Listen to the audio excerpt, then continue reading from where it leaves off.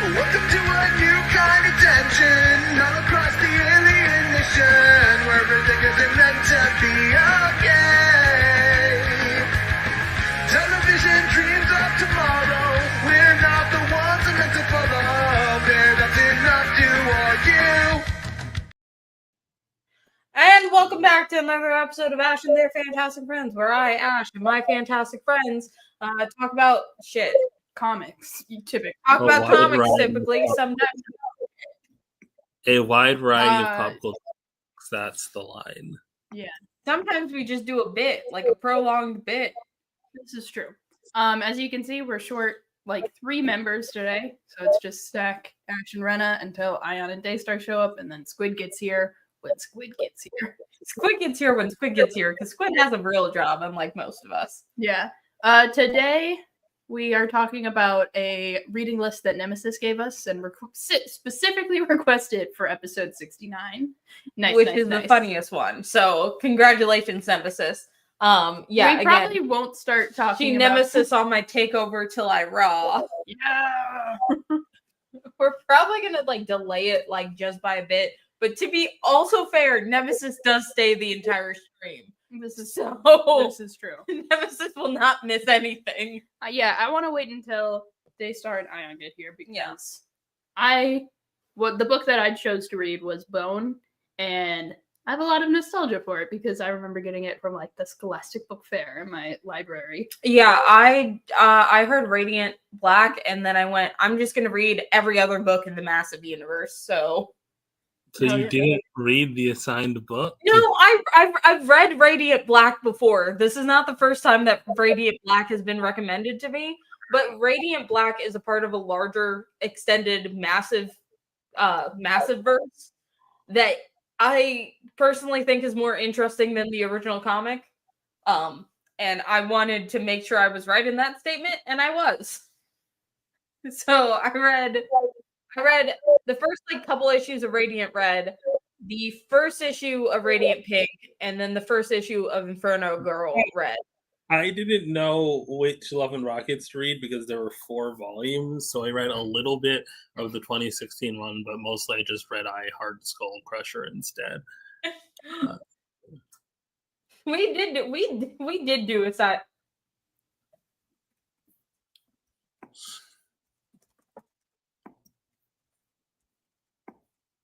We did actually do the assigned reading quite well this week. Woo.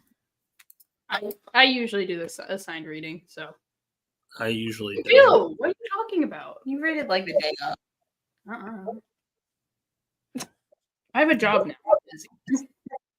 I do have a job. Anyway, should we talk about? Let's talk about Green Lantern Corps. Wait, this is a very loaded first topic. Oh, okay. Because I think we don't even have our Baltimore boy here. But I mean, Rena's the biggest shooter for Simon Baz. I am. I appreciate him a lot. I'm glad he's in a book. I am torn between wanting him and Jess to just smooch and also being like, he should stand on his own without Jess, but he's never going to do that. So I do want them to kiss. They can kiss in this book. I hope they kiss in this book. But also I wouldn't be mad if both Jess and Simon had different competing love interests. Not like there's like a cute alien girl that Simon meets. Yeah. Well, like it seems like they're splitting up the group into like an A plot and a B plot. Yeah. So it seems like you can have them have 2 competing love interests on their separate plots. Yeah, but then when the next arc starts and maybe they're on the same team, then it would be cool if like Simon had been doing stuff between Green Lanterns and Green Lantern Corps. Because it would be so cool if he did things. It would be really cool if he did things, but maybe it's like we get a flashback and he's been like rebuilding his life and stuff, and maybe he has like a human girlfriend and he has to like have like secret identity. I think it would be really great if Simon had like a normal human girlfriend. I think that's what he needs. It's like the gun. I think he can have a normal human girlfriend, and I think it'd be really funny if he like tried to hide the Green Lantern thing from her, and she was like, "You have like a very identifiable tattoo on your arm that glows green when you turn into the Green Lantern." I'm not stupid. I just think that'd be funny. I love But how at the end of the he's- day, I want him and Jess to get together. I love them so much. They need to he's kiss. the Green Lantern that does the most with his face, like does the most with like the whole concealing his identity, but still has the identifiable tattoo, which I think is funny. Yeah. Why is it echoing? There we go. Sorry. I can't read the screen, so I need to have it up here. I can because I have good eyes, unlike Stack. We have the same. We both have glasses on. How can you read that all the way from over here? Because I'm not dyslexic. What? Okay. Ouch. I love you, but it's the truth. Yeah, but I'm pretty sure it's my eyesight that's causing problems, not my dyslexia. No, because the letters do kind of mash together a little bit from this far. Yeah, Daystar is apologizing. Because Daystar is at a 5-year-old's birthday party. Whoa! Don't They don't know what 5-year-old's birthday party. Do you know how many people turn 5 a day? I'm pretty sure just one. Nope. I could have been in a wedding in Florida, but instead I'm here. What does that have to do with 5? Because I got work. Nothing. Anyway, thanks for that unrelated information. We could talk about how Read All Comics went down, and now it's back up, by the way. Yeah, I don't know why people jump to the conclusion of like, oh, the big two took it down. The big two don't give a fuck. It's like literally the only way to read certain comics. Like, I'm pretty sure that they use Read All Comics statistics on some of the lesser known books to figure out what to put on their websites next. Where's the Green Lantern first? It's right there. My personal opinion of Green Lantern Corps, there should be more Guy Gardner. Oh, I do want to show this really funny bit. I think more Guy Gardner improves any situation. I disagree vehemently. Wow, you don't like people from Baltimore? Still eye on that. There's a lot going on here. This is really a Jon Stewart book so far. Which is what it is. We love seeing Joe get more page time at least. Although they are cops. They are definitely more space cops in this book, which I'm hoping will change. But but I do like this background bit. Hold on. Like to the tune of Good Morning Baltimore. Fuck you, Baltimore. All right. We're alienating one member of our pod. I do like this background bit with Guy in this section because like you have Guy Gardner in the back doing space cop things. Like there's this little blue alien who's like prosecuting, and then like you see him like kind of expanding, and everyone's like, oh, something's happening. And then he just fucking explodes in the background. No one in the foreground comments on it. They're like looking down at the explosion, and then boom, baby. And now he just has this little blue baby. I think that He's a single dad who works 2 jobs. I think he just works one job. I don't He even think does work 2 jobs. He's a Green Lantern and he has a job in real life. Yeah, he does indeed work 2 jobs. I miss his bar. I miss Guy Gardner's bar. I think he should own a bar just because I think it would be funny if we greenlit a Guy Gardner book and he's just doing It's Always Sunny bits, but with like Green Lanterns. That would be really good. Workplace comedy with Guy Gardner. Isn't that what JLI should be? Kind of was. I guess Jess is corpse captain now, I guess. Oh my god, Ayaan. And Ayaan's in like really good lighting and like framing. That's Yeah. A+ on setup, Ayaan. Yeah, I now have a PC, so Oh hell yeah. Woo. Congratulations. no more laptop era for me. I'm a gamer now. Game right now. Okay. Let's set up Sonic Adventure 1. Oh no, wait, you the fucking monkey. I need to get a PC. That'd be cool. But here's the other thing. Then I would drag the PC into this room. Because I like this setup. I need a PC so I can take certain games off of my laptop. I guess we would put the PC like on that side of the living We room. would have to go back into the room. Ugh. Yeah. I like being on the couch. The couch is fun. So, Anyway, so Simon being the male wife. Yeah, I think this is so cute, and I also like that he and Jess are like the same skin tone. Usually, Jess is super pale. Jess's skin tone fluctuates so hard. Yeah. Like, Really? It's I really remember funny.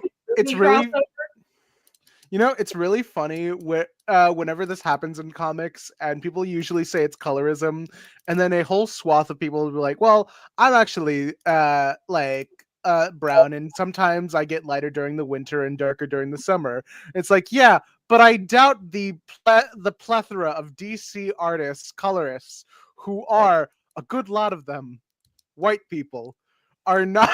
They don't know about that. They're not. They don't know that we That's change not like colors. on the. That's not what they're thinking of in that moment. especially because like I don't even think I'm Stack sort knows of I afraid of change being colors. yellow sometimes.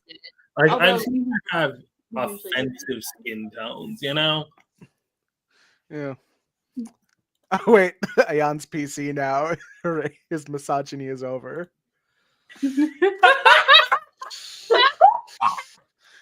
Yeah, I'm woke now. You guys. It's genuinely the funniest thing. This is why we had the Nemesis episode.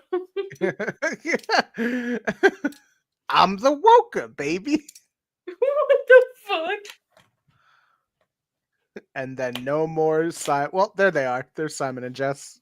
Simon's like in the background. He does not say a single word after this. And He he got never. one page, which is like the And now Sinestro's here. which Why is yeah. he Again, Green Lantern again? Why is he yet another Green Lantern?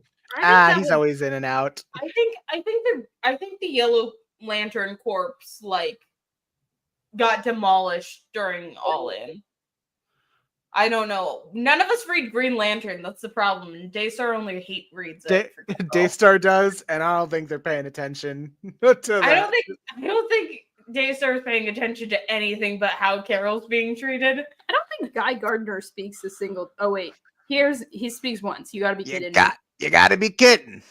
Okay, he gets a little. He did not talk in like the first couple pages of the comic at least, and then And then this. Hawk Girl. We had 2 pages like just dedicated to just let us show like a really detailed picture of this character, and that's it. That's a And lot I of. think that's a waste for a 22-page book with like Yeah, this happens a lot in 7 Green fucking Lantern. pages. This happens a lot in Green Lantern comics, especially like Jeff Johns Green Lantern. There's like when I was reading Green Lantern Rebirth, the 2005 one, there was always going to be like a specific splash page just showing off a character. I think that's because Jeff Johns has a tendency to miss deadlines. So like if you have a splash page showing off a character, Yeah, that's again, one less page you have to remember write. the last issue of Justice Society of America that Johns was on was just all splash pages. It's wild how that man has not improved in 20 years on missing deadlines and is still allowed the amount of creative leverage he does, you know? I don't know. That last issue, however, is also the only time I will accept splash pages like that. But that's because he was doing a tribute to his sister and Did it- the creation of Courtney Whitmore. So Anyway, Did look his at this sister preview pass for away? Zatanna. huh? I said, did his sister pass away? Yeah, his sister passed away a while ago. Like his sister is the inspiration for Courtney Whitmore, aka Stargirl. Like No. she died in a plane crash, and in order to kind of help cope with it, he essentially immortalized her as Stargirl. Like it's really sweet, and then that's also why the Stargirl series was as good as it was, because like they did have Jeff Johns on it, and there was like an emotional core to that story. The preview pages I for love Stargirl so much. the announcement for Celebrate Black History Month has 6 books with 6 variant covers. Only one of them is actually like a black lead, and the other ones are barely even seen in those books. Actually, Duke Thomas is not in that book, and Nubia is also not in that book ever. No. And then let me see. Who's that? JSA, they just did an arc with our man, so Yeah. she's been in it a lot. Mr. Steele's been in Action Comics a lot too. Mr. Terrific's in Justice League. No, he wasn't. A little bit. He was in a different one. He was in the special. He was in the specials. He Wait, was in it. wait a minute. Saint Walker's a Green Lantern? No. Stop mixing up the colors. Yeah, stop mixing colors. Stop. Am I talking it too? Stop mixing. Stop color mixing colors. Oh, I'm so sorry, Stack. Okay. We have to break up. Stop! Don't do that. That's not acceptable. Sorry, I'm PC now. I can't be saying these jokes. Honestly, I cannot wait for Zatanna's first issue, which comes out next week. I really like these like little princess Again, fairy tale Jamal things. Campbell, fucking amazing artist. However, I do know that because he is permanently on at Superman, and he is also a very detailed artist, I do not think that this series is lasting past 6. Yeah. Or they might just get a new artist past 6. I hope that they just get a new artist past 6, but like I'm not hopeful. I would love who was on what has happened? who was on Bring the House Down? Javier Rodriguez? I think so. Yeah, he's the one who's doing Absolute Martian Manhunter. Mark Miller. I don't want a Mark Miller. Robert Kirkman. Super Dinosaurs. Sorry, I did an Ayaan bit where I was doing random comic. Oh, it's an Image. Yeah. Yeah, that feels on brand for Image.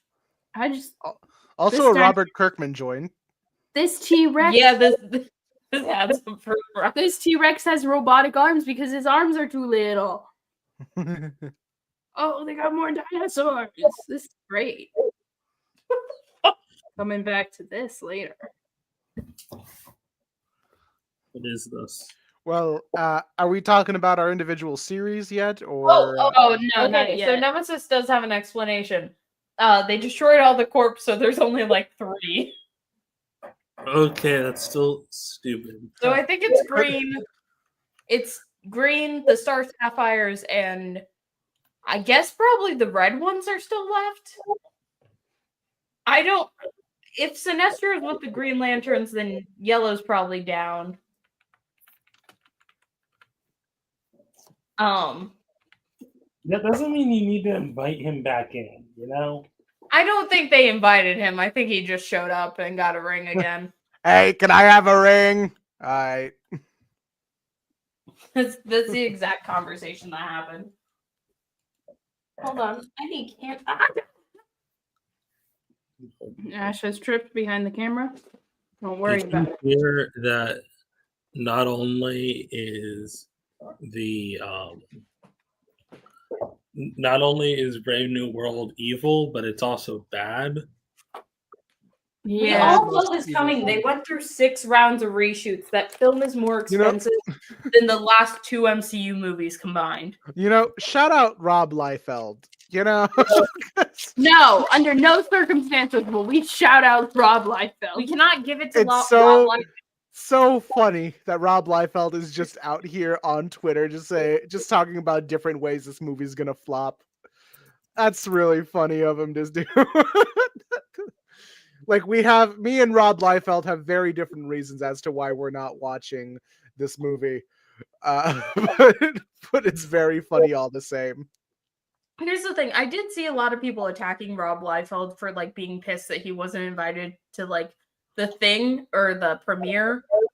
I think But, it was like, the after also- party of the premiere or something. It was the after party. But also I need people to remember that also happened to Ed Brubaker, and they wouldn't have had a second Captain America movie if not for Ed Brubaker. So like you can get on him for being a terrible person, but he was kind of right. And he has the availability to be able to say that. What did Ed Brubaker do? He wrote the Captain America run. No, I meant like you called him a terrible person, or No, Rob Liefeld. Ed No, Brubaker. Rob Liefeld is like he's a normal human level of bad. Yeah, he's like a basic like I don't know his politics, but he seems like traditionally like conservative type, but like not in a like in your face way, more of like a center kind of way, where it's like I don't bring up politics. I want my cool action comics, and that's what he's all about. That's really what he's been about. Action comics reveal his politics, and I don't like his comics because of his politics. Yeah, but also he exists in that space that I also view Michael Bay, which in terms of with Michael Bay, I think he's worse because there are actual people that he's affected, like specifically Megan Fox. I was about to say. Yeah, like but like in terms of the work itself, it's one of those things like if I just turn my brain off and watch this 90s mush, I could see myself having a nice time with it. Bay has much more overt propaganda in his work. Like the politics of Michael Bay are much more self-evident in his work. Yeah. No, Nemesis summed it up perfectly. Rob Liefeld is that weird uncle you don't talk to. I don't know. It's like every now and then I think about this specific generation of comic book writers and artists that spawned from the 90s. And Rob Liefeld has a lot of his misgivings. I dislike a lot of his work. I dislike a lot of the things that he's done behind the scenes, including screwing over Roz Kirby. But wait, Roz, hold on, back up a second. Hold on, let me just look this up so I'm not speaking out of my mouth. Like, you know what I mean. You're about to make me hate Rob Liefeld to a degree that not many people get. Let me just make sure that this wasn't just like a rumor or something. Give me a sec. So if he did shit to Roz Kirby, I will fight him personally. I think I just don't like Rob Liefeld because he takes like credit for being the sole creator of Deadpool and kind of screws over all the other people who have worked on him. And I just think that kind of attention grabbing is antithetical to the medium of comics. And also like a dick move to like the actual writer of Deadpool's. Because like he is in a very different position than Ed Brubaker was. Ed Brubaker wrote pretty much the entire story of Captain America 2. Everything that came out of that movie was based on his comic specifically. Versus Rob Liefeld, yes, he was one of the creators of Deadpool, but that's exactly that. He's one of the creators, not the sole creator, not even the guy that they took the story from. You know? That's why I'm like, he's right, but wrong guy to say all of these things. Because, like, I do think that there's a thing that's happening in the MCU, especially quite recently. And not just the MCU, just the comic book movie adaptation scape overall with the big two. And it's that they're taking a lot of recent stories from comic book creators who are still currently alive and then not giving them the respect or credits that they deserve for that. It's so weird that we are adapting comic stories that came out after the MCU started. Like 3? We are currently adapting 2016 Captain America, a thing that was released after Anthony Mackie was already cast as the role. Like, which is so frustrating because there's that interview where Anthony Mackie's like, something. He like we couldn't really deviate from the plan because that's what Stan Lee wrote. Which, like, no, it wasn't. Not at all. And also, deviating from what Stan Lee wrote has never stopped them before. 2015 was probably the least involved Stan has ever been in Marvel Comics. Yeah. Like that year specifically. No. All right, so what I've looked up, I can't get any definitive answer on it, but basically he tried to get the character Fighting American, the Jack Kirby Joe Simon character that they created after Captain America was like a Marvel-owned character.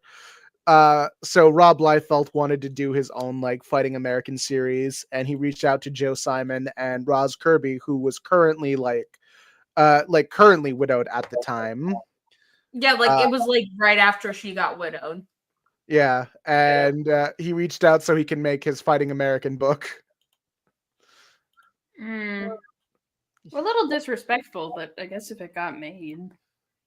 Yeah, but it didn't last that long, and so I think he went on to do another Captain America ripoff character.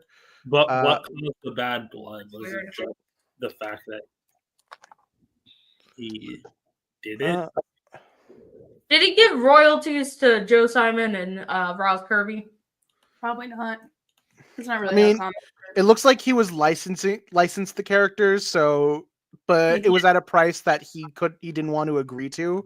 So after the series had like 2 issues, he just stopped making it and then made Agent America, which essentially is the same character. But I will push Rob Liefeld down a set of stairs. At least one set. Why? I feel like the Shield is too close. Yeah, Like, he's even got like a ripoff of his version of Bucky from his version of Captain America. Like, I feel like the reason that this was allowed to happen was because the rights owner of Fighting American was a old widowed woman currently grieving and an old man who was also currently grieving. Yeah. So, like, I feel like Wait, was that all? If he tried to steal from anyone else, it would be an actual bigger issue. I mean, it might be that they did fight because it was one issue, apparently. Yeah. Let's see. Look at the comments here, okay? What are people saying about Agent America? Pull up. Travel Beef? Oh, that's one of my mutuals. Who's one of your mutuals? Travel Beef. What happened? I don't remember if I saw that video. Let's sort by popularity on Rob Liefeld here. His most popular works. I feel like we're giving. I don't read Rob Liefeld books. I just feel like he has like generally pretty mid writing. The 5 people who watch this stream pretty regularly know that we're not in support of Rob Liefeld. When we say don't read Marvel books, we're talking about like from a moral stance because there's a current boycott going on. When we say don't read Rob Liefeld books, we're just giving you a suggestion based off of the quality of his writing. Yeah, we're saying that. Yeah, like he's not good. It's not good. You're wasting your time. And also his art also tends to be pretty bad. Wait, this is Ed McGuinness and Jeff Loeb. They just did. Rob Liefeld isn't he typically? He's like typically an artist. Yeah. He's known for like drawing like really disproportionate, unsettling. Well, no, it's just that one image, and then he tried to remake it. No, I've seen his other work. Been worse, yeah. I've seen his other works. I was like, he was good in Deadpool for like at least. I mean, like it's more just Rob Liefeld was an innovative artist who eventually phoned it in when he got very popular. Yeah, like you're what's that other guy? What's that other guy who did The Dark Knight Rises? Frank Miller. It's a Frank Miller. At least Frank Miller, you can tell that his art's a lot more stylized, you know? Yeah, like you could tell there are different specific artistic ways that he's trying to use his art. He loves to use negative space. He loves the blockier Kirby-esque way of drawing characters. I guess kind of a lot of Frank or I forgot. A lot of Frank Miller's like art also kind of it happened to a lot of artists when they switched from more paper to digitalizing comics, where a lot of art styles didn't really hold up as well. Like I would say it kind of happened to Kevin McGuire, but he's been able to bounce back and learn how to like adjust in the new medium. But the proportions really steal the show. But a thing that isn't really talked about with Rob Liefeld that like Frank Miller has never really had a problem with until he got really bad is the way he panels Like the way that Rob Liefeld choreographs stuff is like very not good. Yeah, like a lot of use of widescreen, a lot of like A lot of I see the vision, but I don't think he did enough to like a lot of that pose in Yeah. specific. a lot of one-page spreads. Yeah, which I think with Frank Miller, I think for like right now he's mostly just doing variant covers. But So, also, like- yeah, But like Rob Liefeld's still trying to make comics. I say trying. it is wild that Rob Liefeld has like Also, Rob Liefeld probably is at least has less outspokenly bad politics than Frank Miller. Yeah, like That's a low bar to clear. Low bar to clear, but you know. like there's a very Frank Miller. specific. It's a very specific era of '90s comic book writers where it's like they really mean it when they say like. I don't want to say because like it's really mean to say that they're kind of out of depth or out of touch with politics in such a way that they're actively trying to prevent having politics within their comics. But it always like you can always glean some kind of meaning out of comics. So it's not me trying to say that comics aren't political. It's just that I can see when a writer and artist is actively trying to. That's not great. When a writer and artist is trying to like Compete against each other. like restrain themselves. Politics. Yeah, Oh, like Chuck Dixon. He's a right winger, but he was able to tell good stories. well, that's because he got possessed by a lesbian in the 90s. Okay? We can't keep saying that. That's not We canon. can't keep saying that. That is true. That is what happened. I will get Chuck Dixon to admit it on camera. I did not enjoy Guns of the Savage Land that much for him to fucking be a conservative. Okay. Yeah, like it's that little. Guys, just enjoy good writers. Just 5-head take. Do you know how little good writers get Wyatt Wingfoot? All I know is Get Dwayne 10 McDuffie. Kirby issues. I get 10 Kirby issues. It is wild that Ash self admits that she prefers, or they prefer, Chuck Dixon's work to Yeah, Dwayne Dwayne McDuffie. McDuffie. No, but here's the thing. I don't give Dwayne McDuffie enough credit for She-Hulk and Ceremony. It's like, okay, so I get the 10 issues by Kirby, then like 2 issues by McDuffie. That's it. That's all I got. it's a thing where seeing how insanely conservative Chuck Dixon went, I can only imagine. It's the same way when I see Roseanne going like insanely conservative, where it's like this was something that was more so just like a personality thing, where something clicked within either Roseanne or Chuck Dixon, where something hurt their ego so badly that they just like kept veering right. They I just see it as like a J.K. Rowling thing where you can actively tell how like the brainworms have eaten her mind. Where like you can actively see like it is your aunt going down a QAnon rabbit hole, but instead of your aunt, it's like a millionaire.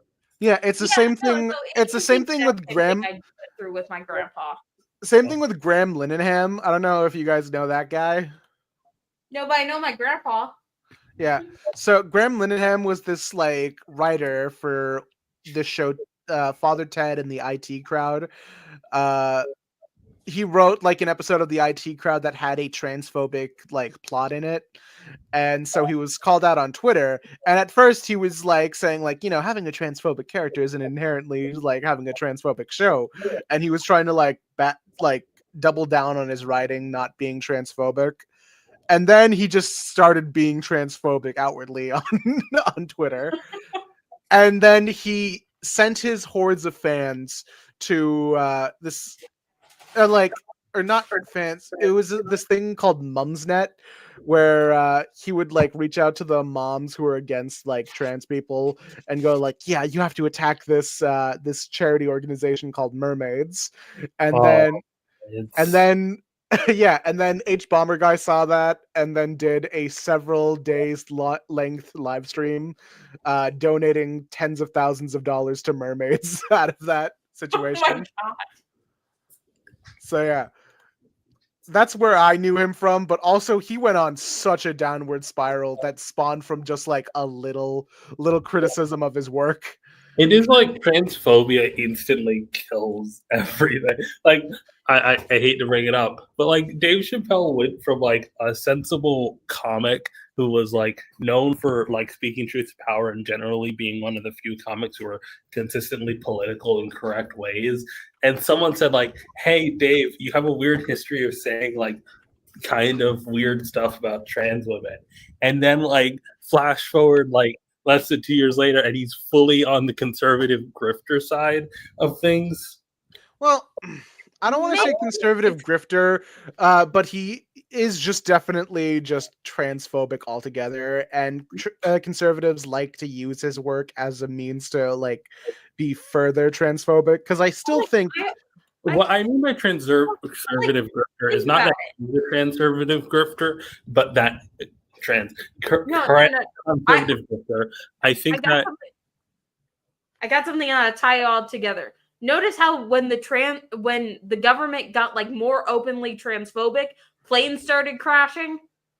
That doesn't tie anything together. That's a new nothing was tied together. Being transphobic ruins everything.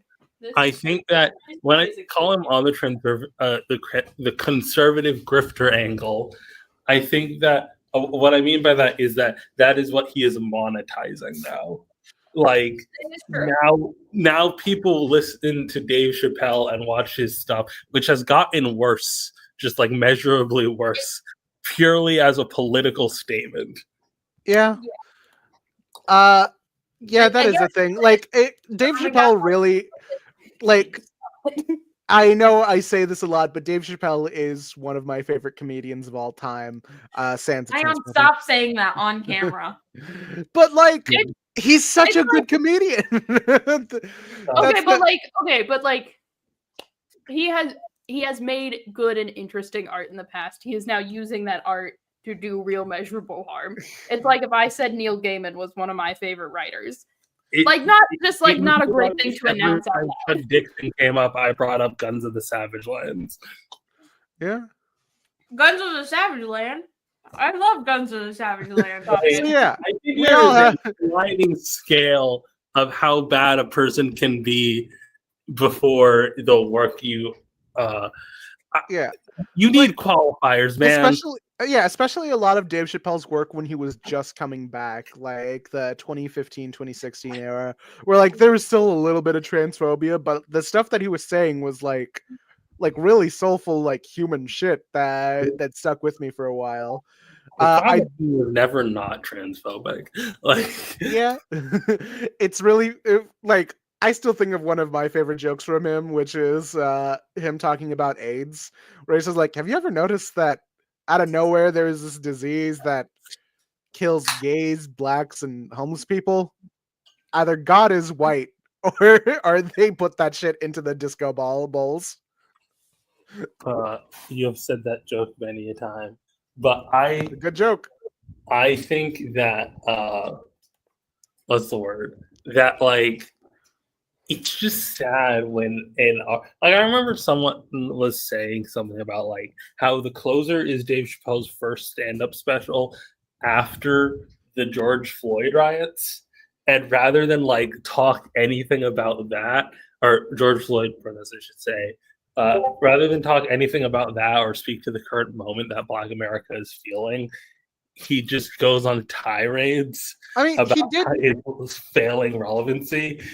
But he did talk about it though. He released Netflix released a mini special of his on YouTube where he addresses that. It was called like 846. Yeah, but that's not like he's full like special is the thing. Like but it's still something. It was still like a very specific thing that was presented not even on Netflix's account on itself, but free on YouTube. I mean, that's got to count for something. Isn't that the one where he said he didn't want to speak about it because it was like the people speaking for themselves or whatever? Or is Yeah. that a different thing? Yeah. And I think like I get his point. I just think that like that works at the time and not when we are a couple years removed from it and he has the opportunity to reflect on it personally. Yeah. I mean, he Anyway. brought up it was a good stand-up bit that he did there, especially him talking about different like instances, like just outside of George Floyd, but several instances that had happened of police brutality and like common denominators of things that was going on. Ayaan. Yeah. I didn't know about Dave Chappelle You're being until pro- phobia. Yeah, a lot of people didn't. And it's sad because now he sucks. Yeah. He really does. Like, we cannot stress enough how much Dave Chappelle sucks now, both in terms of like quality and general personhood. But like, I don't want to say all these things about the niceness about like his prior stuff and then not get into it. And Teenage Mutant Ninja Turtles. Dang it. I'll put it back. It just wasn't relevant to the conversation we're having. I wanted to get out of that conversation. I do think there's a sliding scale of the badness of people. Like, I don't think being like, damn, did I tell you how once I matched with someone on Hinge who, not Hinge, Bumble, who like was, whose photo was done with Neil Gaiman? Yeah, that one. That was before. It was when the original allegations came out, but it was before like the expose came out. You know, and Yeah, they're like like, original allegations, like the news broke on like a podcast that was behind a paywall, and the podcast in question was like a TERF who like specifically broke the news, hoping that like the LGBT community would start like doing infighting about it. And like it would prove that like queer people and trans people didn't actually care about women, but that's not what happened. That's not what happened. Everyone immediately went, "Oh, Neil Gaiman's a piece of shit. Let's throw." And then through that, people were like, "Hey, by the way, everything that happened after like season 1 of Good Omens, after his like co-writer died, that was all shit." And he like people were pissed at him. What's the name of the co-writer? that's a completely different thing. And Terry Pratchett, Yeah, I really don't think we should start being like, also your writing is bad. Like, that's not the point. No, it wasn't that. People were like, this kind of feels like you're spitting in the face of his memory for a quick buck. no, It but was like, more that. Yeah, but like him being disrespectful to the memory of Terry Pratchett is different than sexual assault. Yeah, I know that. So like, But with- there was Yeah, like multiple And things Terry happening at Pratchett once was after like that. his friend, so like they had always planned on making it a TV show, and it was incredibly collaborative. So I can understand why he decided to do a season 2, even though it sucked ass. But that's neither here nor there. yeah, I think that's no one can know separated why Neil entirely Gaiman- from the point. Neil Gaiman is a terrible person, but I think only he can know why he decided to do a season 2 of Good Omens. Yeah, Hopefully, like, it wasn't for a yeah, buck. like I think like that idea. Ayaan looks like a hold on. Ayaan looks like a podcast host and lesbians look like they're filming a long form essay, and Rena is broadcasting an undisclosed location. Whenever we sit on the couch and I'm holding a little drink, I'm like, this is so Sarah Zen coded. sad. I feel We like could- Jenny Nicholson, and the stuffed animals in the background really add a Jenny Nicholson vibe to it. That's the one thing about my set I don't like. I don't want to ever be compared to Jenny Nicholson. I hate her. Even though I watch the Star Wars Hotel video like regularly, I still don't like her. What I don't. You know what? Fine. Problematic YouTube video essay girlies. Yeah, but she was I just love racist. them. That's why I don't like her. But at the same time, the Star Wars Hotel news genuinely has changed the trajectory of a lot of theme park. Now, when we say Jenny Park Nicholson, when we say Jenny Nicholson was racist, what do we mean by that? Racist against Finn during when the last episode of Star Wars was coming out. Now, And what also- did they say exactly about it? Shit, I I'll have to pull- pull up the fucking tweets again. I'll see what I can find. Because Because like last time we accused a Jonas brother of being abusive when I couldn't even find allegations of that. yeah, fellas, we cannot just say shit off the cuff without double confirming it. All 6 of You know, our viewers will be I up. have the tweet Right. saved. We have a responsibility to all 6 of our concurrent viewers. We have a responsibility as content creators just not to say wrong shit. I think that when we're on stream, to call ourselves content creators is charitable. Okay, Hey, hold on. as someone who has the I most found it on my following phone. here, I still have it on my phone. Hold on. I'm sending it in general. I'll pull it up. okay. This isn't like the worst one, but it is kind of Why would you not send the emblematic of worst how one? she. Oh, hold on. I'm not gonna tell anyone to stop watching Jenny Nicholson. I'm not either. I'm saying this is my own personal problem I have with her. This is me personally saying that I don't like watching Jenny Nicholson because of this. I'm not telling other people to like go call her out or anything.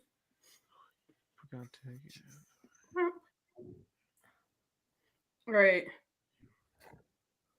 Attending the Academy Surprised I screening of still The Rise have of it. Okay, Skywalker. I wouldn't say that this is racist. It's just something that I don't think she should. It's kind of like that weird thing where it's like a lot of fandom girlies have like everyone has like every white person has like slightly racist tendencies. And it really shows up in fandom and it's Hey, this is amplified more. by- This is my more. bigger problem It's with it's My it's bigger giving a problem lot. is that after being called out, she did not apologize and only doubled down on it. Like she was like I- attacking people and went private on Twitter for a while. She deleted her Twitter because of this.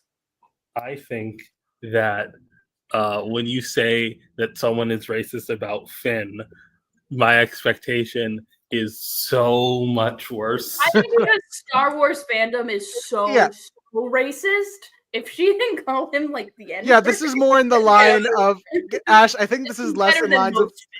Yeah, this is more in lines of who's going to clean your toilets, Donald Trump. Like that's not gonna. That's like, oh, that's not. But it's not. no, in a sense that. No, 'cause I remember. Hold on. No, because I think the other shit was in a YouTube video Who's to say? that she made about Rise of Skywalker and Ryan Johnson's one. When I you forget realize the Greg- Last Jedi. I only trust Jenny Nicholson's opinions on My Little Pony and Land Before Yeah, and that's valid. That's There's also valid. I'm not- Vampire I Diaries. get the it. problem that I don't see. Oh, I can wait, see. maybe I have. Okay, what is the issue that other people are forming? Because I see somewhat of an issue with this, but I feel like I'm not fully getting it. Is the thing. Hold on. I'm trying to remember because it wasn't just Jenny Nicholson. It was also that one girl from the fucking Nostalgia Critic videos. Lindsay Ellis. Yeah, she was in on. That's why I have permanently stopped watching. Good news, Lindsay Sure. Ellis has stopped posting content on YouTube. Actually, Thank God. Lindsay Ellis did come back with a Yoko Ono video that was really good. She did Anymore. post a Yoko Ono video on TikTok. Look, when you're feel making like there was a documentary legit length video thing essays, I would say that's pretty much uploading regularly. but like, I don't know. Because I there was like- like I this feel like specific The, set the of Jenny Star Wars Nicholson thing that content got her canceled was was a little bit weird about Finn. I think that like this happens a lot, that we're a really critical, Associated with a like lot. heavily critical on a lot of these different video essays, and like we should hold them to a very specific standard. But like sometimes I look at the stuff that they get in trouble for, and I think it's really petty and stupid. I think that what's the word? I remember in the video she made, Lindsay Ellis made about being canceled. There is a whole point where she's like, "Yeah, as a content creator, it's literally impossible to see the difference between like from the amount of people screaming at you, you can't tell the difference between the amount of people who are actually giving you criticism and the amount of people who just want like your head on a pike."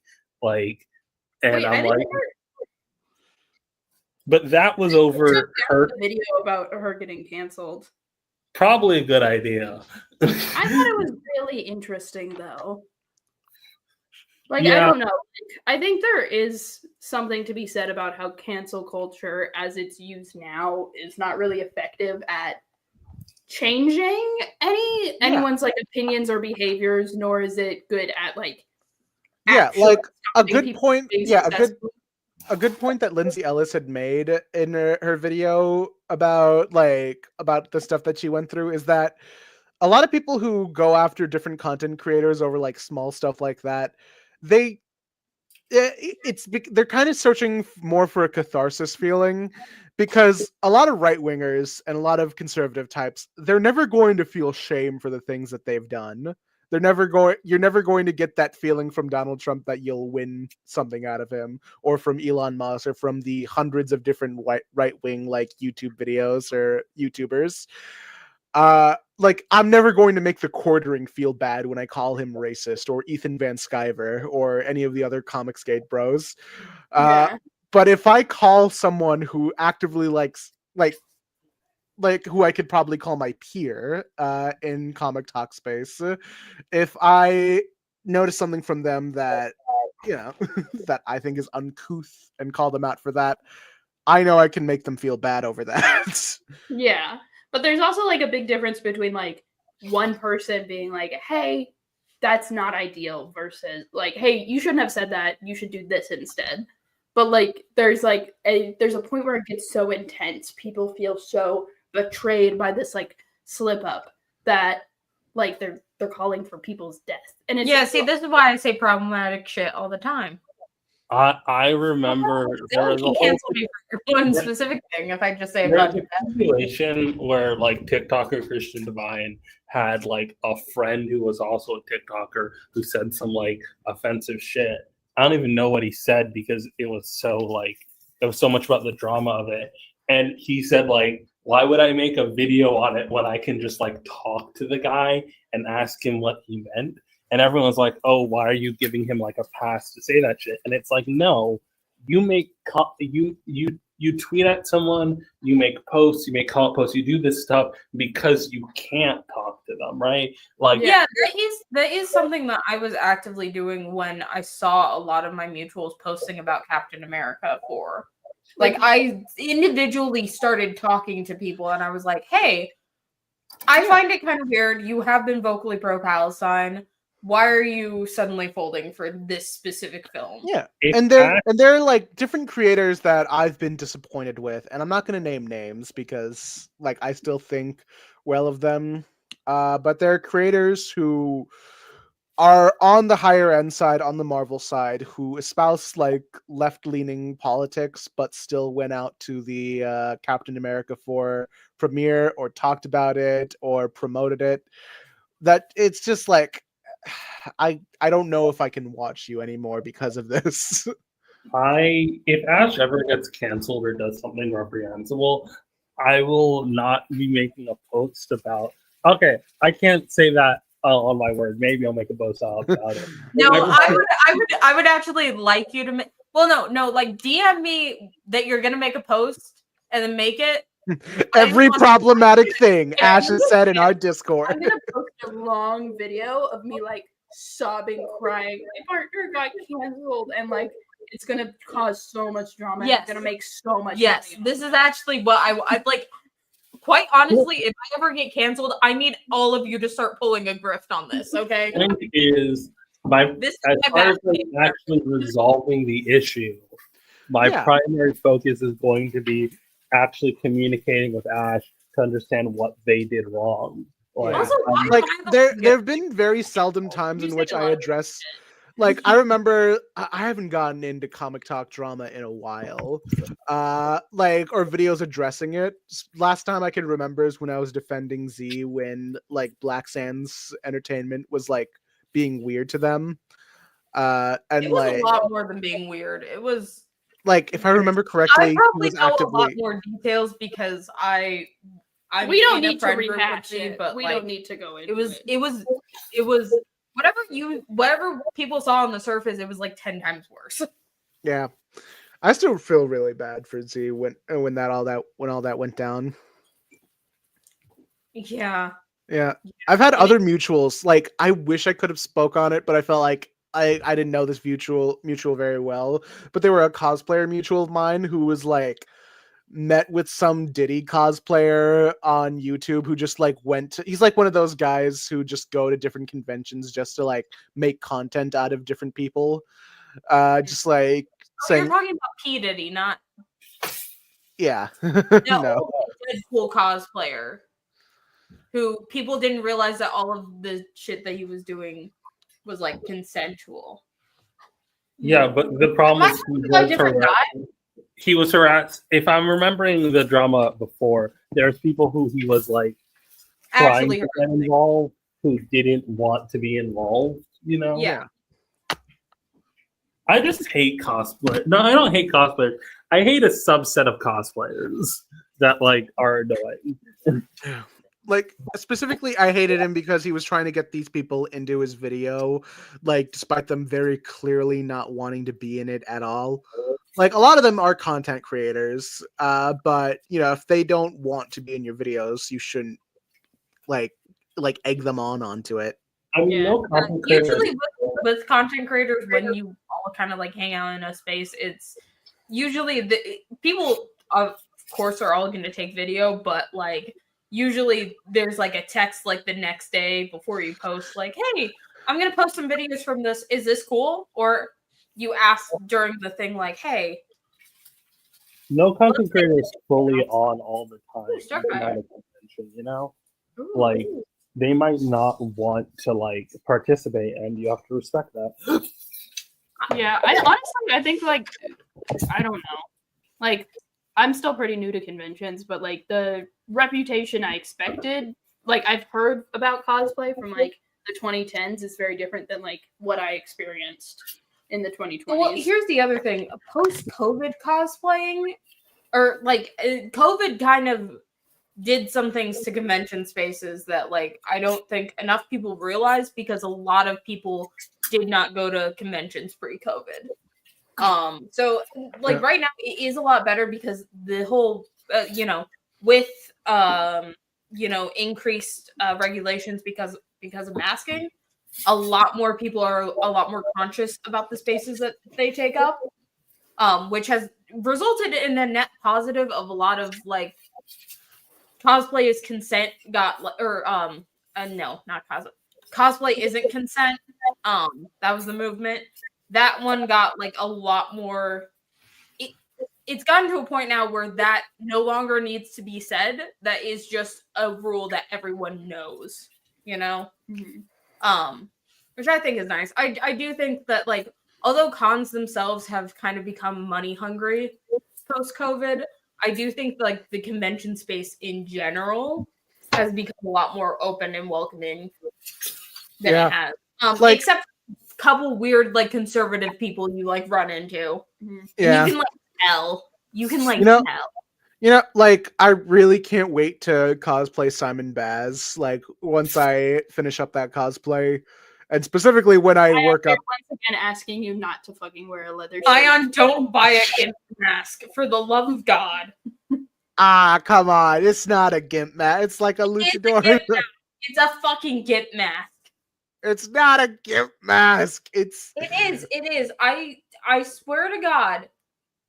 Swear to fucking God, Ayaan. I mean, it's more the concern is the leather. Don't wear leather. You're gonna be so hot. You are genuinely going to be hot. You will be in the most breathable fabric. Hell yeah, I will. Wearing like okay. Let me put this into perspective. My Miss Marvel costume is 2 layers. Like 2 layers. 1 layer was very thin. 1 layer was like an actual burkini I made.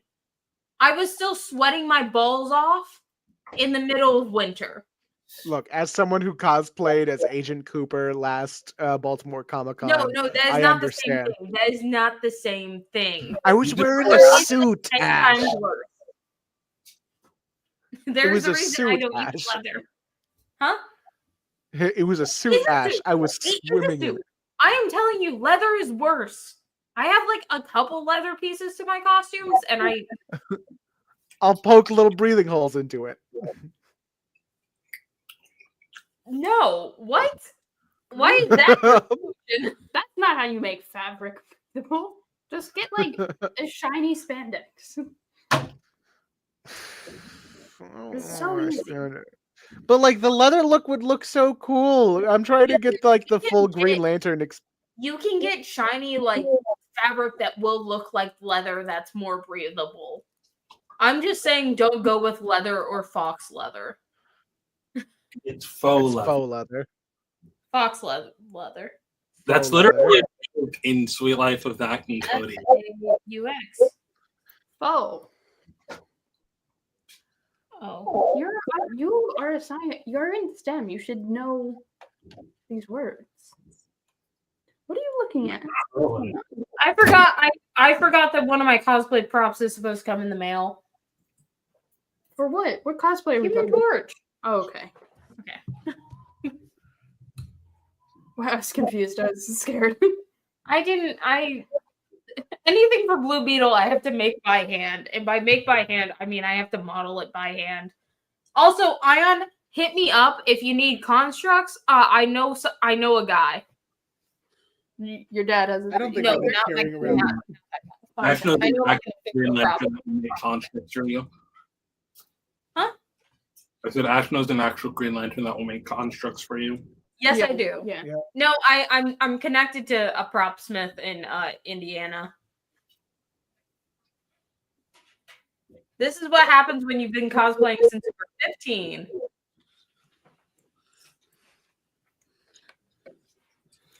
That's the other thing. People have luckily gotten a lot less weird at conventions. Yeah. You I guys was want to being see me harassed play at, like, Sonic Adventure 1? I went to a Gwenpool. I went to a cosplay as Gwenpool one time. And You went to a cosplay as Gwenpool? anyway, I went to a con cosplaying as Gwenpool, and someone thought I was a pink Power Ranger, which is wild. No, I cosplayed at a baseball event, and someone thought I was Wonder Woman as Miss Marvel. And I was like, that. People are stupid for half.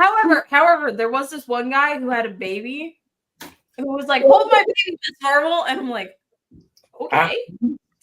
At least at a baseball game, I don't expect people to know superheroes.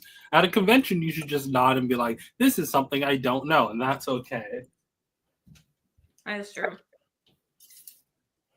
Yeah, no, that's actually my superpower with conventions is I know almost every single cosplay.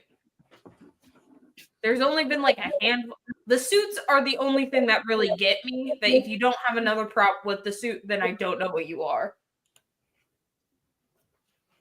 Otherwise, I'm like spot on every single time. Except for that one time I thought someone was cosplaying Linkara. Who was that guy? I don't know. Lupin. Oh, you're right. Yeah. I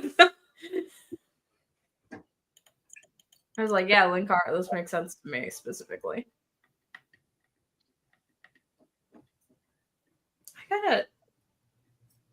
I forgot I gotta fix Skeets. What's wrong with Not Skeets? cunty Skeets. Oh, I like cunty Skeets. We gotta put him on a poll. Yeah, One? that's what I mean. He's got to pay for college. Which one is Cunty Skeets? Cunty Skeets is the tiny one we carried around at the last convention. And He's Not he's color. glittery. I put fake eyelashes on him. He's adorable. we actually do need to get new fake eyelashes for him. yeah, more permanent ones. Okay, so we're just playing Sonic. No, I'm letting Ayaan do this. This is actually quite fun. Why is it sharing Ayaan, like make this? it more full screen. Ayaan, it's so Yeah. tiny. Hold You're on. sharing the Fix it. StreamYard stream. Ayaan, fix it.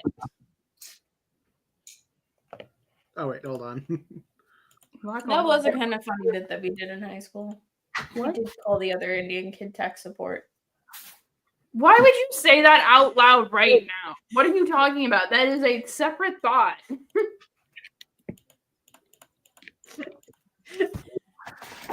What? Why did I just be saying shit? Yeah, why'd you choose to say that? What do these things mean? What? Do you not know what those words mean, Ayaan? I don't know what VSync does. Or FXAA. Those are Sonic specific. Who's to say? Let me show you how Why do I a have- gamer does it. Why do I have so many fucking followers on Lemon X? I don't even do anything. How the fuck did I get 1,008? Okay. That's another thing I have to deal with. Ayaan, until you can figure out how to share your screen without also sharing the screen you're in stream, I'm the gamer now. All right, hold on. This is what a real gamer looks like. I mean, I can share it. It's just like I can share only the window, but it won't give you the audio. That's fine. That's That's fine. fine. We're talking. All right, gotcha. I'll just tell you what I'm hearing. Okay. No. We need to do a fan dub. We need to do a fan dub. We're not doing a fan Oh my god, someone's pissing on the earth. See, this is why we try to create No, this is.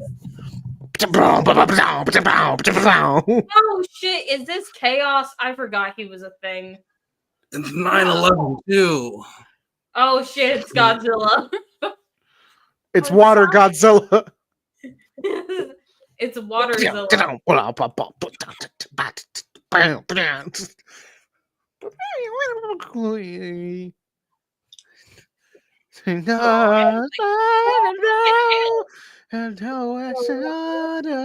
I don't know this song. Oh, Amy. Oh, what? Oh, why does that? Omega. Omega. Knuckles. Knuckles. Big. Woo. Big the cat. Oh, Oh. fuck. That's not Omega, that's Gamma. What? What do you mean there's multiple robots that look exactly the same? Dun, dun, dun, dun, dun, dun, dun. 9/11. I don't think those are the twin towers. It's a tower. There are many towers. Select a file. Sonic Adventure DX Director's Cut. TV on my sync till I want you to play only as Oh, Let's why are get you 'em. playing as Sonic? Because it's Sonic. I always go with Sonic first. Why don't you play with Big the Cat? Hold on. It's. I'm turning the volume down on my end just a little bit. Just a Sonic. normal day for us humans. Yeah, that is Really? the weird thing about the video games that kind of messes me up. There's like humans in this world. I I really mean, like the comics because there's no According to Squid, the humans still exist in the IDW world. It's just we haven't seen them. Yeah, I just don't see them. I don't like I seeing mean, Yeah. after Sonic Forces, I can only assume Eggman may have killed a lot of them. Huh? With his piss? Well, in Sonic Forces, it takes place like after What? Eggman invades the world and takes over everything. So I can only assume a lot of the humans are gone. I mean, a lot of everyone is gone. You are completely surrounded. Surrender yourself. Well, there's subtitles, Ion. We can talk about comics while Ion plays video game. Dude, how are you gonna arrest water? Oh yeah, that is chaos. That's Hey, anyone water. else see those rings in front of us? Can I just grab those? Is that for anyone to take, or Those are solid gold too. Are they? Do we know what the rings are made out of canonically? Gold. I don't We don't. trust. I don't think that's true. Squid, if you're still watching the stream, what are the rings? canonically? this could be fun. Just fight a dude. Daystar will be back in 20 minutes. Roughly. Okay, well, we can be a gameplay channel for that amount of time. Chaos Zero. I don't know what to do. Rain. Oh. Get those rings.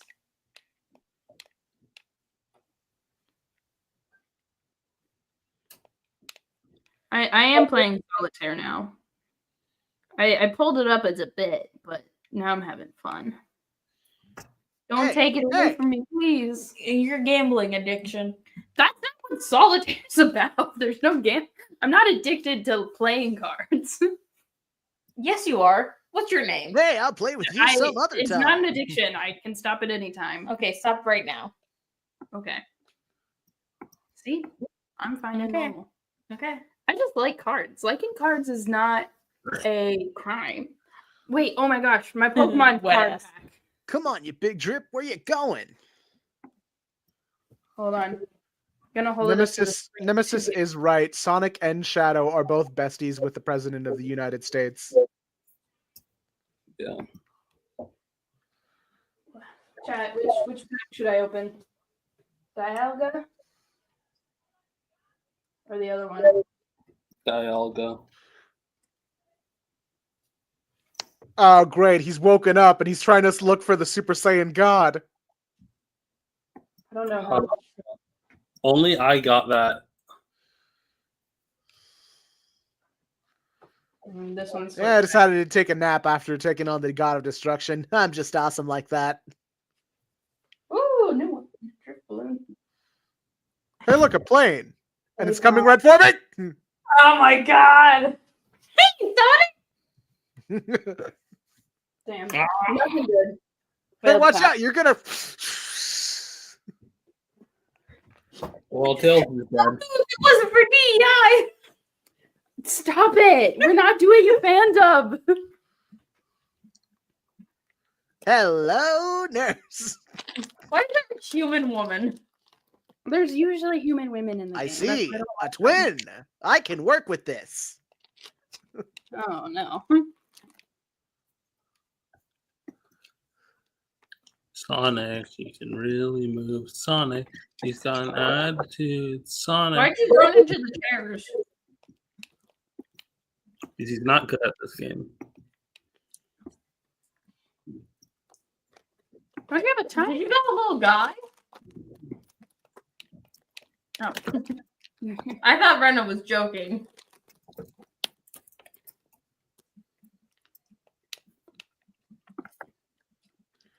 Where's there a fish in that monkey? What? So you don't like interracial couples? What? Nothing Anyway. you're saying. Comics. What comics have y'all been reading lately? Sonic. Yeah. Honestly, yeah. Quick, Ayaan, make Aaron Hansen look like a chump. That's not hard to do, but I'm pretty sure anyone can do that. I don't know. Ayon's not very good at this game. what are you talking about? I'm doing just fine. I got 69 Stop running coins. into walls. I My watched 69 coins. Squid play Sonic, and I'm like, damn, this game must be so fun. It's so fluid. Everything just works. I'm like, how would you even like move Sonic off of this perfect path? And then I watch Ayaan play it, and I'm like, oh, I wouldn't have fun with this actually. Oh, I that's mean, how. That could just be with my setup, the way that I do things. I think it's a lot easier on this PC than it is on my What laptop, is which this you've seen me play specifically on a laptop exactly all the times I've Yeah, played but it. I play a lot of games on a laptop, so. But you also What have a is your plot? Why are you running away from an orca? I Yeah, gotta what does save this have to do Tails. with rescuing Tails? I gotta go save Tails. Where is he? Is he in the orca? Well, orcas he's not just in know the- hedgehogs are food, you know?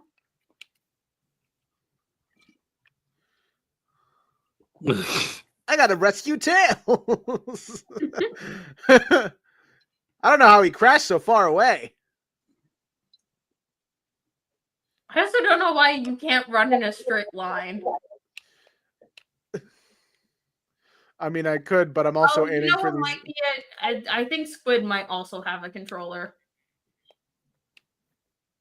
Wouldn't be surprised. So that's kind of the problem with Sonic games. They are made for controllers. Just like Nintendo games. Most games are made for controllers. No, specifically first-person shooters that are on Steam right now currently are not made for controllers. And having a controller actually hinders you quite greatly. I thought first person shooter was a song. Damn it! You're really bad at this. Hey, we have a lot of chocolate over here already. Where is it?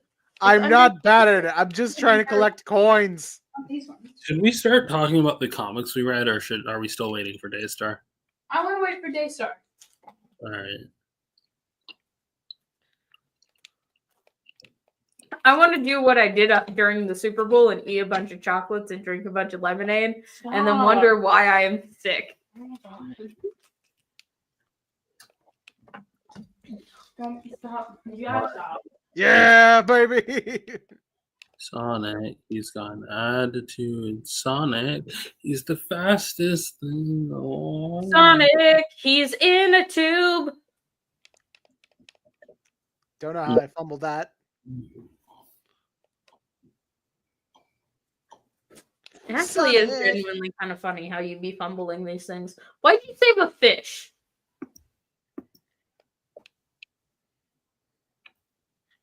A fish was hiding in that monkey. I saved it. I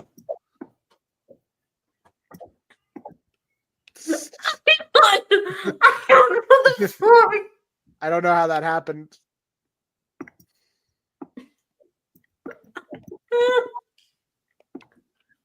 I assume that this is very frustrating for Squid to look at. Squid has been very patient with me.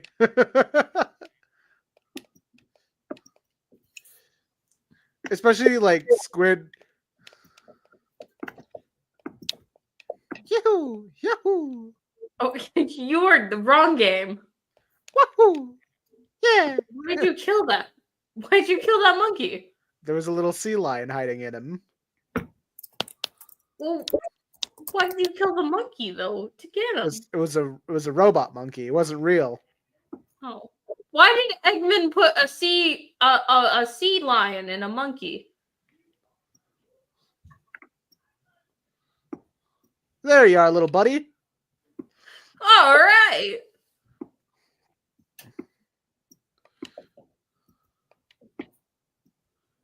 You took too long, Sonic. Now Tails is fucking dead. 1.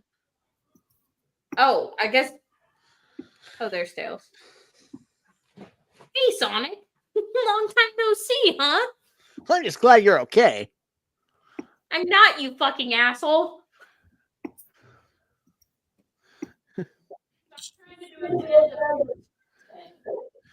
Very clearly a child voice actor right now.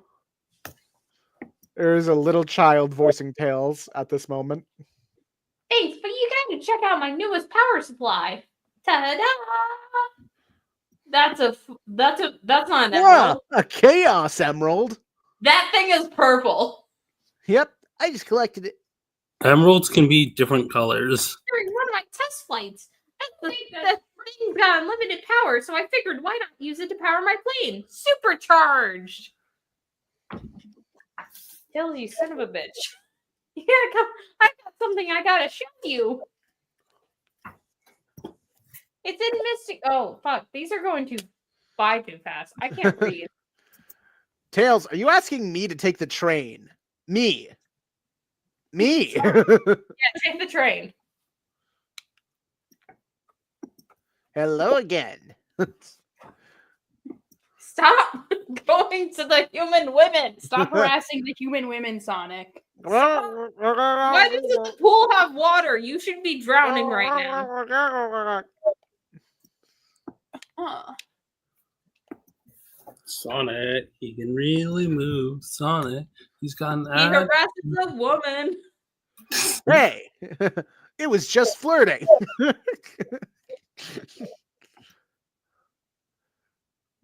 I gotta get out of here. The Me Too allegations are about to come for me. These bits aren't funny. I'm sorry. Oh. The what? The SS Central Station. I didn't think when I. Hello. Why does this look like a Pokemon character? Yeah. What is Sonic characters if not Pokemon? No. They're Sonic characters. They don't look like Pokemon. They kind of do. Not every weird looking animal is a Pokemon. Tails kind of looks like a Pokemon. I've made it to the Mystic Ruins. I wonder where Tails is. Big the Weird cat how- kind of looks like Snorlax. Weird how Mystic Ruins have a train station.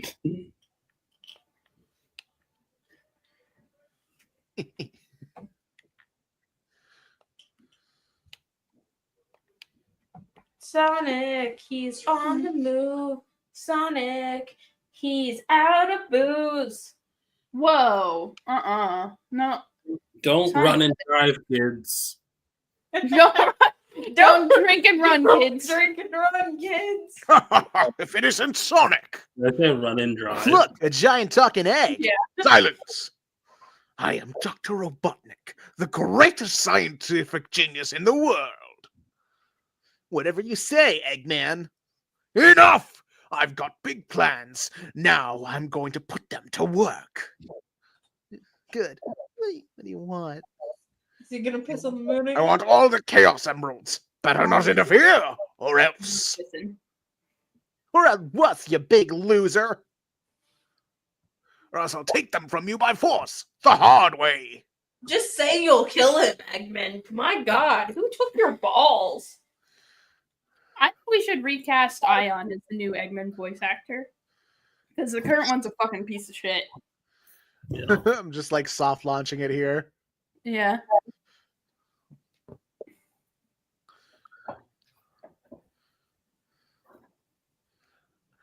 All right, Tails. Kill him.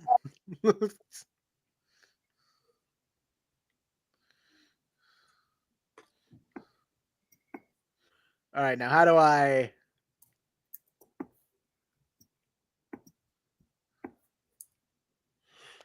How do you play the game? Oh yeah, there you go. I gotta wait till he drops down.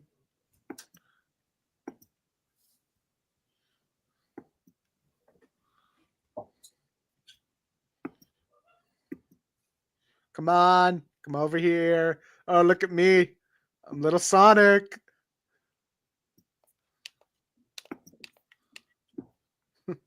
Ooh, we're gaming. Oh, you want little old Sonic? You want little old Sonic, Eggman? No! Oh God!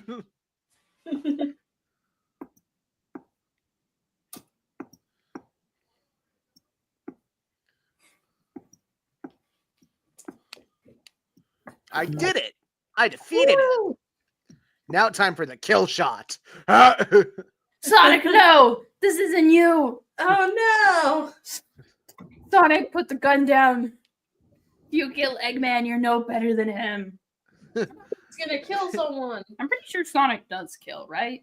He does not. No, Squid told me Sonic kills, and I'm gonna get Squid in trouble, actually. I should do this joke. He can kill a little. I don't think he kills people, if I'm not mistaken. But, like, if he had the chance to kill Eggman, he would take it, right? I mean, in the beginning of the IDW series, Eggman was like he was under amnesia, and it was at the most vulnerable he was, and everyone was like, we should kill Eggman right now before he gets his memory back. And Sonic's like, what if we just let him live life? Well, like, yeah, but, like, if he met, like, a regular Eggman that didn't have amnesia, he would take the shot, right? I don't think so. Sonic's a pussy. Put Shadow in.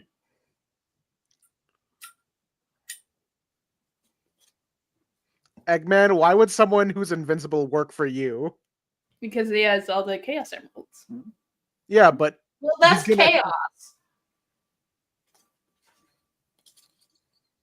You want to show off? No, I just like them. Ash got this for me for Valentine's Day. It's a little Pikachu holding a flower. I think he's neat. Did Eggman just use a smoke bomb? He would call it something else. The egg bomb. Egg bomb. Eggy. Flare. Eggy. the smoke egg. Alright. I'll be back.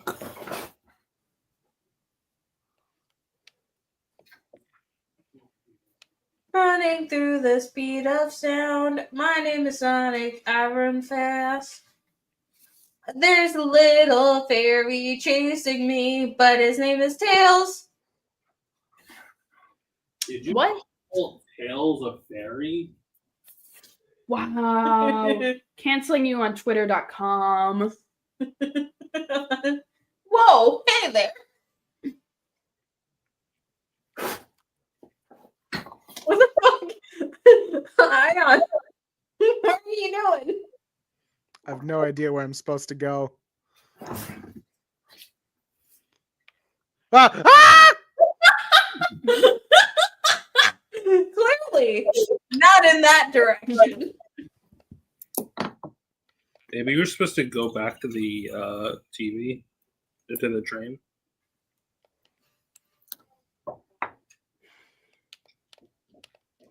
You were supposed to go to Tails' workshop, which is where you were at. Oh, you gotta restart everything. You gotta.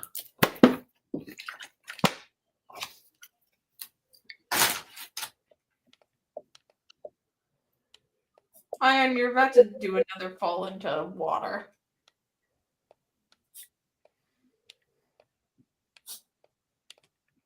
Can't you just jump like a normal creature?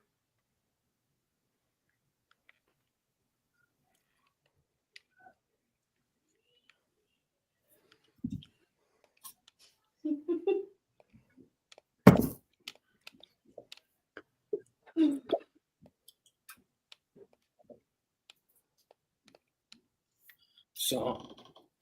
You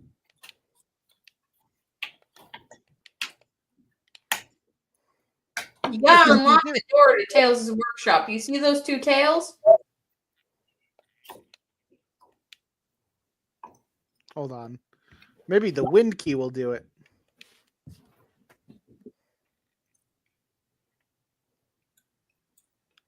Why can't you go back into there?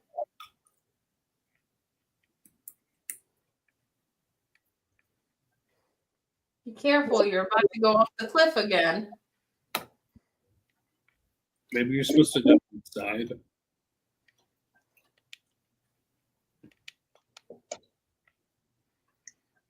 Squid, what do I do?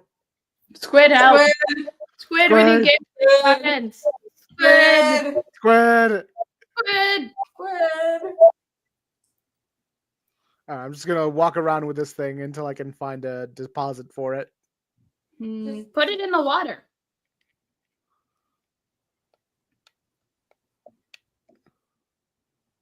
Well, now you're both in the water. Can you let go of it?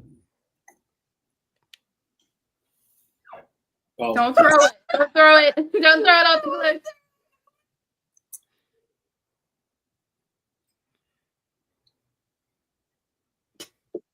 I don't think this is how you're supposed to play the game. Running through at the speed of sound. My name is Sonic and I'm a cow.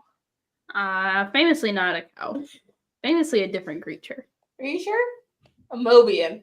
Yeah, that's it. I know I shouldn't eat the Nerds gummy clusters, but Why not? they're gonna make me sick. Oh. Well, die about it, I guess. I will. My grandpa has diabetes. That happens to old people sometimes. You said diabetes about it. No, I said die about it. I thought you said diabetes. Okay. That's not my problem.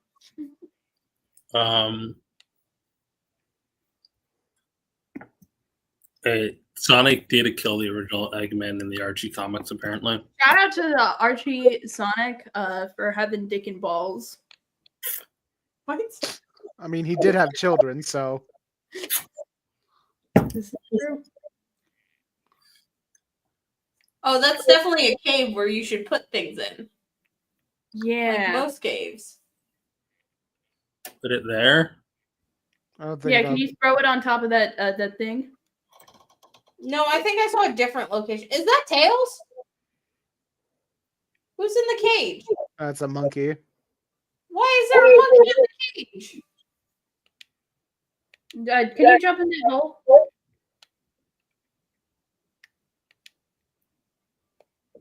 It's not doing anything. The This has to be pick up the something. thing again. No, there was a different room. There was a different room that you missed. So go back the way you came. Go back the way you came. Go. Yeah. Okay. Go to. This is like when I got stuck on the tutorial island of Legend Yeah, of there you Zelda. go.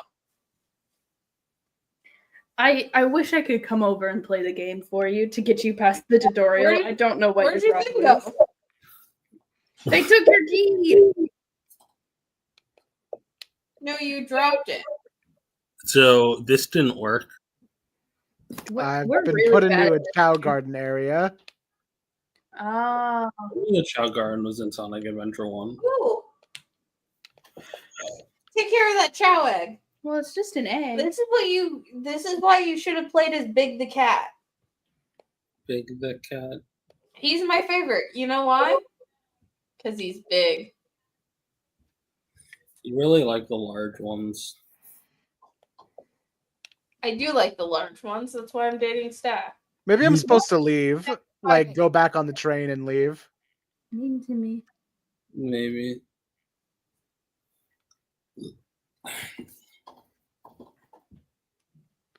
That's Mystic Ruins, not Kansas Workshop. The dance I can clothes. tell it's workshop in the Mystic Ruins.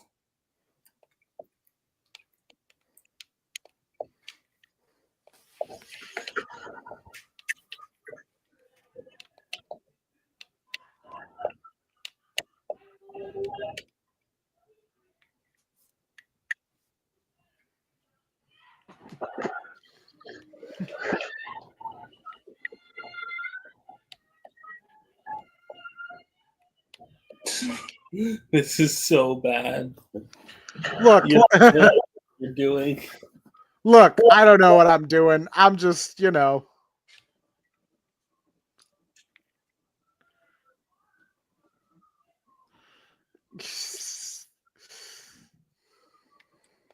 We're Sonicing. Or Sonicing adventuring.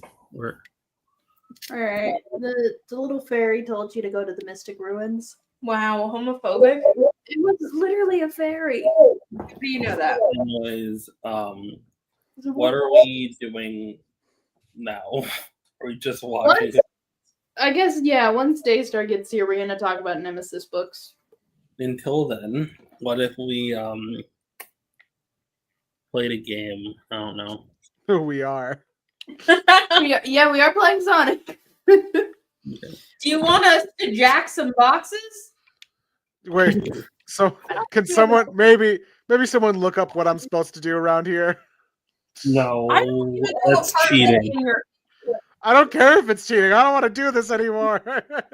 Then you look it up. We are jacking. Let's do the sorting game. That's really fun. The sorting game? Oh, that one, yeah. Oh, the sorting game is kind of perfect made Set up for the amount of people that we have. Well, Ayon's playing Sonic. Still. Come on, let's do it. Hang on. I'm gonna eat this. Don't eat that. It takes a sec to get Jackbox set up.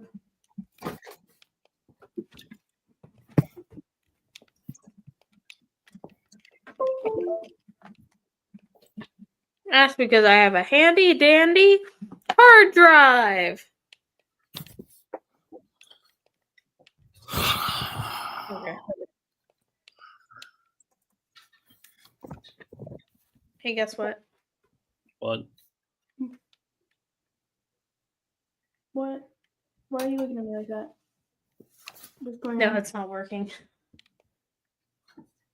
What's not working? It's not working. It looks like it is. No, this is working. The other bit I was doing. What bit? What are you doing? Don't worry about it. What's going on? Confusion. Oh, Wah! no. Ow.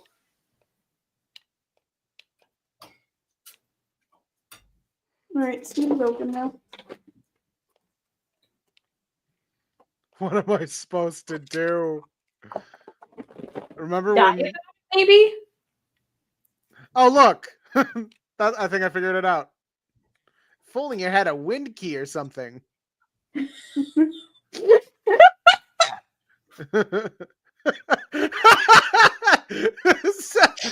Squid is finally.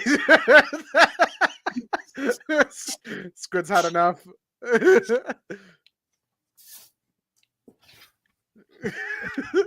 Squid what is is the watching me video? watching me fumble this. All right, now I just got to remember where that was.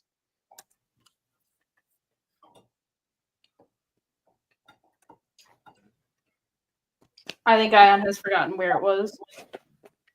No, I think he's got this. No, it's the place with the wind. He's floating.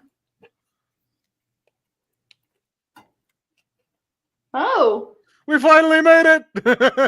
Now we can get the Chaos Emerald.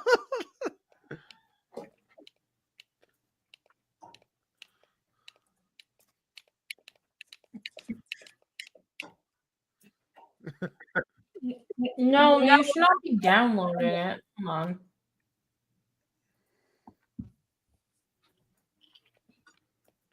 I should have been afraid.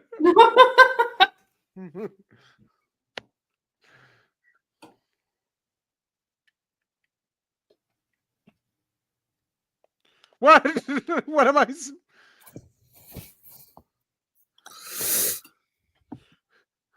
One more time. There we go. Gotta work out the kinks. What's a kink, Sonic? It's a bump Ask in the your road, Tails. parents. I don't have parents. Kids, there's nothing better than being touched by someone you love. But if someone touches... I'm trying to remember that exact thing. That's no good. Ah! That's a fucking tornado. No, don't touch me there. That's my No, Square. What bit are we doing right now, bud? I'm trying to get jacking boxes set up. Okay, there we go. For some reason, sometimes when I open it up on Steam, it doesn't want to register that like my hard drive is there. How do we turn the volume off of? Let me do that.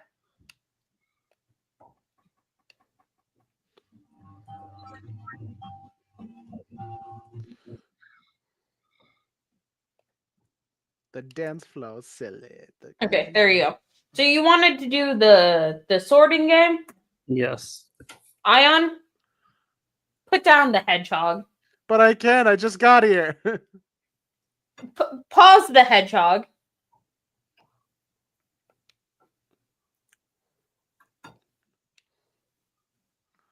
I can't. I'm Oh, you already can in. play forever.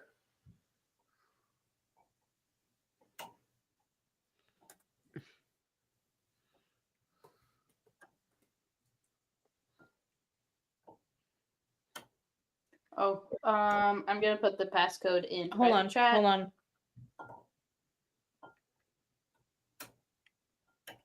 Hey, which one do you want to be on?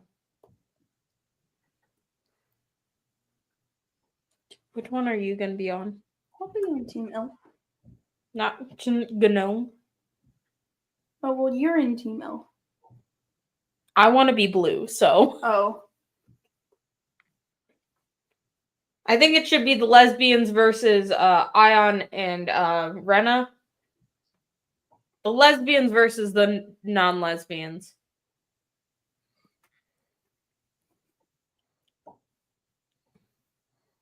Why'd you choose a box? hey, start sharing your screen instead of Ayaan's. No, hold on. Oh, Rena, Yes. it's ready. We put the thing in private. All right. Let me just finish this this stage, and then I'll switch over. All right.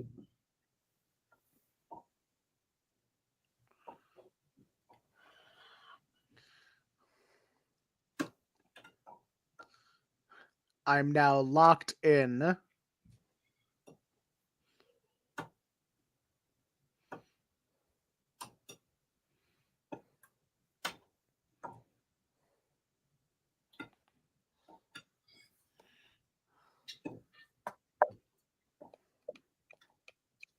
What? We did it. All right.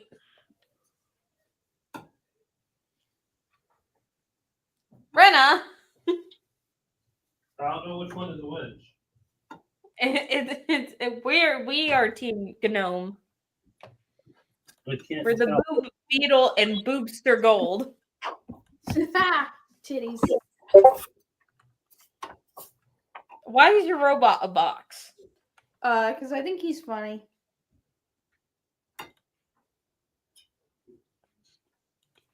He reminds me of the Box Kingdom from Adventure Time. I think you have problems. I just like Adventure Time. I think that's a problem. Adventure Time's a very good show. Hand me a Reese's cup.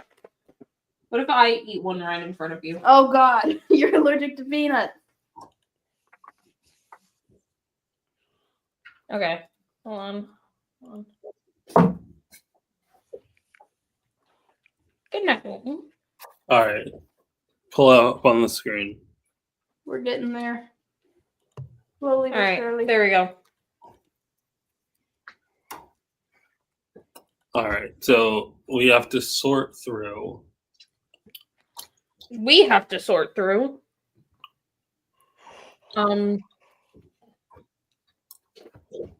Least horsepower to most horsepower, or mystery romp. Well, I like horses.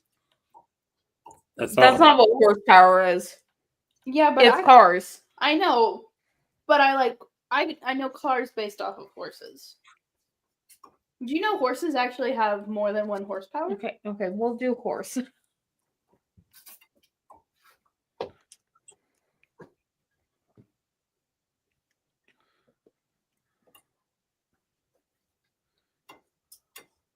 Oh, what's next?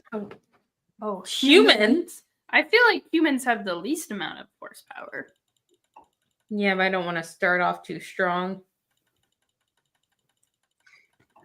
Up next, horse. Horse is gonna go right in the middle because horses actually have 7 horsepower. I'm gonna put them towards the back, but How the fuck do you know that? because I like horses. Well, that has a lot of horsepower, but they're also not the fastest race cars. They're not. Those are F1 formula cars. We really want it.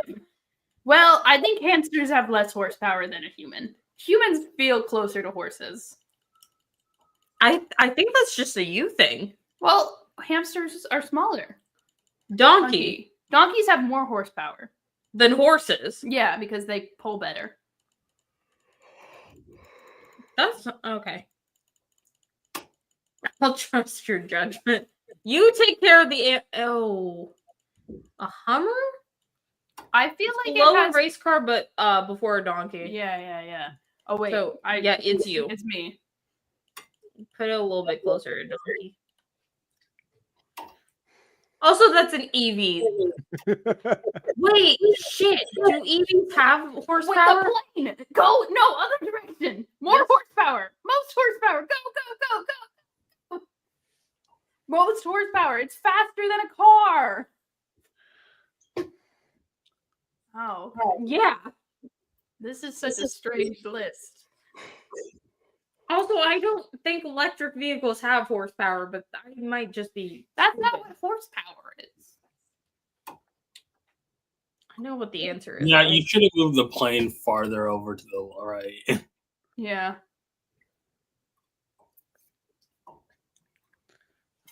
You've accidentally put Tesla aligned with the donkey. Yeah. Well, it is an ass. Damn. Donkeys have less horsepower than a human. Squid got mad about that.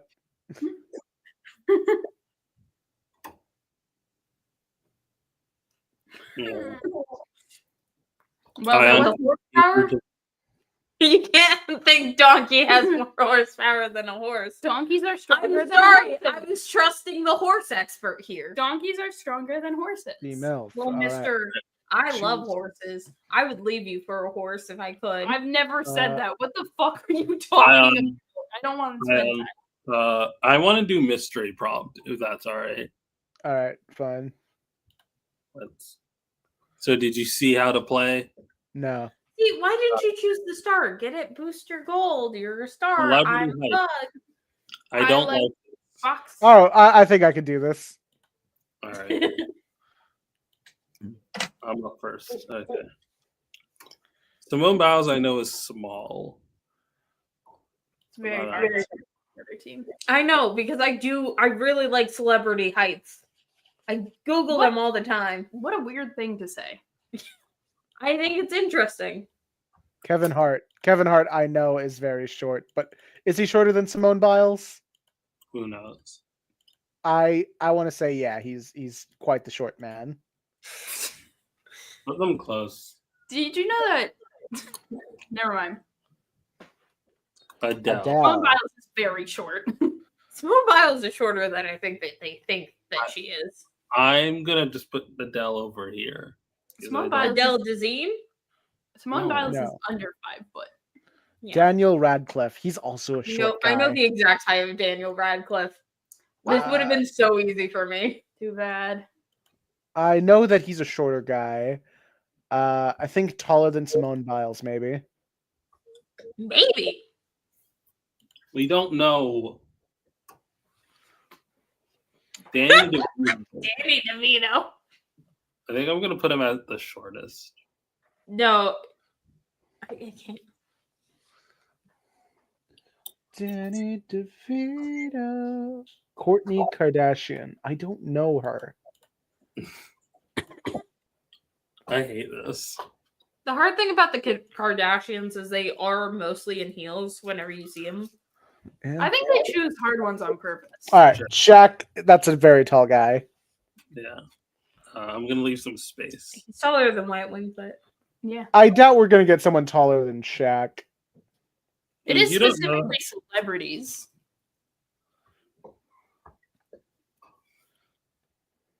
Bo Burnham. He's also a very tall guy. Taller than Shaq. But not as tall as Shaq. Not Shaq, but he's tall. welcome to the internet. Welcome to the internet. Have Right. a look around.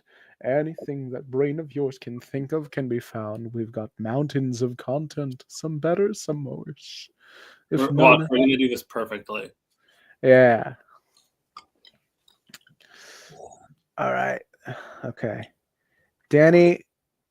5'2". Wait, who's? Now you fucked up. Oh, with Simone Biles. Simone was the shortest. Oh, yeah, wow. she's very small. Warren Freeman. You also fucked up with the Kardashians. Yeah, we got- You thought that Daniel Radcliffe was closer to 5 feet than he is. What? We're in the lead. Woo! Lesbians. Lesbians. Don't do it like that.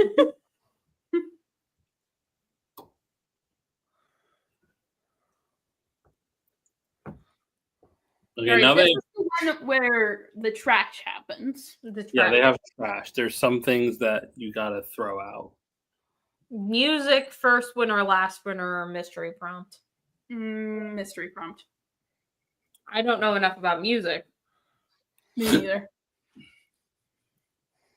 Especially not like awards. Book Book sale. sales. Okay. We might be able to do this.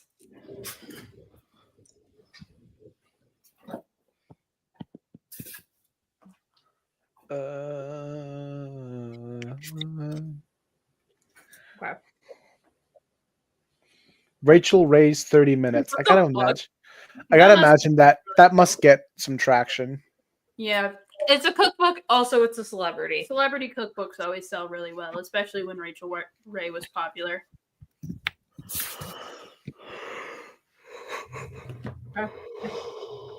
Memories of the Dog.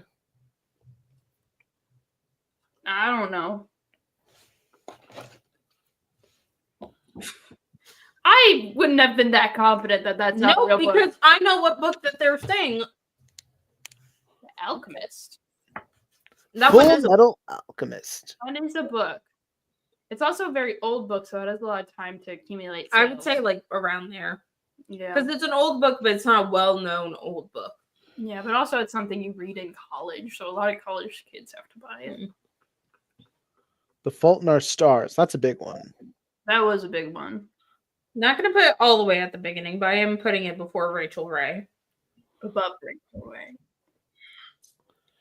Oh, 50 Shades of Grey did sell better than Fault in Our Fault Stars. in Our Stars. I think yeah. we've skewed things a little too far with Rachel Ray, unfortunately. Yeah. I'm gonna put this one here so we have some space to stack. The deck. The very hungry caterpillar. 50 Shades of Grey. Don't put it in the trash on accident, though.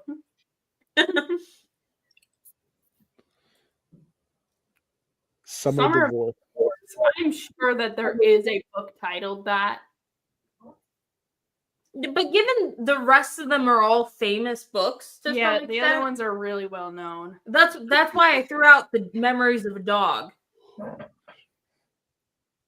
Snooki. Oh Fourth. fuck! Oh fuck! That okay. probably didn't sell super well. I'll put it after Rachel Ray. I think you should put it before The Alchemist. Some of them have to not be bestsellers. Come on. I also probably think that one should have gone in the They trash. might not all be bestsellers. They might all be bestsellers. The That might be- Little Prince. I know that this sells really well, but it's also not that well known, and we don't have a lot over it. It's in very sale. well known. So we're gonna put it there. It's a really good book. I really like The Little Prince. There's also they made like What the fuck is 8 Ronalds? I feel like we've put too many in the trash. No, it's usually 3. No, it's not. It's like no. It's like 2. Oh, Gone Gone Girl. Girl. Oh, Gone Girl would be put it on top of like not directly on top of Snooki, but like yeah, right there. Gone Girl is a very popular book, Yeah. but I wouldn't consider it Fault in Our Stars popular. All my friends are dead. No, that's a real book. That's a real book, but I don't think it sold that well.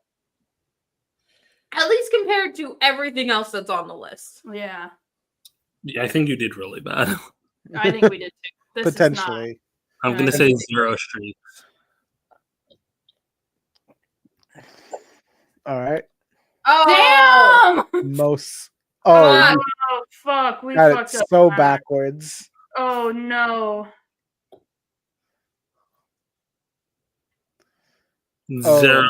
Oh, we did so bad. now let's just hope that the other team does worse. All right. Well, time to gaze upon the game and lock in. If we hadn't put all the other ones so high, I probably would have moved. But the hey, ones higher. we didn't get a single one that was Ooh, fake. movies. Movies. I can do movies. All right. God move. damn! It's gonna hit me with stuff that I may not know.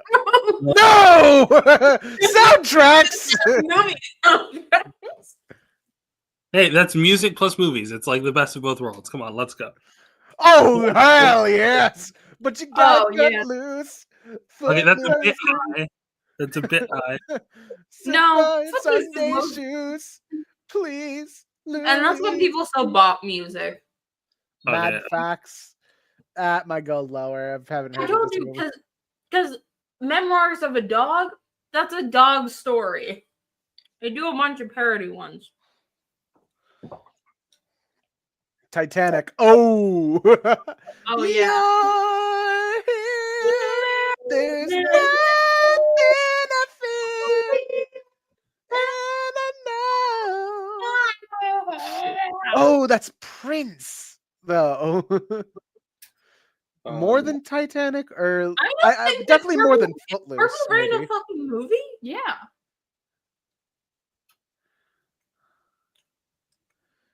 Chicken Run. I don't think it's that well I compared don't to. think the soundtrack sold that well. Yeah, I'm gonna go get some ice before it's our turn.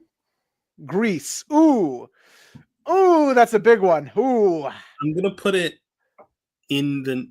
Okay, hold on. Wait. I think more than Footloose, maybe. Too late. Perfect. That's a little brick wall. The Bodyguard. I've not heard about this movie. It's gonna go after Chicken Run. After Chicken Run, you sure? No, like less than Chicken Run. Yeah, I'll put it safely down here. Oh, come on and slam! Come on, I think more than Chicken Run, but less than Grease. What fucking song is in Chicken Run that I do not know? Oh, but then again, I Believe I Can Fly is on that. Forrest Gump. I think that sells more than Space Jam. Yeah. Does Forrest Gump have like a super good soundtrack though? Yeah, because Come On and Slam, welcome to the jam. No, but what's in? I'm going insane. What Star fucking song is in Wars. Chicken Run? I think this is fake. You think Star Wars is fake? No. It could very much well be real. I'm sure someone has made it. Kids in tube socks. She doesn't know who I am. Oh, Saturday Night Fever. Oh. Honestly, I think they put Grease too low. Grease I feels, think like, it's really safe low. here. Saturday Night Fever, yeah, you're probably right, but like Waiting to Exhale. I would have thrown this out if I thought that we had any more left. I haven't seen the movie, but I don't know how well regarded it is. All right, come on, hit me with something. Underestimated Grease. Yeah, I think Grease maybe could have gone a little bit higher. What? Whoa! Oh, Chicken Run did- Oh. What? I'm trying. What song is in? Huh. What was in The Bodyguard? We're winning. Oh no, we're still down a couple hundred. No, we're down a couple hundred. We're the blue team. We're at 950. I can't read. All right, so this is where we redo it. So remember, The Bodyguard's number 1. Okay. What the fuck was The Bodyguard? Except for the donkey. I don't think we're getting the donkey. Oh. Oldest word, newest word? I can do that one if it's in English. Oh. But you can't do that one. I can't do The that. Bodyguard was a Whitney Houston movie. No.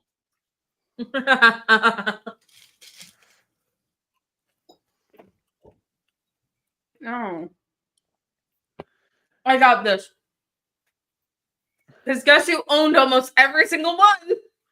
I don't know why. I was thinking of some like basic action movie. I wasn't thinking about the Whitney Peacock's Houston pretty new, movie. but not that new. Don't put it at the beginning. Peacock? Huh. Who the hell is that? guy in the corner of our screen? Did you see? What is he? CISO isn't real. Have you guys checked out? Where's Quibi? I'm waiting on for Quibi. Put him on screen. What is Pluggy? No, Pluggy's not real either. No, it's gotta. Maybe it's just a gaming service. Doesn't feel right. That's not right. Because we bought the streaming services for games too.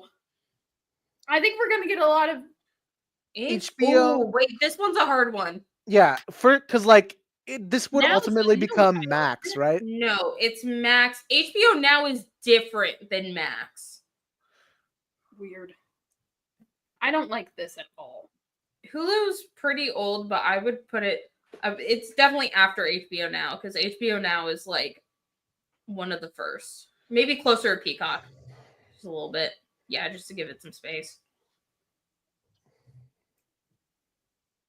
Netflix would be right here. Netflix is really old. They used to send CDs. Yeah, but HBO used to have streaming services before. Oh wait, yeah. No, Netflix is the oldest one. Mm-mm. Boosh. That's not fucking real. Get it out of here. Are you sure? Yes. We've only thrown away 3. Only This is unheard.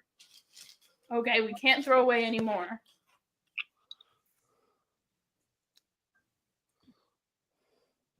That came out after Hulu, but before Peacock. Yeah. Peacock. You say Peacock. Nobody bats an eye. Tubi say is one of the Pookah. newest ones. I would put it before Peacock. We love Tubi. Tubi's great. though. Tubi's awesome. Tubi is the best streaming service. It was basically Netflix before Netflix sold out. Ooh. Oh, Actually, I shit. like Paramount Plus too. Only because it has a lot of stuff that I like. That's because it has Star Trek. It is the newest. It is the newest free Tubi. YouTube TV was put it slightly on top of Amazon Prime Video. No. Closer to Hulu though. Closer to Hulu. Nope. That's the wrong direction. No, I know that YouTube TV is older because Who the fuck is watching Walmart Plus? This is a thing though. But it is like it's new. It's new. What are you doing? no, it's not new. I know it's not new. Okay. So we've got these ones right. So now we get a chance to reorder things. Netflix is the fucking oldest. Oh wait. But we also have all the other ones attached to it. And HBO Now We is already have. Streak. It's a streak. So Yeah, there's it's a nothing- streak. So it's these three. It's gonna stay exactly like this. Peacock's newer. Keep it right. Oh wait. You're the one controlling. I'm gonna keep it right where it was. That wasn't a bad spot for it. Well, clearly it was because we didn't get the streak. YouTube TV is older than Peacock. Yes.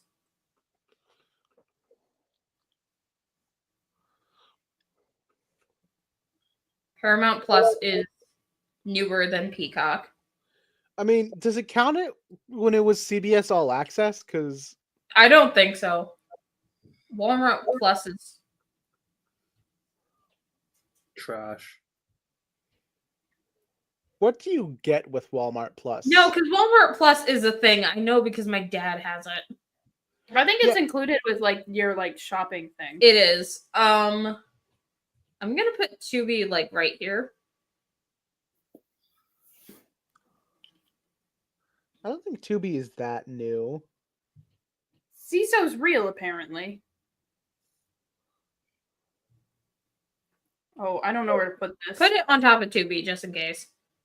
I think it is relatively new if it is one. I think HBO Now is before Netflix. HBO Now, HBO has been. Again, it all depends. Does it count when Netflix was still a DVD service or not? Nope. Damn. Nope, that's wrong.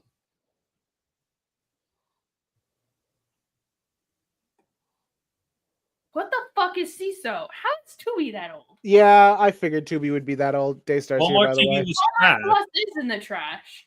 That's confusing because Walmart Plus is another thing. Maybe you're thinking of the wrong They have name. the shopping service, like the thing that you Hi, sign up for Daystar. to get discount on gas. It is. Yeah, my dad has it. Yeah, but it doesn't stream movies. I don't know what it does. He keeps on telling me to use it. Earliest winner to last winner or mystery prompt? Let's go with mystery prompt. I'm not much of a music person. Boo. I did click mystery prompt. No, I clicked mystery prompt. Well, Grammy for Best New Artist. Ooh.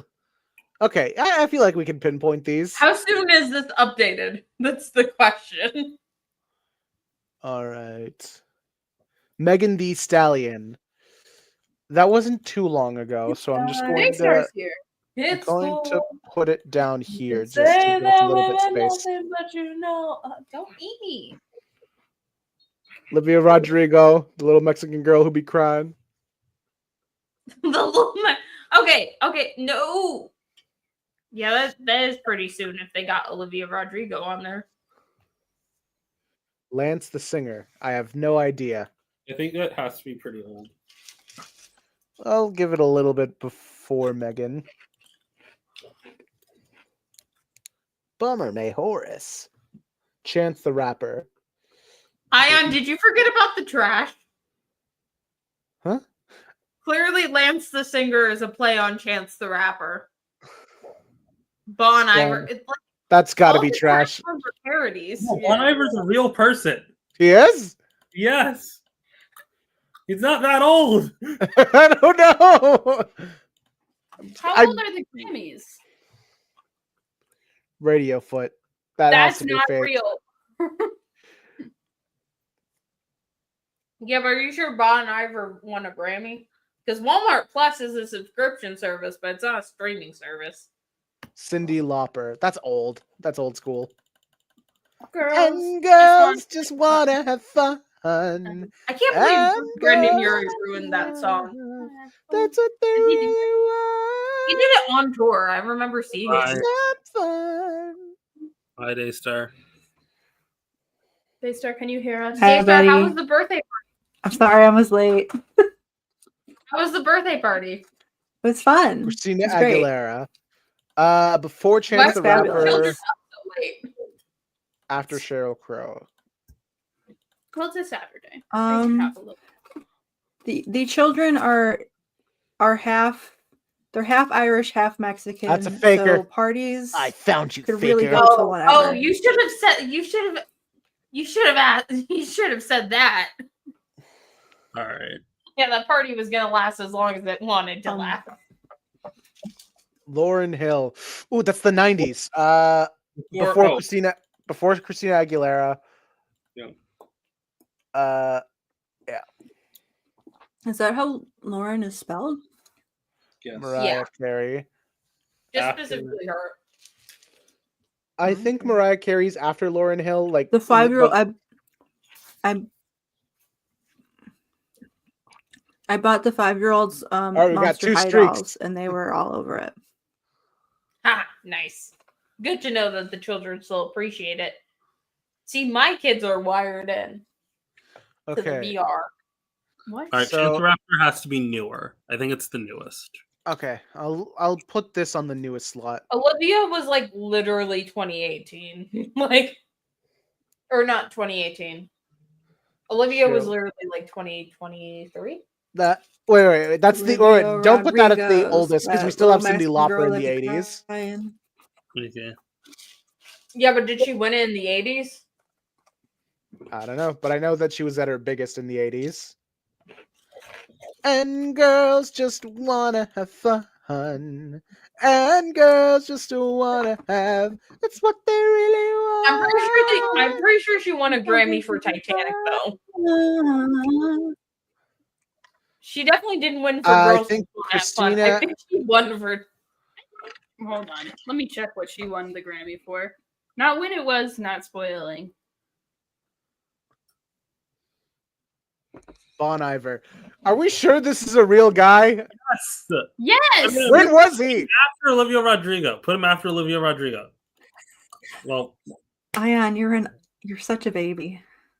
Who's Bon Iver? I know. I think he collaborates with Taylor Swift. Ayaan is 5 years old.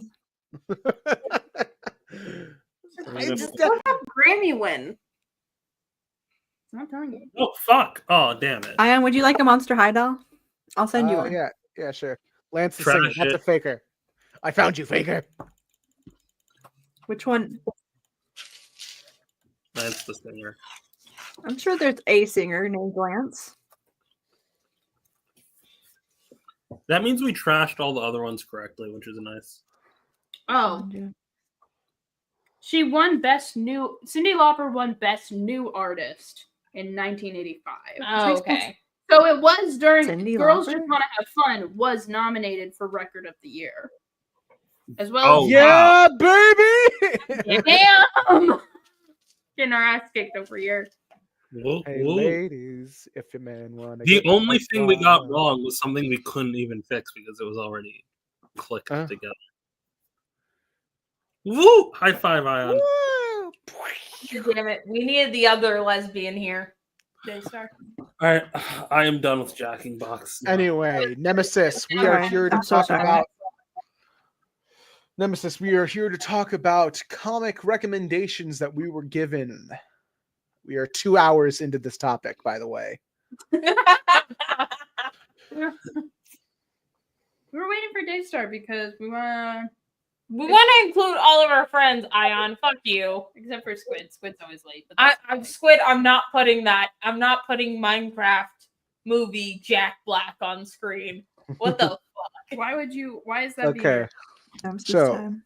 So who would like to go first in there? Okay, Comic I guess because I'm Ash and this is my fantastic friends, I should go first. Do you want to share any visuals? You can just look up. I don't want to mess with my computer. Yeah, look up not Radiant Black. So I was given Radiant Black in Astro City. Unfortunately, I do work, so I do not have time to read all of another different book. So instead, I went and read Radiant Black. And by reading Radiant Black, I mean I remembered how much I didn't like the main character of Radiant Black and read other books in the massive universe instead. So you didn't first off, read I read 3 of them. Or at least the first issue of 3 of them. So Radiant Red was the original one that our very good friend Nick Ranger recommended to me. Nick Ranger is probably the biggest creator talking about the Massive Verse. Really the only one. So he's so into the Massive Verse that the creator sent his child a comic, like a free advance copy. Massive Verse, you should check it out. It's great. It's like Power Rangers on crack. Anyway, so the reason why I read Radiant Red over that's Radiant cool. Black is that Radiant Black is that guy is more geared towards like a very specific fan group, like boys who watched Power Rangers when it came out in the 90s. And unfortunately, I'm not one of those people, so I get very bored with it easily. So Radiant Red, on the other hand, it stars a school teacher who on the side is committing crimes because she has been bestowed with the radiant powers. So the essentially her first 5-issue miniseries is her performing a heist and like kind of trying to deal with the fact that like she wants to put the whole life of crime behind her, but it keeps on coming back to get her. And this is also why I read the other Radiant books instead of Radiant Black, because they all star women. All right. This one I think is I think Daystar would like it especially. Daystar specifically. It's fun. I liked it. I do like most of the Masterverse. Anyway, yeah, go on to Radiant Pink. So Radiant Pink's the lesbian. Her name's Eve. She's a live streamer. Her entire her radiant power is that she can create portals. The first one was magma. Radiant red is magma. But Radiant Pink can create portals. And essentially what happens in her book is that she's pushing herself to the limit to try and like save people and gets trapped on an alien planet with one of her villains. And they start fucking. Yes. Daystar would also like this one. I think Daystar should read everything but Radiant Black. Cool. But anyway, this one has lesbians. I really Can like I ask what a radiant is? A radiant is like, I'm not really sure because again, I did not care for Radiant Black, but a radiant is essentially you get a Power Rangers morpher. It's alien tech that allows you to get into a power suit. I cannot express to you enough that the massive universe is just a Sentai, but like in comic book form. A Sentai with an S. So she's a streamer in her normal life, and she's also a superhero, and she tries to like cross them over to do like charity live streams. It's a whole thing. And now she's trapped on an alien planet with her villain. Now, next one. Inferno Girl Red. Oh, okay.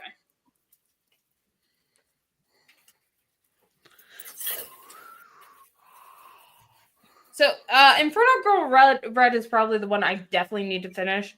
I do own it. I own most of these. I cannot express to you enough how much I do like the Massacre. But Inferno Girl Red is the one I need to like actually finish. So this one, the basic plot synopsis is high tech city.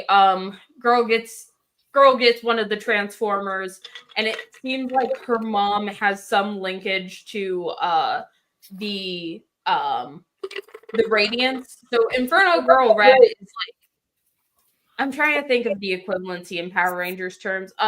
Cosmic Fury. One of the more superpowered suits, your Green Ranger of the bunch. Or White Ranger, depending on what point in the series you're at. What, and- is she evil? Huh? Is she evil? Wait, can you repeat that? Is she evil? No, she's not evil. Maybe I don't know Tommy's point other than like looking cool and being more badass than the others. Oh, Because okay. that's what Inferno Girl Red is. Okay. But I think that I have not finished it yet, but I do think that this one's ramping up to a nice mother and daughter story. Again, Daystar, I cannot express to you enough. You should read this one too. I read a bunch of books that Daystar would like. Should read all the but- girl ones. I read all the girl ones. It's the only way that you can go through the That's funny Massacre. because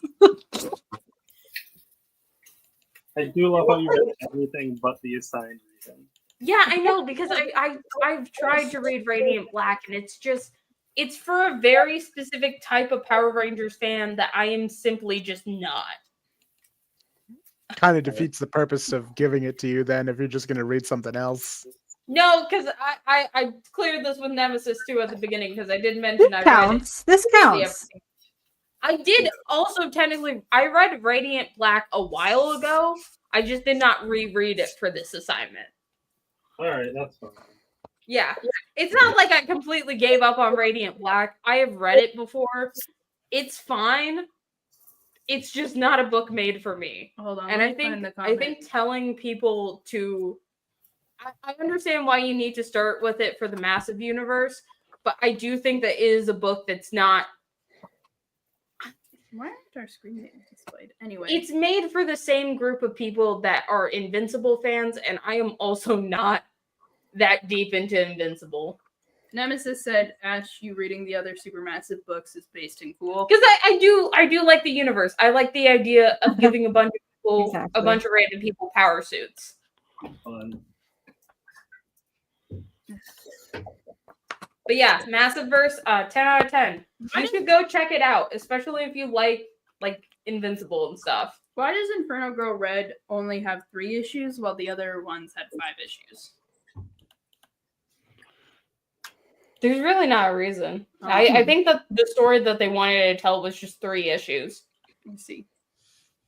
Because I also think that Inferno Girl Red is the only one that's not connected to the main Radiant Black universe. Like with Radiant Black, both Radiant Pink and Radiant Red show up in the main title.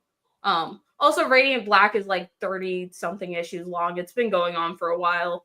And then there's also Radiant Green. There's like a whole bunch of them. There's like so many fucking. Wait, I can. Look up how many Radiants there are. They Didn't only they like have split the timeline at some point and they were like they only have doing 4 2 books different for the Radiants, but there is more than just black, pink, and red.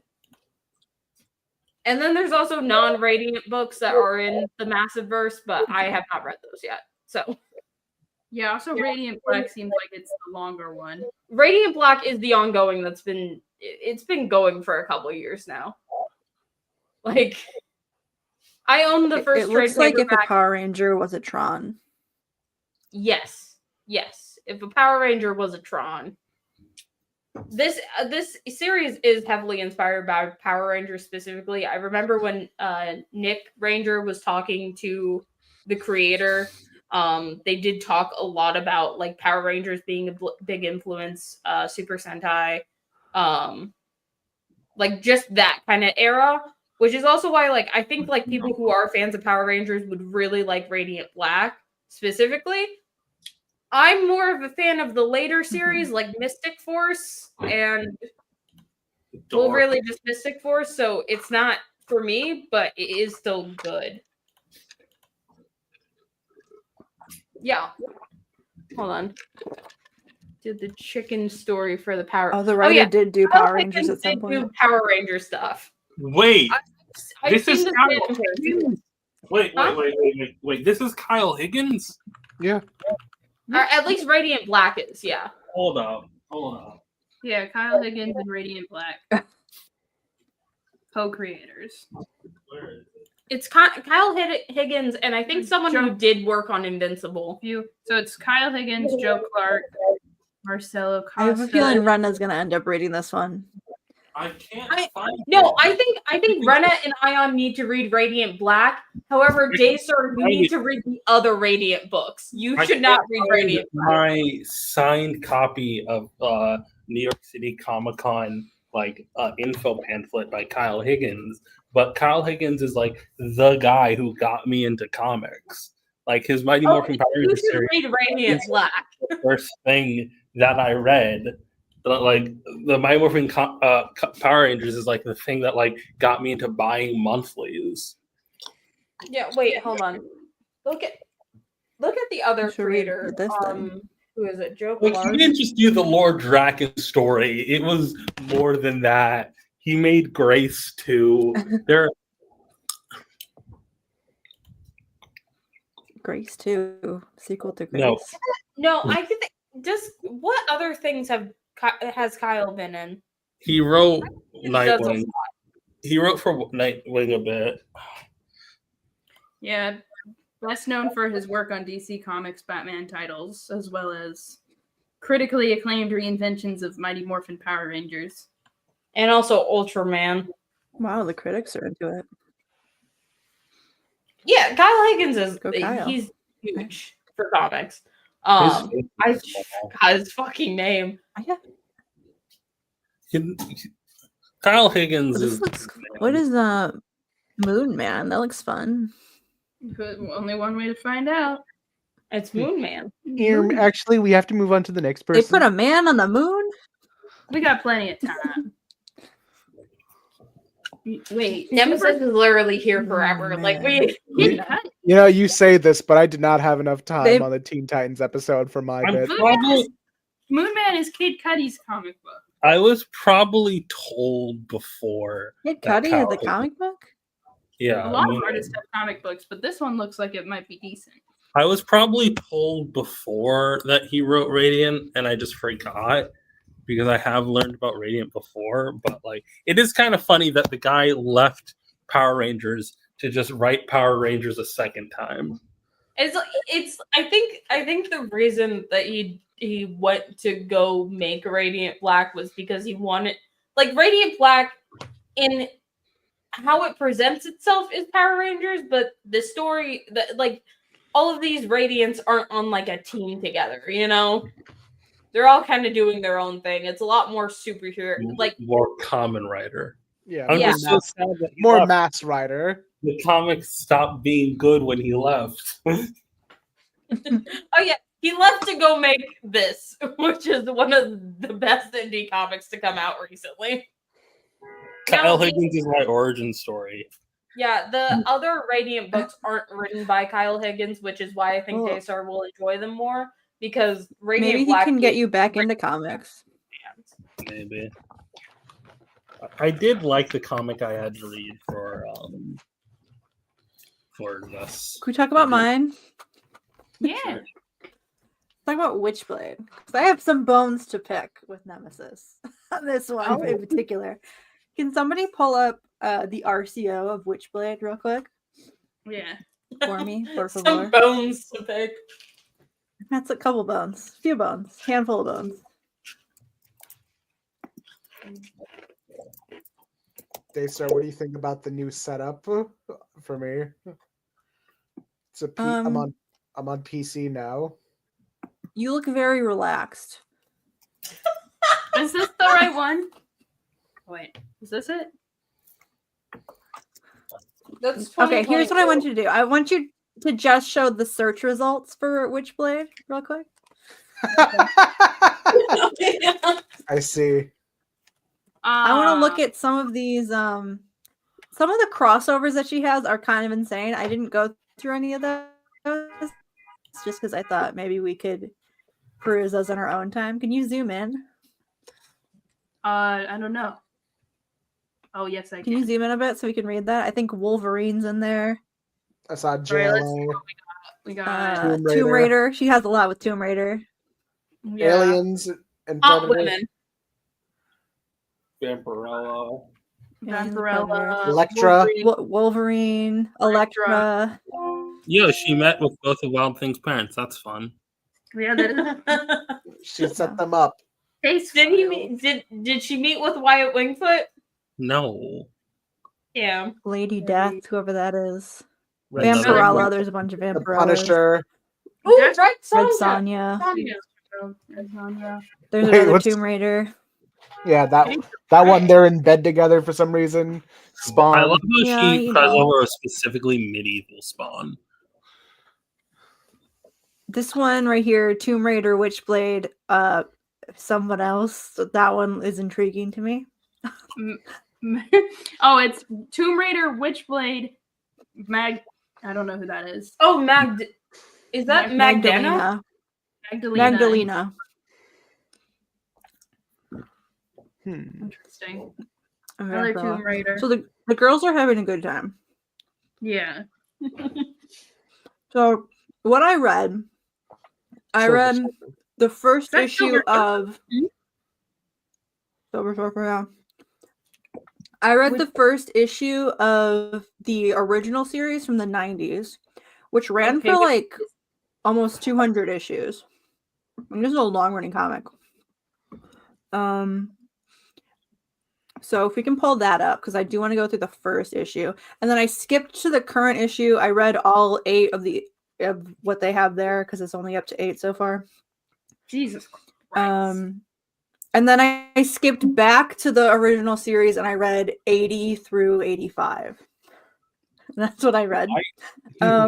David Wohl, like Dave Grohl. See, But So I do want let's do page by page because Hold on. this is a wild Is there a ride. way to share it in a way that there's not Here. so much black on the side? Hold on. I know that there's a way. I got it. Vertical. So- This is a journey. I started like just skimming through issues of the rest of this, and like I keep getting my mind boggled, you know. So this is a cover. I feel like we're too zoomed in here. you know what? Okay, whatever.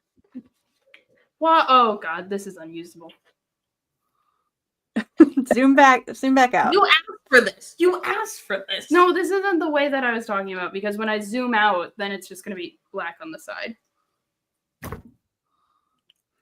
You're not zoomed out. I'm zoomed out. I feel like we can work Stop with this. zooming out. Stack, we can work with it. The Whatever. black on the sides is not a big deal. Okay. This is Tony Stark. This is just Tony Stark but evil. This is just Tony Stark but evil. This is Penny Irons. His name is his name's that's nuts. He runs Irons International. He's a Fortune 500 CEO. He's also into drug trafficking, prostitution, About it. slavery, and weapons protection. This guy's a real winner. Billionaire, genius, playboy, philanthropist. Oh my god. He's So just this is one Tony Stark. It's Greg Stark. Oh my god. This is Howard. Isn't that how That it's was Greg? Greg, unfortunately. Why That's is he Greg. built like that? It's the I don't 90s. know. It's the 90s. So this is his I thought he had a shrine to some woman. That's not what's happening. This is just his shrine to the Witchblade. It'll come back up. Okay. No, wait, go back up. Go back up for a second. Just go back up. Go back to where we were. Okay. Before we get to the next page. Okay. No, go back up. Before we get there. We're I not want you there to yet. think in your head. You're thinking, okay, you're thinking, oh my god, Daystar is gonna love this character. What do you like? The first line that the character says, we're introduced to the character, and you think, wow, that's one for Daystar for sure. What do you think her first thing that she says would be? My God, The I love introduction to the character. disabled. I hate men. I love women. Ayaan, do you have one? I'm Italian. something in Italian. She is Italian. I see. That's the Okay. She's first- Italian. Hey. Go ahead All and right. go read her first line real quick. Okay, first bubble. Let's see if we can find it. No, you skipped Hey. it. It's a thought. Oh. No. bubble. Oh, these are speech Go back up. bubbles. Okay, so even when I was a little girl, I knew I was gonna be a cop. God damn it. It was so I was attacked viciously. It was Starsky and Husk that did it. By the end of the show, in that red Torino, they always got the bad guy. In the 3rd grade, my best friend Lee and I used to pretend we were Sarah Starsky and Lee Hutch. So okay. She's also a getting dressed up. Tarantino fan. She's oh god. There's just there's a lot of, it's just a winner all around, huh? So what then? She's an undercover cop. She's getting dressed up for some reason like this to do a drug deal. That do be the kind of shit. They made a musical about that. So see this girl right here? Not the titties. The girl next to the titties. Go back up. This Yeah, girl go who's just sitting here. There's no context given to who she is here. This is like the only page she's on in this issue. The next issue, she's living in Sarah. That's our main character. Sarah's house. And I'm like, who the fuck is this? Who is this girl? It's her. This girl from this one page lives at her house, I guess. But she is her friend's daughter who's just lives with her now because her friend got murdered. And titties. Go down a little bit. And titties. And titties, yeah. And titties, man. Terrible So here she shows up. Look at this. Look at this 90s ass Rob Liefeld. A kiss. Yeah. These ass Rob Liefeld kind of shit. Oh yeah, where are her organs? Hell So yeah. here's her doing a little bit. I mean, this is when you think of police brutality, this is really what you think of. Am I right, folks? She's she's doing like this thing where she wants to avenge the death of her father. Her father was killed by policeman. He was also a policeman. So and she she's like wants to- Huntress. No. No, because Huntress isn't a cop. Yeah, that's why she's not so a lesbian. She's also like fully in the shit. This was more in the other one, but she's like fully like down to do sex trafficking. Like she's all right with it as long as she gets her guy. What? I like how she like takes off her tiny ass glasses and says, "Recognize me now." Were those obscuring your identity? Are people? Her name supposed is to know Sarah who you are? Pinzini. Sarah Pinzini. And then he's like, "Oh yeah, I do know you." It's a very Italian name. Yeah, Sarah she is Panini. Italian. Sarah Panini, yeah. I was saying it as a joke, not because I am dumb. Okay.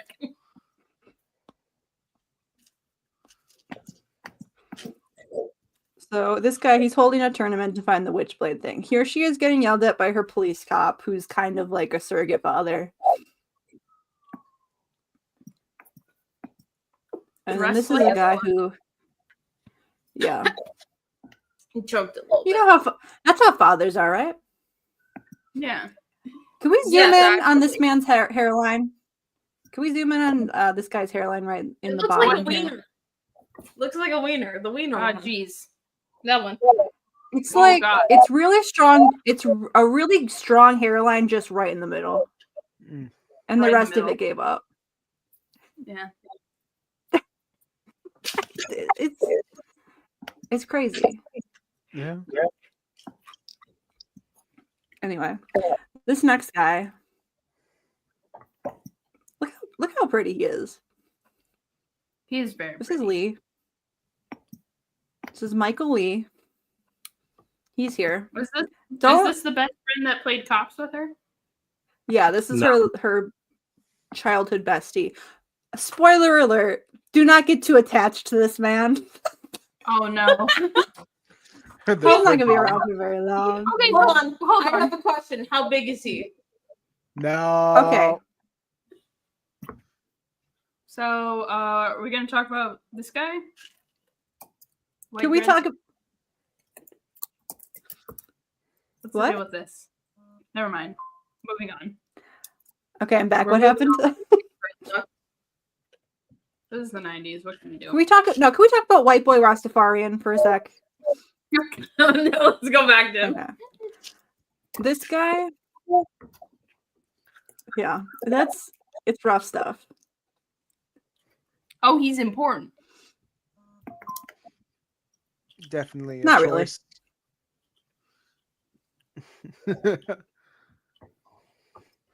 So go to the next guy. Tony's coming back. So this guy, this drowned rat looking motherfucker right here, Yeah. he looks like the girl from The Ring, kind of. Put a suit on. Yeah, exactly. This is I think the main love interest of the whole series. I'm pretty sure. What? I see. He's the tuxedo mask. He is he's evil Tony Stark's like lackey who wants to help him like take over the Witchblade, but I think he switches sides at some point because he like trains her to get her, because this guy wants to control her because she's the Witchblade when she gets the Witchblade thing. But I think he likes her more than evil Tony Stark. So this lady got murdered. Don't worry about it. It's not important. Oh, okay.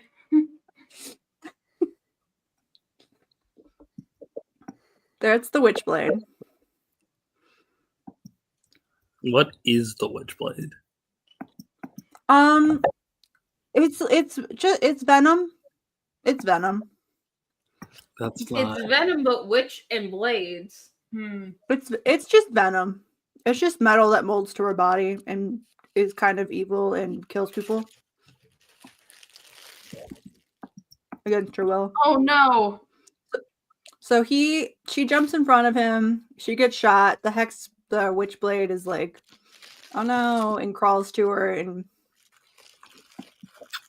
So she's like RoboCop. well, she's like Venom. And with like fire. RoboCop. So But she's got fire powers, so that's not like Venom. I've never seen RoboCop.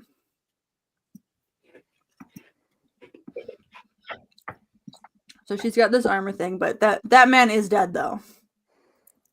Wait, so He is Like quite RoboCop, dead. if I'm being what was honest. the point if he just died anyways? He's being fridged for her character development. Hell yeah. Drama. Hashtag feminism. He is literally in a fridge in the next part. Oh. What? But I Do will they have say, to like keep the body cold? Oh, great start to the issue.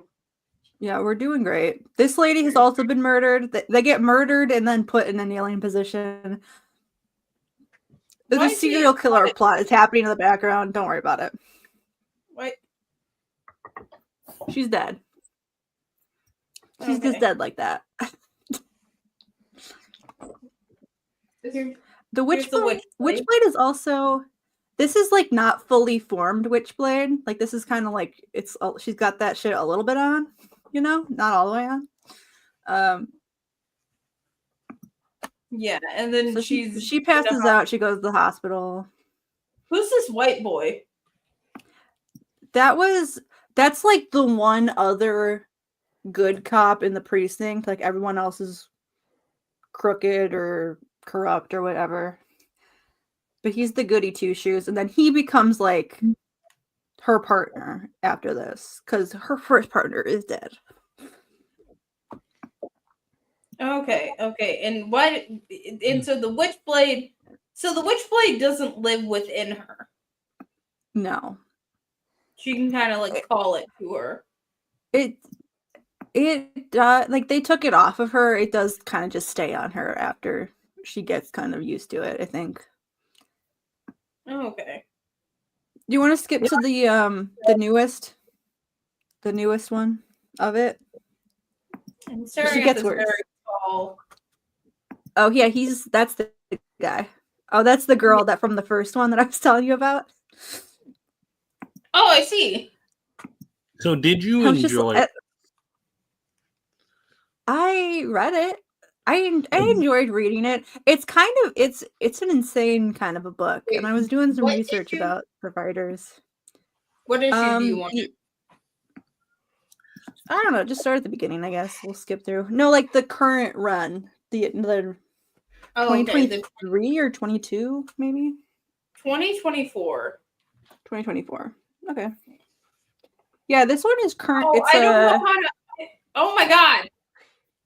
It's still ongoing, so it hasn't. They're still making it, so they got Marguerite Bennett on it. Where's pussies on my screen? I thought I put ad block on Zach's computer. Wait, what? Where? We didn't. Ad for pussies that just flashed. We didn't get me. that. Yeah, I know. We didn't it see was that. just on my screen. I don't know who left me with the computer. Okay, here it is. Okay. Oh, he's got a beard now. So this is kind of what the full Witchblade looks like, and I think it's kind of ugly. No. Yeah, what does this? Did you prefer the somewhat Witchblade that like barely covered? Oh, this looks like Jessica Jones. Well, it doesn't. Don't start with me. Start with me. Does it not? No. It's a white woman with black hair. Yes. Yeah, This is and Jessica black Jones lipstick. from that one specific run. The Yeah. The one where they Jones. just drew her to look like the MCU version of her. yeah. The synergy one. Glitter. What? That's the Witchblade. I think it's so ugly. Look, go back up to the Witchblade. What is that? Yeah, because titties. It is kind of just like put I titties guess on that's full really display. not a titties. The thing is, this It's isn't covered. even. This isn't even like good titty. It's a Witchblade titty. Oh, there's a second witch spider. Yeah. So she gets attacked. So this is when so she's been like involved in this sex trafficking ring. Here's her tragic backstory where she's talking about how her father was killed by the police because he was going to inform on the thing. And this one, she's also a Black Ops soldier in the army.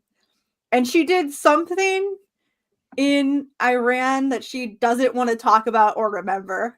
Like she keeps being like, no, push it down. I don't want to think about that. And I'm like, girl, what did you do? Oh no. Girl, what did you do? So then she left. She was in the army for 6 years, and then she left, and she came back to join the police academy. I do have to join the ask. cops. Nemesis, first, why did you suggest Radiant Black to Ash? And then why did you suggest Witchblade to Daystar? Like, what was the thought process here? To be fair, I did like Radiant Black. Well, I like the rest of the massive universe. Well, I don't mean bad. What did you say? So this is her. She joined. She was undercover, like running a sex trafficking ring with these dudes for a year before she decided to kill this guy. For like, they tried to make her kill this dude, and she did shoot the man, but there was no bullet in the gun. So then she was like, "Oh well."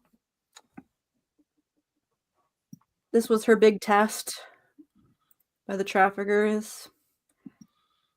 That's the Witchblade. The Witchblade did, in fact, cut him in half. This is an origin story, so this is her getting the Witchblade for the first time. Okay, this looks badass though. Yeah. I will say the Oh, art no. is so much better in this book that makes it better by comparison. So the Witchblade kind of kills all these dudes against her will.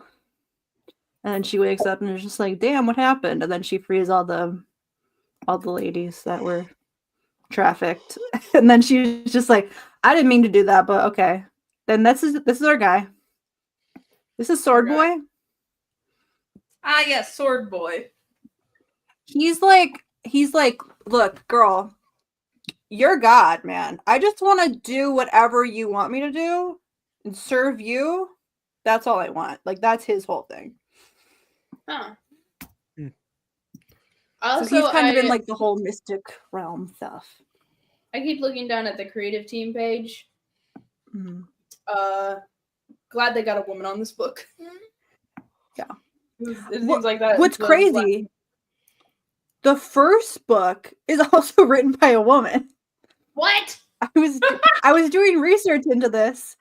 It was like because there was like a couple names that were, I think it was more like written collaboratively. It seems like, but there is one woman who was credited as like writing the first 40 issues, but also it would sometimes credit like these other two guys.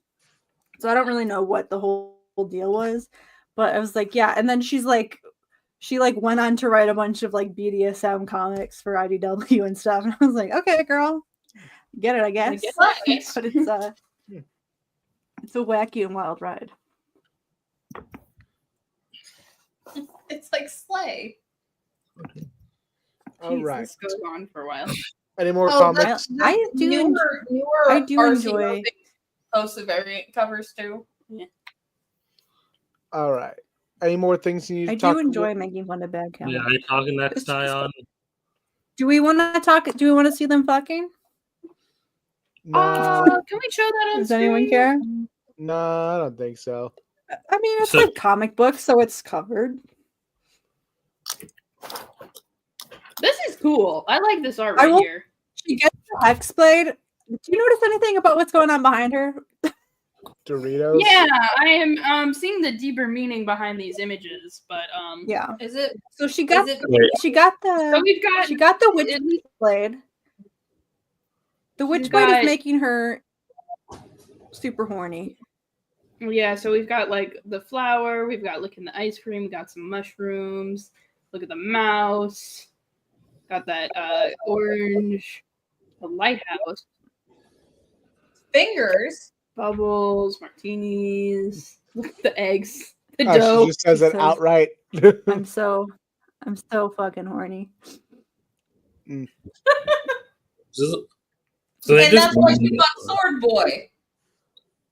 Yeah. She fucked this guy first. But I don't really understand what happened here because she's like, I orgasmed so hard that this guy got jealous and left. Which I'm not really sure. What? She came so go back up like a little bit, like the page before this.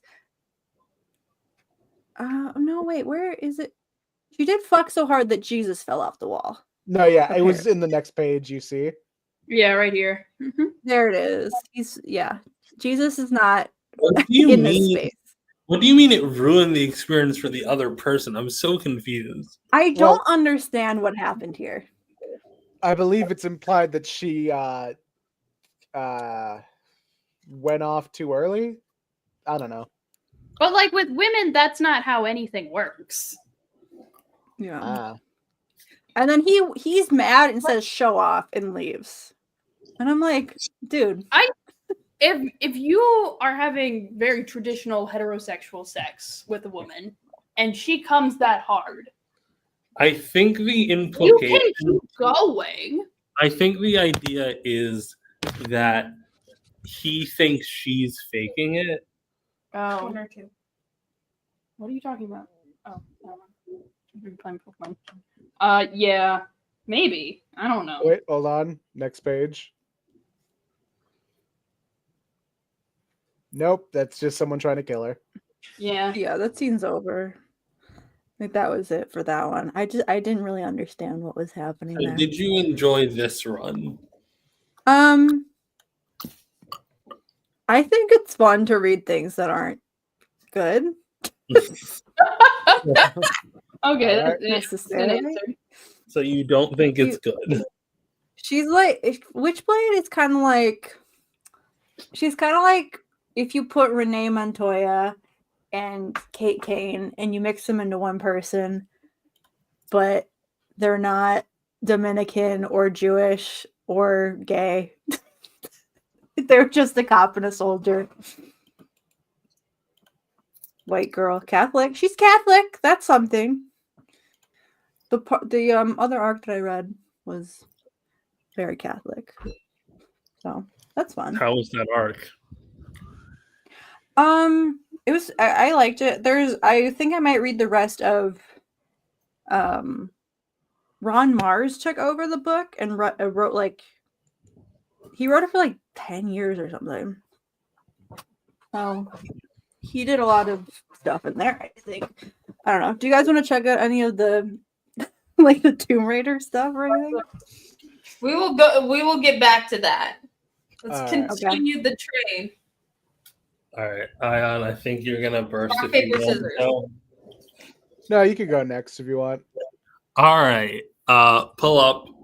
I did read the tiniest bit of Love and Rockets, but I was not told the year, so I quit after a few pages. Pull up Love and Rockets. Hold Oh, on. I got it. No, I got it. No, I got it. You take too long. All right, Wow. Wow. go to the 2016 one. I was disappointed that I didn't know where to start because, like, I was much more interested in reading an indie comic about the punk scene than I was what is, I'm so sorry to say, a YA action comic. Yeah. But I didn't know. The thing was, I didn't know where I was starting off, and I didn't know if my confusion was intentional because I was jumping into like something from like the 2016 run, or if like me not reading previous runs was the wrong call, and I didn't know. Like I just didn't know what was going on, and it just generally felt like with the amount of content there was, What's I the didn't know mini where to tampon? start reading. What? No idea. Someone asked for a mini tampon. I'm not sure what that is. Um, Fun, but Oh, it's it's- tiny. so I stopped reading about here. Oh, Yeah, it's we were Helena pa- Bertinelli from Birds of Prey. We are past the point that not every woman showing a midriff is her. I mean, she's got the cross Wearing a too. cross necklace. Anyways, we Where? okay. This is Stop literally reading. how they. This is literally how they draw her in Birds of Prey.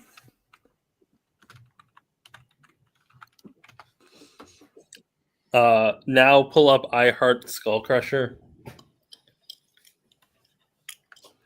So that was interesting. I wish I read more of it, but I just didn't. It wasn't for me, but also I didn't think it was bad. I heard Skull Crusher. I think I like Josie Campbell. I think I might have read their work before. I'm not sure. Essentially, it's a post-apocalyptic wasteland, and this girl Trini sees as a kid a like pit fighter and falls instantly in love both with the sport she's fighting and with the woman who's playing it. Okay. And she spends her entire life trying to be the best at the sport.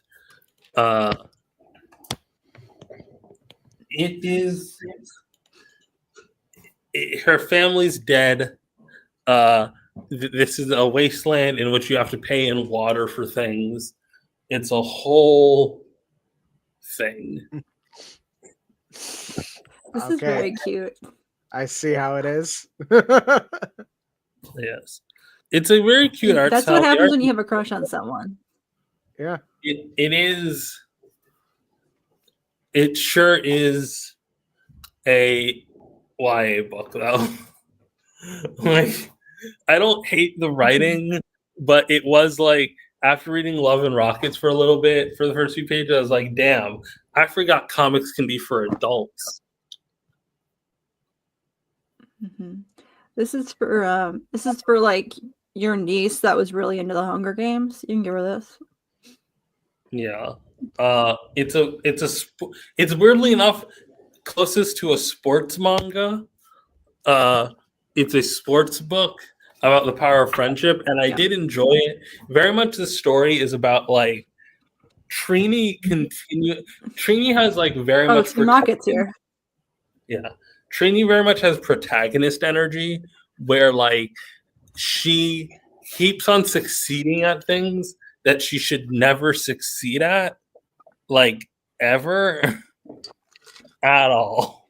So what you're saying? I mean, Or She's you about Mary. yeah, A no. Mary Sue. Because she has like flaws. Like I don't think it's bad. I just think it's kind of like Goku-esque, you know? It's very I mean, Saitama. those characters can work. This kid is.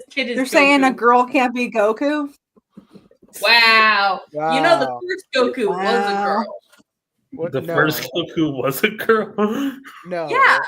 The first comic by Oh, the Oh, yeah. appear to Dragon Ball. Arale. You're talking. Yeah. Okay. It's an interesting book. It moves so quickly. Like it moves so quickly. Like Hey, wait a minute. there is always a problem, and then they like solve the problem by the end of the issue. Like there's never like things don't not go Trini's way ever. They always go her way, which is like fine. I mean, I don't look think at it's her. She's adorable. yeah. I think she like has the energy, and I think that she's cute. These characters, I don't know their names. It's a big point that you don't know their names. She really likes Skull Crusher. Gay. Yeah. Shout out gay people. The funniest Big fan. part is the main romance in this relationship is straight. Like the main romance in this book is straight. Damn I it. mean, bisexual people exist, Rena. Come Yeah. I on. know Come on. this. I think saying that to a bisexual is funny. Come on. We're not doing bisexual erasure here. Get it together. Anyways, I'm PC now, so I'm not biphobic. Oh, is that what that's you have a PC, so Oh now my you're God. PC. Oh my god. Daystar missed that bit. this is Cutter I can put Dan. it together. I like him a lot. He's Cute. good. I have trouble enjoying things, so I don't know. The experience wasn't bad. I think that might be just depression.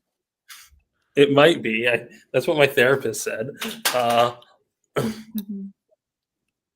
Uh, I think if you read Radiant Black, it might fix it. she does get like sad stuff, right? She does like. The thing here is that you should always die. Like, it's a death sport, okay? And yet, she never dies. Well, She's that like would really- be very troubling since she's the main character. She's really good at not dying in situations that she definitely should die in. As is the case with most main characters. Well, she's the main Yeah. character. So And she's very main character-y, which is not like a bad thing. I mean, that fits. She's the main character. Okay. she is the main character. Main characters tend to live. Yeah. Happens to the best of them. Happens to most of them, pretty much. And then she saves this this guy, he joins her special move is Ice Storm, where she just murders you with an ice pick. Skip to the next issue. Skip like a couple issues in the future. Is there anything where like the main character dies like in the middle or something and then switches? I'm trying to think. There's Psycho, the Alfred Hitchcock movie. I guess. It's A Nightmare on Elm Street. so like there's this big part in which the main like boss thing. Freddy's the main What? character right now. No, it's Nancy Thompson. So like this is a pet peeve of mine. Like they explain the rules of the game such that like if you they make it a big deal that if you kill someone you lose points. Oh, hey, look, go back. Look at Trini all dolled up. Cute. And her and Cutter Dan being all like embarrassed by each other. And Skullcrusher's here. Skullcrusher's here. She has a massive crush on Skullcrusher. Skullcrusher, who I feel like would be like is a decade older than her, if I'm not mistaken. Toxic Fine. age gap Yuri. Woo! Yeah, and then they get saved.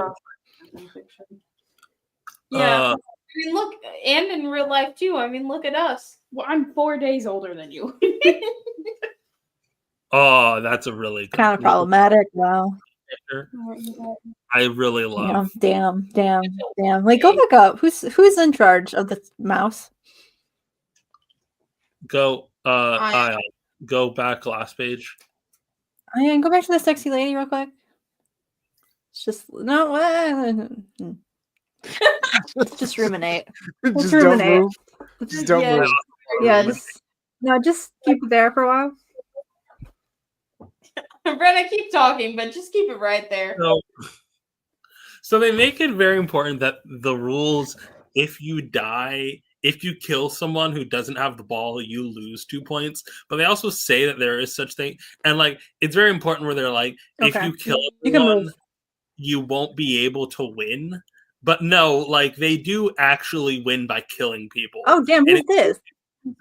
This is Queen Mob. She is the villain. She's like the evil overlord of America. Okay, She's if she's fun. evil. Why is she I like her hot? eyeliner. Everyone here is kind of Damn. Oh damn. Shit, man. the rules here are very confusing, by the way. But like it's very fun. They all work together and then they get broken up as a team. You just kind of have to learn to enjoy the ride. I think it's a very like you have to vibe with it thing. It's a very for Oh my God, the teenagers. face. Really. Oh my god, Skullcrusher's gonna kill us! Oh my god, Skullcrusher's gonna kill us! The face like is that. very funny. Did I miss a chapter? No, I Did think I just missed a page. All right. This was very good. Should you have given this a Daystar? I don't Sure, hate then. this book. I enjoyed it. I just think like maybe I should have read Love and Rockets. Maybe I should. There's a lot of Love and No, Rockets. Nemesis, you know I love to complain.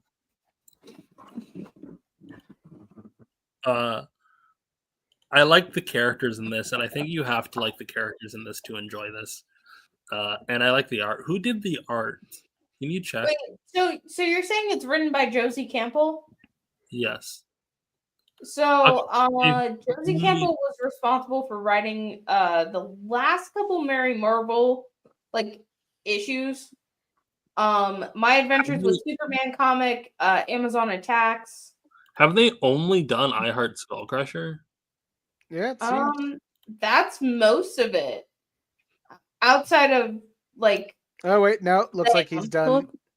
Pull up their Looks like League he of did Comics, maybe. Mighty Morphin Power Rangers and Teen Pull up Oh. League of Comic Geeks. Oh, they're not Hold on. credited because they Josie didn't- Campbell also did Wonder Woman League of Comic Geeks. Look it up. and Future It's State right there. Greenland. It's right there. It's right there under Twitter. I don't use this stupid website. Wow, you don't use the comic book website. Wow. Yeah, I'm not like you nerds.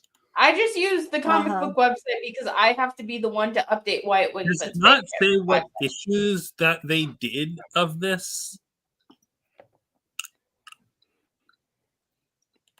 No. Okay, so they've done Power Ranger stuff. They've done other stuff for Boom. Yeah. All right, Nemesis, I'm taking a photo of this so I can take it as a rec. All right. Now it's time, fellas, to talk about Teenage Mutant Ninja Turtles. Teenage Mutant Ninja Turtles. Teenage Mutant Ninja Turtles. It's kind of shocking it's taken us this long to talk about Teenage Mutant Ninja Turtles. We turtle out sometimes. Okay, so this is We just like a turtle small out, but bit. we don't turtle out correctly. This is a small bit to just like complain about how TMNT is on RCO, specifically the original Mirage comics. There are trade paperbacks that collect this. Why is it these terrible low print qualities on RCO right now? Like this first issue is fine, but like with the later issues, it'll be different. It's about the immersion. I don't give a fuck about the immersion. I tried to read these comics. Wow. Wow. Wow. I read these. They had the like the big covers at my library. I remember reading all of them as a kid. Yeah. So a little backstory time on how this whole thing came to fruition. Kevin Eastman and Peter Laird were just like two like down on their luck comic book artists and writers who just like were just shooting ideas with each other in their little tiny New York apartment. So they just started. One of them, I forgot which one it was, but they drew a little turtle with like a ninja gear on it. And so they decided to create Teenage Mutant Ninja Turtles, and they got a small, like, I think it was $1,000 some to create this one issue of this comic, and it became a worldwide phenomenon. Like they borrowed money from an uncle to make this one issue, and it sold extremely well. Awesome. So I'm pretty sure he paid him back. I love, by the way, there's a certain gag about this first issue where it's organized in a way where it's a parody of Frank Miller's work, but they're not like overt with it. So you could kind of see this story being told like seriously, but also you're watching Teenage Mutant Ninja Turtles. Wow. You know, Like, it did go over my head when I read this at 13, but now that I hear you say that, I'm like, totally Frank Miller. like he's like, Raphael loves this stuff. His size flash as he heaps. The three toughs don't even see that. Too bad. They've taken these guys out. Who are these guys? I don't know, some kind of freaks, but even freaks can bleed. Cut them. Yes, we can bleed. And so can you. As this awesome shot of him. Overall, with the first story, it's about setting them up. They take on these guys. The art style, very, very crude, very rudimentary, but like you could see, this was not done by people who had like a professional company behind them. Like Kevin Eastman and Peter Laird made Mirage Studios and called it Mirage Studios as a joke because it wasn't a real comic book publisher that they made. It was just something that they decided to just make this one shot together. And we have Master Splinter here, who's just a big rat. Yeah. He gives a rundown on the backstory, on everything that's going on here. What books on his shelf. Let's see. I know he at least has that one Renaissance book. What else does he The- have up there? The Book of Five Rings, Jensen's art history, the Tao. Let's What does that say? see, Chef Tung Kundo, the Ninja, The caring ninja. care and Ninja, keeping go, of ninja, go. care and keeping of your turtles. He has like a turtle pet book. That's cute. Like how to care for turtles. All right, so it's like time for you to be told of the mission for which I have trained you these past 13 years. To help you understand the purpose of this mission, I must speak of my life and how you came to be. Would the rat have an Asian accent? I'm just thinking, considering his. Okay, it depends on what canon. No, because like in this version, it's just the rat who was following his master Hamato Yoshi, who was like training under him, or at least copying his move until he was taken out by Okay, the. yeah, it's debatable if he'll have a Asian accent. But also, what kind of Asian? I mean, he's a Japanese rat. I mean, he didn't figure out how to talk until he got to New York, so he'd have a New York accent. All right, I'll do a New York accent then. I think it would Yoshi be was fun. one of the famous Foot Clan, the most feared warriors and assassins in all Japan. Another member of the Foot Clan, He talks like Rokunagi. Daredevil taught him how. Rokunagi, that was Yoshi's rival. He and my master competed fiercely in all things, especially for the love of a young woman, Tang Shen. Both tried to win her heart, but from the start she loved only one, my master Hamato Yoshi. He's just going over how Orokusaki and Hamato Yoshi had like one big like thing. He attacked Tang Shen and I think killed her. And then he, in response, Yoshi beat him till he was no more. But Yoshi's shame was great. By killing another member of his clan, he had dishonored himself. His choices were simple but not easy. To take his own life and hope for another in the next, or flee with Shen to start another country, to another country and start a new life. So he decided to move to New York with Shen and form a martial arts school until Orokunagi, his family, specifically his younger brother Saki, found out where he was, and Orokusaki decided to take revenge on Hamato Yoshi for his brother's death. And so, Do you think he has a foot fetish? No, it's just a parody. They killed Tenshin. It's a parody of the hand. Yeah, it's a Or bit on the Marvel. hand. I know, but do you think he has a foot fetish though? I don't know. No, but I think Daredevil does. Hold on. Who are you? Yeah, that makes sense. Men call me the Shredder, but you know me by another name, Orokusaki. Oh no! I was trying to mix a couple of voices together for that one. So yeah, in the struggle, my cage was smashed. I was free, but my master was dead. In my grief, I wandered the streets, living off of scraps of garbage and fighting off feral alley cats. Then one day, everything changed. While I was searching in a trash can for my next meal, I witnessed a near accident. An old blind man crossing the street was almost run down by a large truck. But at the last moment, a young man leaped into the street and knocked the blind man out of the truck's path. As the truck screeched into a jarring stop, the metal canister bounced off the back of the truck and struck the young man. So it's Wow, like what a crazy story. Yeah, wonder what happened to that kid. Unnoticed by the crowd. The canister bounced several more times. I dare say, I dare wonder what happened to that kid. Maybe the devil got him. What the devil happened to that kid? I dare wonder. They crawl around. Anyway, they got into the ooze and they started to mutate. And they started saying words like radical, pizza, Star Trek, and Moto Guzzi. This is an Italian turtle, it seems. Well, yeah. Well, yeah, they Yeah. love pizza. Yeah. You don't need to be Italian to love I Yeah. don't. So, No. all right, can we glean which one was which based on who said this word? The one who You says like radical. pizza? Who doesn't like pizza? All right, the one who says radical, I can only assume that's Michelangelo. Pizza, that could be Yeah. Raphael. Star Trek is Donatello, and Mata Guzzi is Leonardo. What does Mata Guzzi mean? I think. I don't know. Who knows? All right, he trained them in the art of I would. What? in the ninja.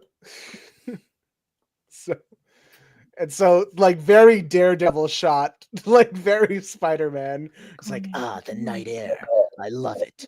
I despise the dank, dark underground. My brothers don't seem to mind it. But this is where I belong. Such a feeling of freedom. So much room to move about. I am Raphael, Ninja Turtle. And Master Splinter chose me for this task, to deliver a message challenge to the Shredder. so he goes onto the foot and takes down these two guys. It's like, who are you? Ninja? That guy. Turtle. And he takes him out. I like the appeal of this is so great, right? Because like it's taking itself so seriously, but it's also Ninja Turtles. Like Kevin Eastman and Peter Laird thought of all this they weren't like half-assing it by being like, yeah, they're just guys, they're just turtles. They came up with a whole ass backstory that's just like riffing on Daredevil. I would argue it's also one of the best backstories in comics. Yeah, like it was so also Shredder, face us! Who are these freakish fools? I do not quite understand why, after so long, this comes back to haunt me. I killed Yoshi 15 years ago. No matter, my men are in place. Anyway, the I like artistically how the Shredder is drawn here, kept in the shadows and not shown off too much. I will say there's like a certain charm to like the earlier black and white turtles. Yeah. Hold on. I don't like seeing these turtles in color. Yeah. I am here. Come face your doom. Foot, join me. A big problem though is that without the weapons, you could not tell which turtle is which. That is true. Yeah, I do think it's very fun. I think it's fun that they didn't try to do anything to differentiate the turtles besides weapons. But I would prefer it to the little dumbass belts. And like, I love how they have like action dialogue that sounds like something out of an action movie, but they're just Ninja Turtles. They turtles. Because like This is after why- I can only put myself into the perspective of someone reading this for the first time. Because like I've seen so much Ninja Turtles media. This stuff is just like, yeah, this is a basic origin story. I understand it, but I have to think about it. Who else was doing it like this in 1986 or in 1984? No one. Like Yeah. it's a batshit crazy concept that it's no wonder it sold as well as it did. Yeah, you've got to imagine like you see a comic called Teenage Mutant Ninja Turtles on your comic rack. Obviously, you're gonna pick it up. It also Like, kind of it's so. Yeah. No, what were you saying, Daystar?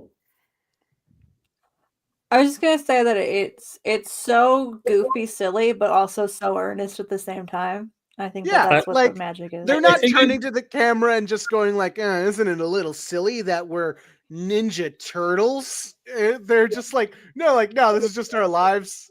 And I think this kind of explains why everything else is so like. I think the turtles need to get more comedic as time goes on because people get used to their wackiness. And here, since it's the first introduction, you can just be like, the joke is that they're Ninja Turtles, and everything else is just action. You know, everything else is earnest. yeah. So yeah. It seems that the shredder has been shredded. Yeah, they take out Shredder in the first issue. Got Oh, him. yeah. Like, I don't think Kevin Eastman or Peter Laird were like planning on anything being like a full series, but this released and it went big, and they got a whole series out of it. We are the Teenage Mutant Ninja Turtles. We strike hard and fade away into the night.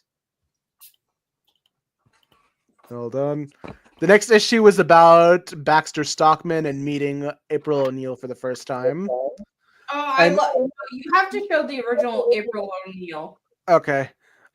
We get a little bit more in terms of characterization with the turtles, rather than just them being like, we have to take out the Shredder.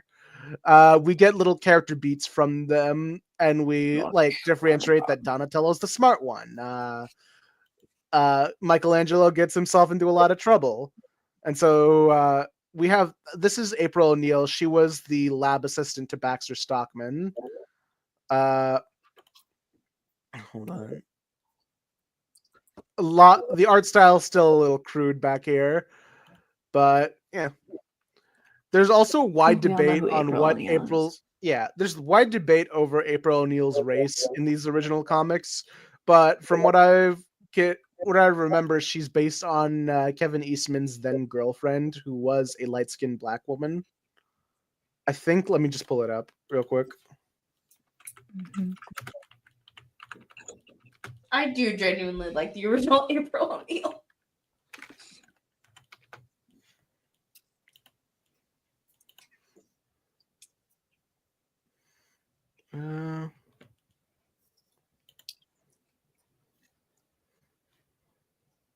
I keep on making food, but I'm still hungry.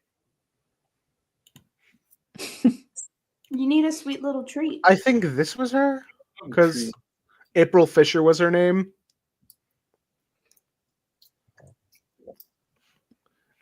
Truthfully, Is that Kevin Eastman? yeah, that's Kevin Eastman. Actually, let me just look him up just to be Oh. sure.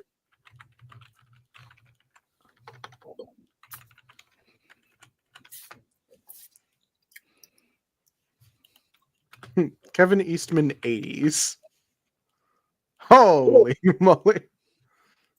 Yeah, he looked like it's the 80s. Wow. Yeah, he looked like it's the 80s. How else was he supposed to look? He looks like his name is Luigi. He looks Yeah. like Weird Al to me. Yeah, these two do look like a couple of nerds who would come up with Teenage Mutant Ninja Turtles. Who would just like sit around in their apartment, just like shooting These ideas. I want to watch I want to watch them like co-star in a comedy together. So yeah, Well, fun fact, there was a long period of time that they did not speak to each other. this was a funny bit where it's like Baxter Stockman was using the Uh-huh. Mousers to rob banks. It's like, yes, those recent baffling bank robberies are my doing. With the aid of my Mousers, I have already stolen over $900,000. Of course, that is only the beginning. At this moment, hundreds of Mousers are tunneling through the city, undermining and weakening the foundations of certain large and important buildings. When they are nearly done, I'll hold the city for ransom, and if I'm refused, I will order my Mousers to finish the excavation and the buildings will fall. But why? Why, Baxter? You could make millions legally. You're quite right, April. The money is only an incidental byproduct. I'm doing it because it's fun! And you know what? Good villain. Baxter Stockman is, I think, I like him a lot. Like, this is kind of a parody on like Silver Age bad guys who would just create things. No, I get the. Why would I the want to debate. cure cancer when I can turn everyone into dinosaurs? You know? I get the debate on April O'Neil's race, but making Baxter Stockman white in the cartoon just. That was like- a Yeah, no. crime. That was Yeah. a fucking crime. I mean, like, truthfully, April O'Neil's race does not matter, I think. Like, it's not integral to her story what race she is. And if people are going to get bent out of shape on how she's depicted, I feel like we've had so many different interpretations over the years that we can just say we could just have it either way, honestly. I get that. Anyway, I like how this She's was a lot also like Catwoman that way. yeah. She sees the turtles and immediately faints. Like fainted, splendid. Then we carried her and the remains of the three mouses back here. I suppose your unexpected appearance was quite a shock to her sister.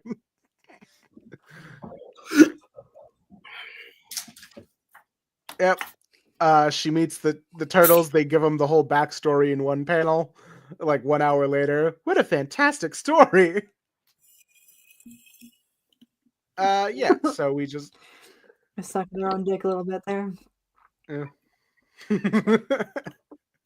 It's fun. They made themselves a phenomenon by issue 1. I feel like it's warranted. I don't know how far the run was into before it got like huge, because I know that it made a lot of money in that first issue, but I don't know were they already lining up with the cartoon deal? Were they already lining up with everything with Kevin Eastman and Peter Laird about everything what they wanted to do?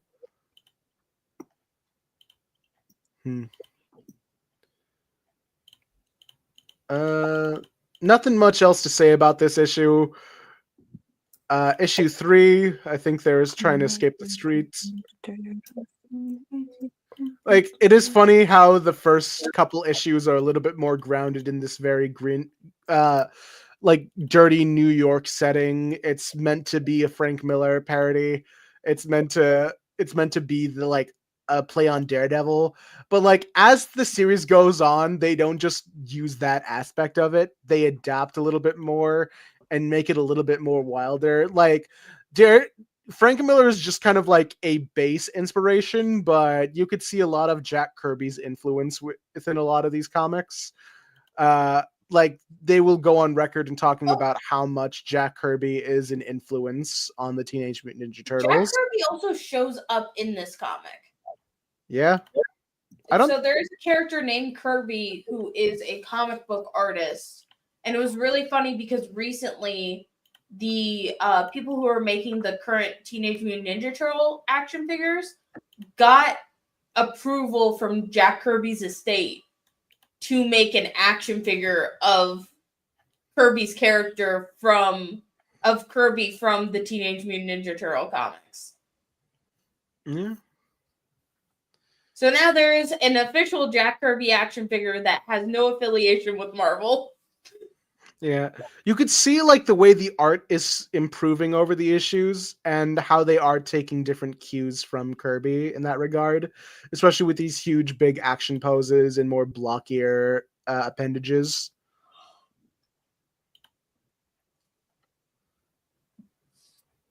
Let's see. I'm skipping past just the stuff with April and the Mousers. They also gotta retrieve Shredder, and then they find these little things. It's like some kind of robot, and it's like, we must aim more carefully. Don't make the praying noises. Our energy beams could damage certain machines, but how do we hit them? These creatures move too fast. I was trying to remember what he sounded like in that 80s cartoon. Shredder! He was making these noises. I don't remember them being that gross, though. Shredder! Get me a body! He said that a lot in that first season. Mm-hmm. So yeah, they just did alien shit issue 4. I like that when they made the cartoon, they were like, we're not drawing all that shit. And they just gave him a stupid looking man as his robot. Like a fat baby man. He's just like he's the simplest man. We're not drawing all that robot shit every time.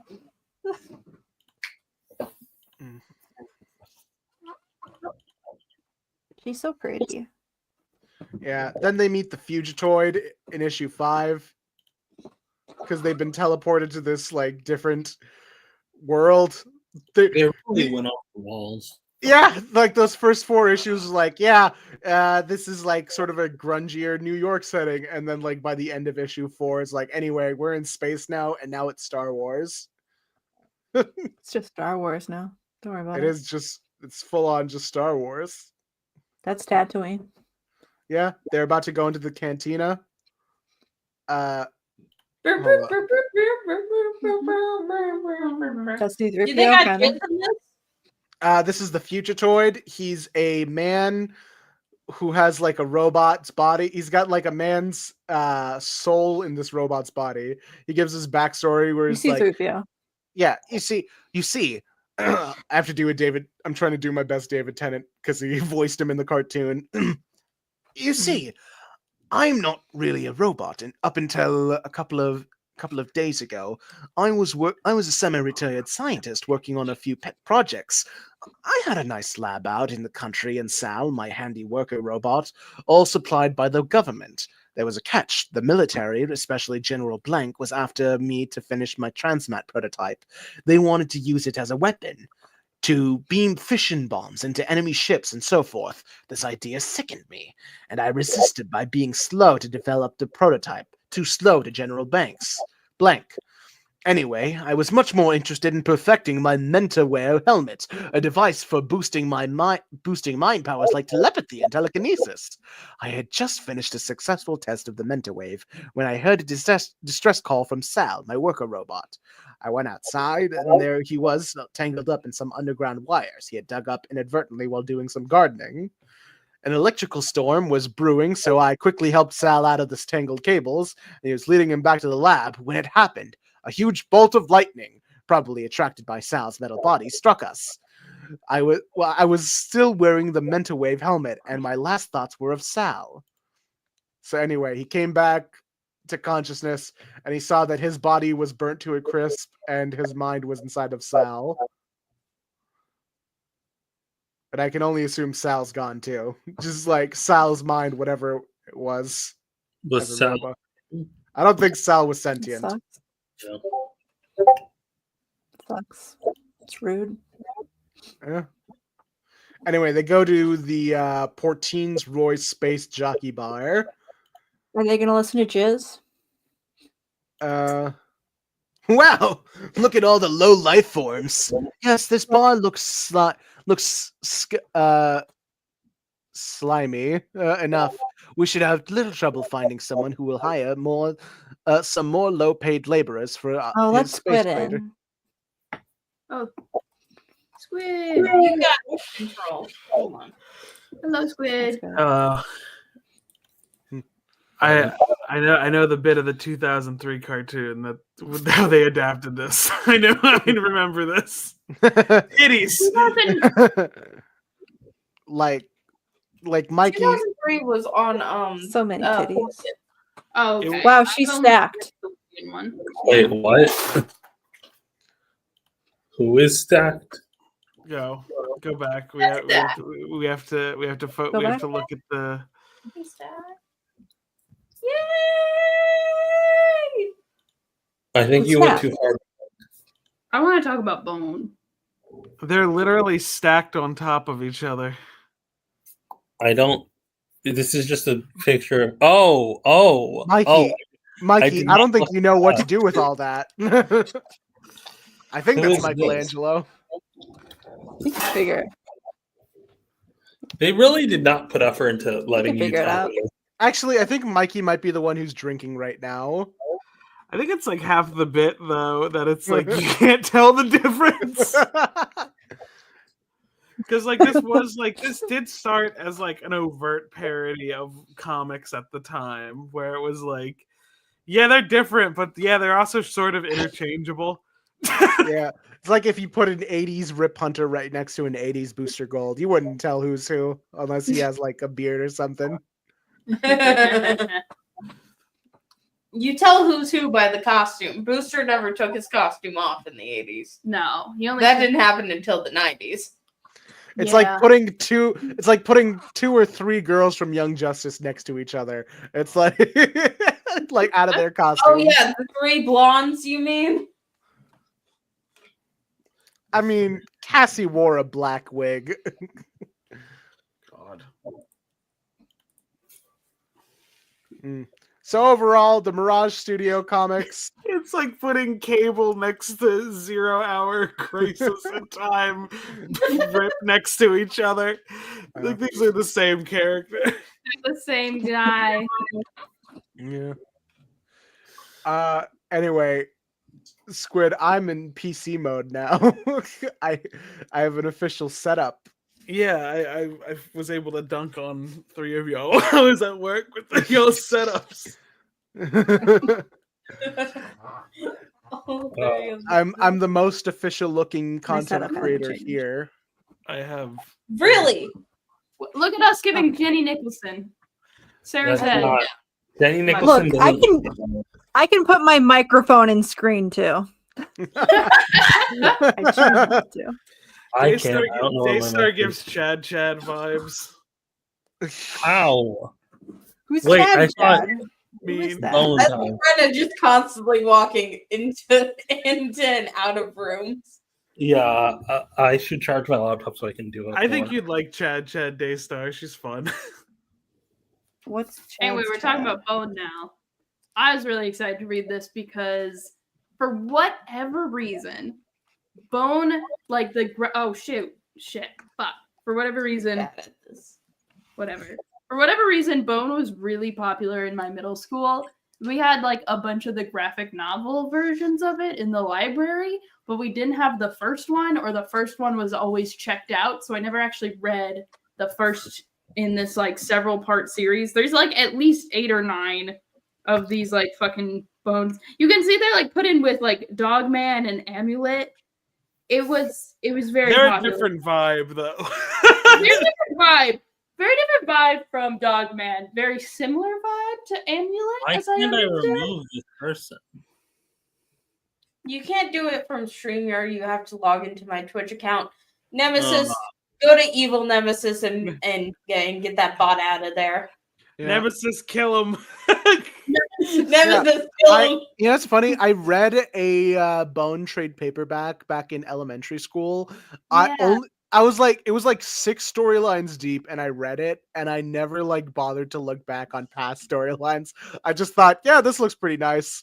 I wish it Yeah, had like, another book. I had the same experience where I like read a few of the trades in the wrong order, had no idea what was going on. Was like, that was a pleasant experience. It's very Like, despite funny. knowing nothing about what goes on in Bone, I was like, this is fun.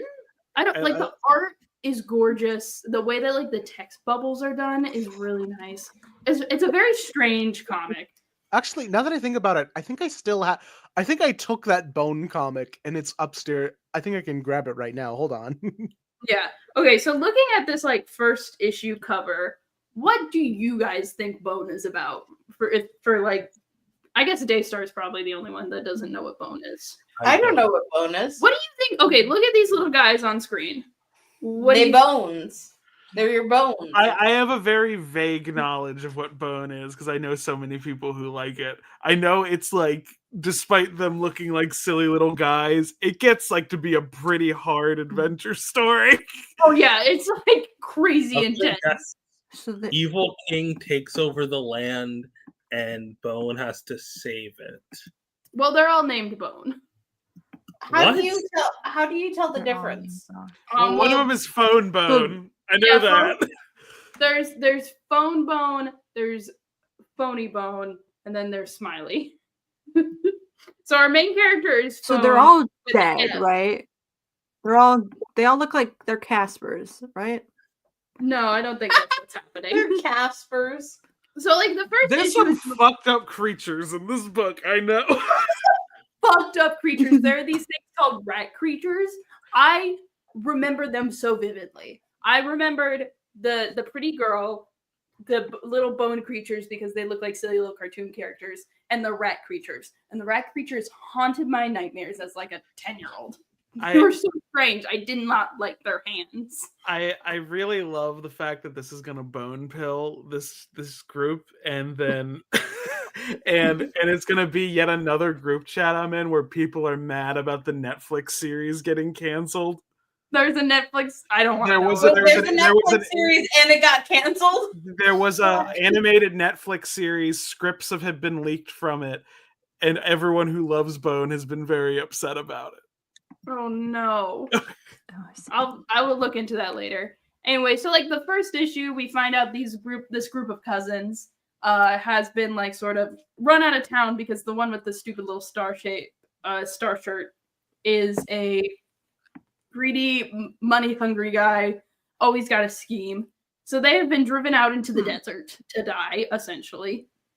And they're lost. It's like very Looney Tunes. Like, this is funny. This is entertaining. It's like those Animaniacs.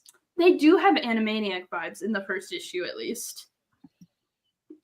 Shit goes crazy. It's really fun. And then this biblical cloud of locusts descends upon them, and that was kind of like your first hint that shit's gonna go nuts. And then they get lost. There's a thing. There's some sort of creature here. The creature. What has this one done that he is not allowed clothes?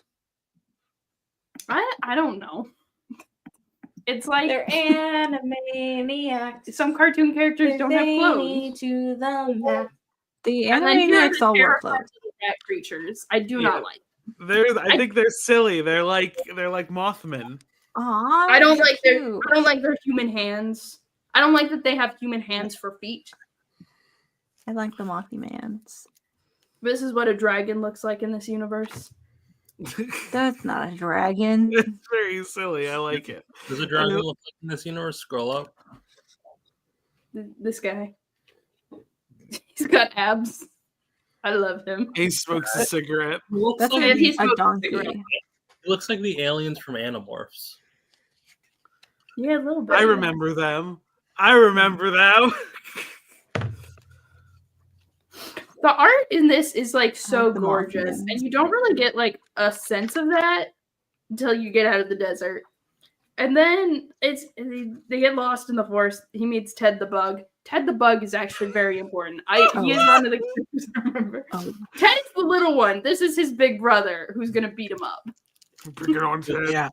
Yeah. So this was the one that I stole from the elementary school library. Just Let me really see quick, it. I want to show off the Wow. What's our here's what they look like. You see, you got the little antenna, and you got the abs. So, Whoa. Yeah. Yeah, I think the statute of limitations have passed on the book. So Wait, what volume is that? maybe 6. Damn. The story is called Old Man's Cave. The Mothman. I don't like them. They were really upsetting to me as a child for some reason.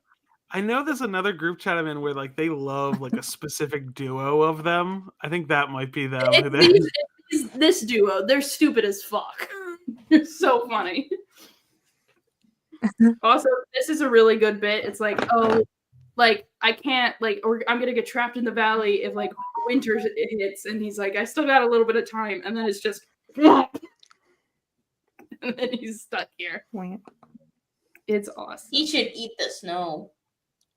Not quite how things work. Snow is tasty. I think they're very silly. For a while, I was kind of like, this is not the Bone I remember, because like I remember there being human characters. This ain't your daddy's Bone. And so I was like, this is a cute little cartoon thing. This is very lovely, very nice. Until eventually, there's the rat creatures, of course. what is the plot right now? Right now, our main Bone is trying to find his cousins. They're trapped in the valley. They're trying to get back home. But shit's happening. I love this dragon. He's very silly. The dragon's very good. Some like human character. This is Thorn. She was mentioned earlier. We kind of fall into the You know Donatello in the Nickelodeon Teenage Ninja Mutant Turtles. He wants to fuck April real bad, and then the world said, "Yeah, join the club." I get it. Yeah, like that's what's happening here. Where like I really like the trope of like silly little cartoon guy, incredibly hot, like realistic. We human all being. like a Roger Rabbit pairing. It's very funny. Yeah, but unfortunately, as far as I can tell, this is not Roger Rabbit, Jessica Rabbit. This is silly little cartoon guy thinks he has a chance with like the normal human woman who doesn't see him as like a full person because he's a silly little cartoon guy. Cerebus, if it was good. It's very strange. Like, That's the funny thing. So Bone is an indie comic. It's creator owned. So whenever they do like the big creator owned crossovers, they fucking insist on drawing Bone and Cerebus next to each other. And I'm like, get them away from each other. They're not friends. But like real human woman, and this is kind of where the plot takes off. Because Thorn is the most important girl in this universe, as far as I can remember. Why is Hulk here? Then we get He's Chloe back. at the end of each one. Don't worry. He's just reminding you, like, I'm in comics too. Wait, where's Hulk? I don't even see Hulk. It was just like one of those like One of the comics. things that read comics at the end. Weird sexist joke, but it's the 90s. What can you do? Wait, what was the joke? She was like, "Hey, I'm gonna chop some firewood. You go do the dishes inside." And he's like, "I'm a man. I chop the wood." And he's too little to do the axe because he's a small little cartoon guy. I love him so much. I mean, I think that's a misogyny joke, but I think it's specifically like kind of lampshading it. Like it's like he's trying to be like the big tough one, where it's like that's not what he is, and it's making fun of it in general because it's ridiculous to have an idea that he would try to live up to those standards that society is set. I think it's based actually. It's funny. It's really good. I love Bone is very good. I'm kind of confused on why like almost exclusively children read it, or maybe that's just like a lot of kids read it when I was a kid. I mean, I think what happened is because I know a lot of adults who read Bone. I think what literally happened is that like it is just a comic writer writing an adventure story, but the title characters look the way they do. Yeah. And they don't say the fuck word in it. Like yeah, that's true. It's like, the same. There are like a lot of Let Bone say fuck. I don't know. Also, there's this map here that they found while wandering in the desert. It's plot relevant. I don't know. I like the idea that there's just like a comic out there with like an intricate magic thing, and it's like this very detailed adventure story, and like it's very accessible for kids. Because like it was accessible for me even when I was just jumping into it like on its 6th volume. Yeah, Amulet is also like that. Like, look. There's like a silly little cartoon character, also intense magic and world building. Also, this is Thorn's grandma. Her thing is that she races cows. Not that she raises cows to race, but that she is running against cows race.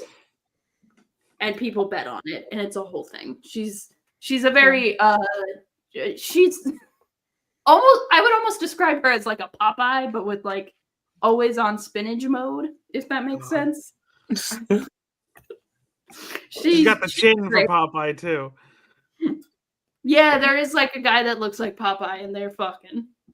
God. Anyway, so we've got the asshole cousin who's like, "Fuck you and your cows, old woman," and she's like, "I'm gonna fucking murder you." She does say, "I'm gonna tear this fella inside out." Like. Again, I think this is just like a normal comic that is just like, this will do good with kids. Like that's all it is. It's like it's great. It's really like, funny. Like it being like a children's thing is like it's very like that's very arbitrarily decided, but it worked out and the creator makes good money, so I'm happy for that. Yeah, he's cool. Anyway, I also like that she's like, you can't keep them. She's like, and Thorn's like, what do you mean I can't keep them? They're human people. And she's like, you can't milk them? They are pets. You can't milk these animals. They're pet. Well, did she try to milk them? They look I like they're mostly milk. They look like they're made out of milk.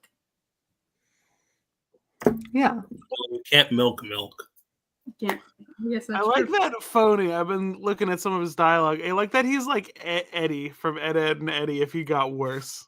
Yeah. I also like this bit where they sometimes are cartoon characters. Like, his head's pie-shaped now. It's so Where's the pie? Pie-shaped bone. we haven't seen it.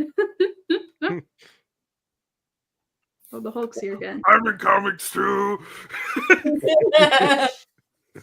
God, I love At them. least They're it's very the- fun.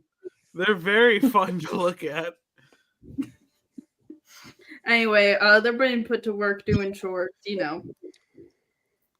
Grandma gets a bad vibe.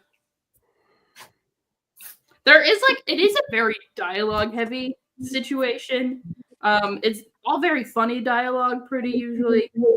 Don't worry about what's happening there. She's naked. Wait, what? Bath. Don't worry about it. What? In front of the little guy? He's a grown adult, I think. I don't know what he is. He's a bone. That's his He's last a name. milk Yes. baby. He's a milk bone baby. He's Here's one of those genres of characters where, like, yeah, he is a grown adult, but like you want to put him in like a little like shoebox and shake him. Yeah. Yeah. These ones Why? really freak me up. Why would you want to shake him? He's just a dude. Shake him up. This is the king rat. I don't like Make a their milkshake. Well, that's how rats really are. Yeah. Well, I don't care. I don't like them this big and with those teeth. We're gonna Never give- come to New York. They're just that. They look like if a human being was on all fours and had like gnarly little hands and also had a rat suit on. That's how rats are. Have you ever seen seen that image of like someone Yeah. caught a rat in New York after it crawled up from their like toilet and like they're holding it and like it's a huge fucking rat and someone commented, "Y'all better put Master Splinter back in the sewer right now." That was the funniest thing about Pizza Rat. People were like, he's just a single dad trying to feed his kids. And then there's also this creature. I'm not sure what his deal is. I haven't read that far. I think I remember the later stuff. Also, one thing I really like about Bone is the way they do speech bubbles. So like it's very expressive. Like you can hear their voices. Like the bones have like their speech bubbles are like more circular. Like they're kind of like almost like clouds, and then like you have like this sort of jagged situation, and then like this little hooded creature, like the speech bubble always goes up into behind the hood is really good. I like it a lot. I like lettering and speech bubbles. I think it's very clever. English major. That's Fuck I off. don't even say that's an English major thing. That's like a not like that's like a giving a shit about the speech bubbles and the art, and not just Yeah. being like, well, I guess that's how I have to do it. Yeah, it's like a very clear intention behind what you do in the medium. I also like the way that this happens like a couple times. Like really, like these scenes will have like the paneling behind it. Like it'll like there's the like implied gutter and it's like popping out. It's really I love this paneling. Looks so cool. I like it a lot. This is Thorn as like a baby. I and, didn't like, even the have to way put that, on my like, 3D the black glasses. creatures are coming out of like the black space behind it is very good. Like this is how they kind of panel like dreams that are actually reality. It's a good time. Yeah, like Also, she's so pretty. yeah, the best way I could describe it, like it kind of feels like Fantasticor, move over. Me Yeah. Hulk now. it kind of feels like a little bit of a mix of Adventure Time, Avatar: The Last Airbender, and like a Hanna-Barbera cartoon. Yeah. Totally Also, like, feels this like is interesting. very good. They're like surrounded by thousands of these rat creatures. And the grandma's like, it's no problem. And she just grabs them through the wall. It's excellent. I always like when they use the white space to kind of like represent a wall. I think that's fun. She's badass. I love her. Grandma can kick ass, and she can get it. Very dynamic action scenes. I like the way that they use like the sort of onomatopoeias creatures.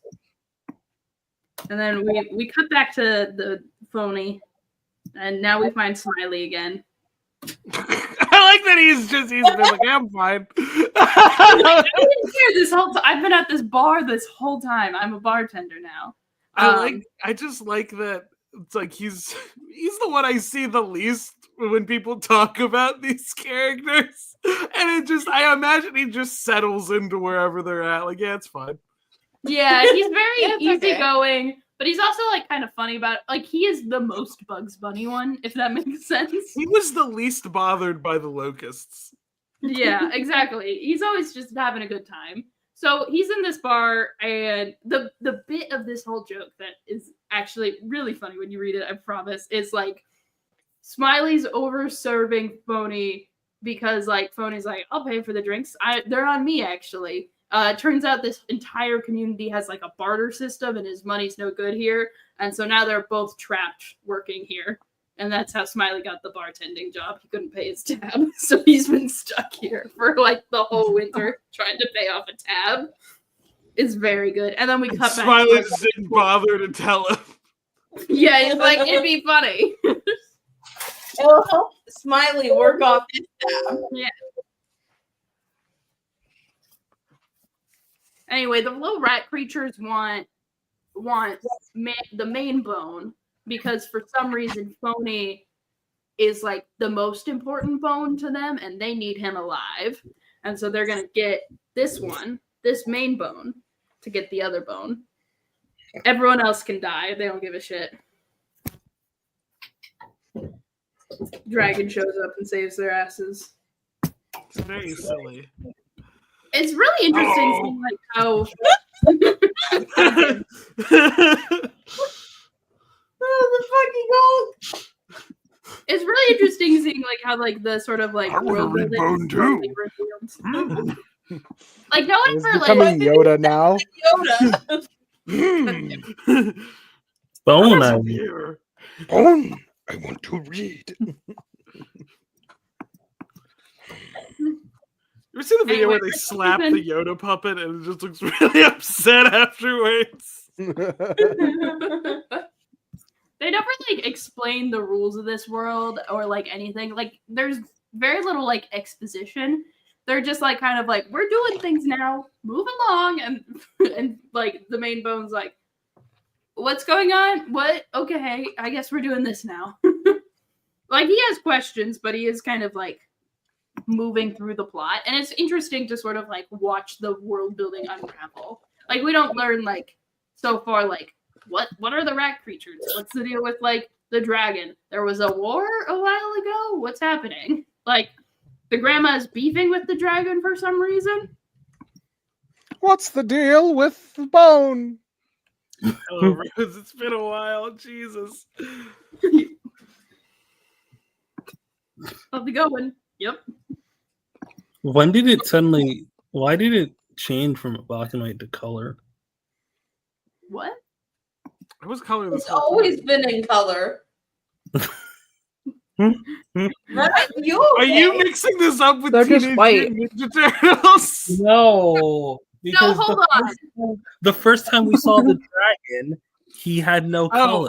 It was because it was in a cave, and that's how he was illuminated Yeah, it was by the dark. light. They call him the Red Dragon in that first thing, but it's just how he was illuminated by the light. That he was like super overexposed. I really like the art style of this. It's very nice. I like that the artist can clearly do like he can do like the semi-realistic comic book style, but then he also has like a solid grasp of the really cartoony one. It's like a really interesting blend of style because it's like you've got like these high fantasy creatures and like magic and this really good paneling, very hyper realism and like deeply cartoony stuff. I hate to keep going back to Roger Rabbit, but it is like someone looked at that. It's like, now how do I do that as a comic? Because it's going to be a cartoon regardless. This dude's back. I'm not sure what his deal is yet. I haven't read that far. He's appearing to the Phony Bone as like a. I feel so silly saying their names out loud. As like a prophetic dream. Also, Regular Bone has a reoccurring bit of explaining Moby Dick to people, and they get so bored. Moby Dick exists in this world. How did that happen? Who knows? Who give a shit?